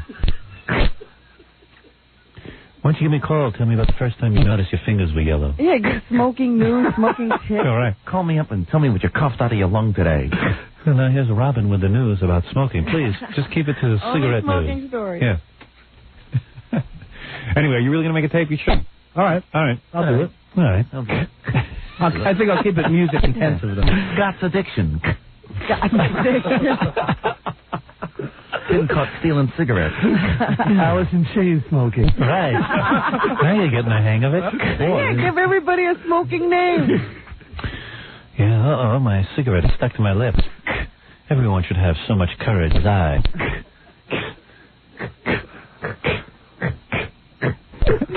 That's how he laughs. He goes.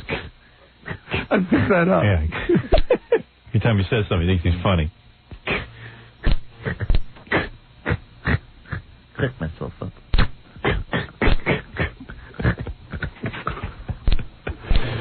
Yeah. Time to kick back, sit back. Get a pack of wraps and smoke some weed. Sit back. You smoke weed? Occasionally. He smokes everything. Anything. But it gets in the way of my cigarettes. Yeah, I tried to cut down on my cigarettes by smoking weed. All right, we got to get out of here. And let's just leave. All right. Bye. Sounds good to me. What's the matter? You want to stay some more? Bye, you all. Don't you have to get home and You can do this all day. Don't you have to go home and prepare the cartons of tapes to send? Can you do another plug for me, please? Hey, Nancy, order some more corrugated cartons. Sergeant Becker's moving very well. I'm proud to report. All right. Get my webpage ready. All right, we'll be back with you tomorrow.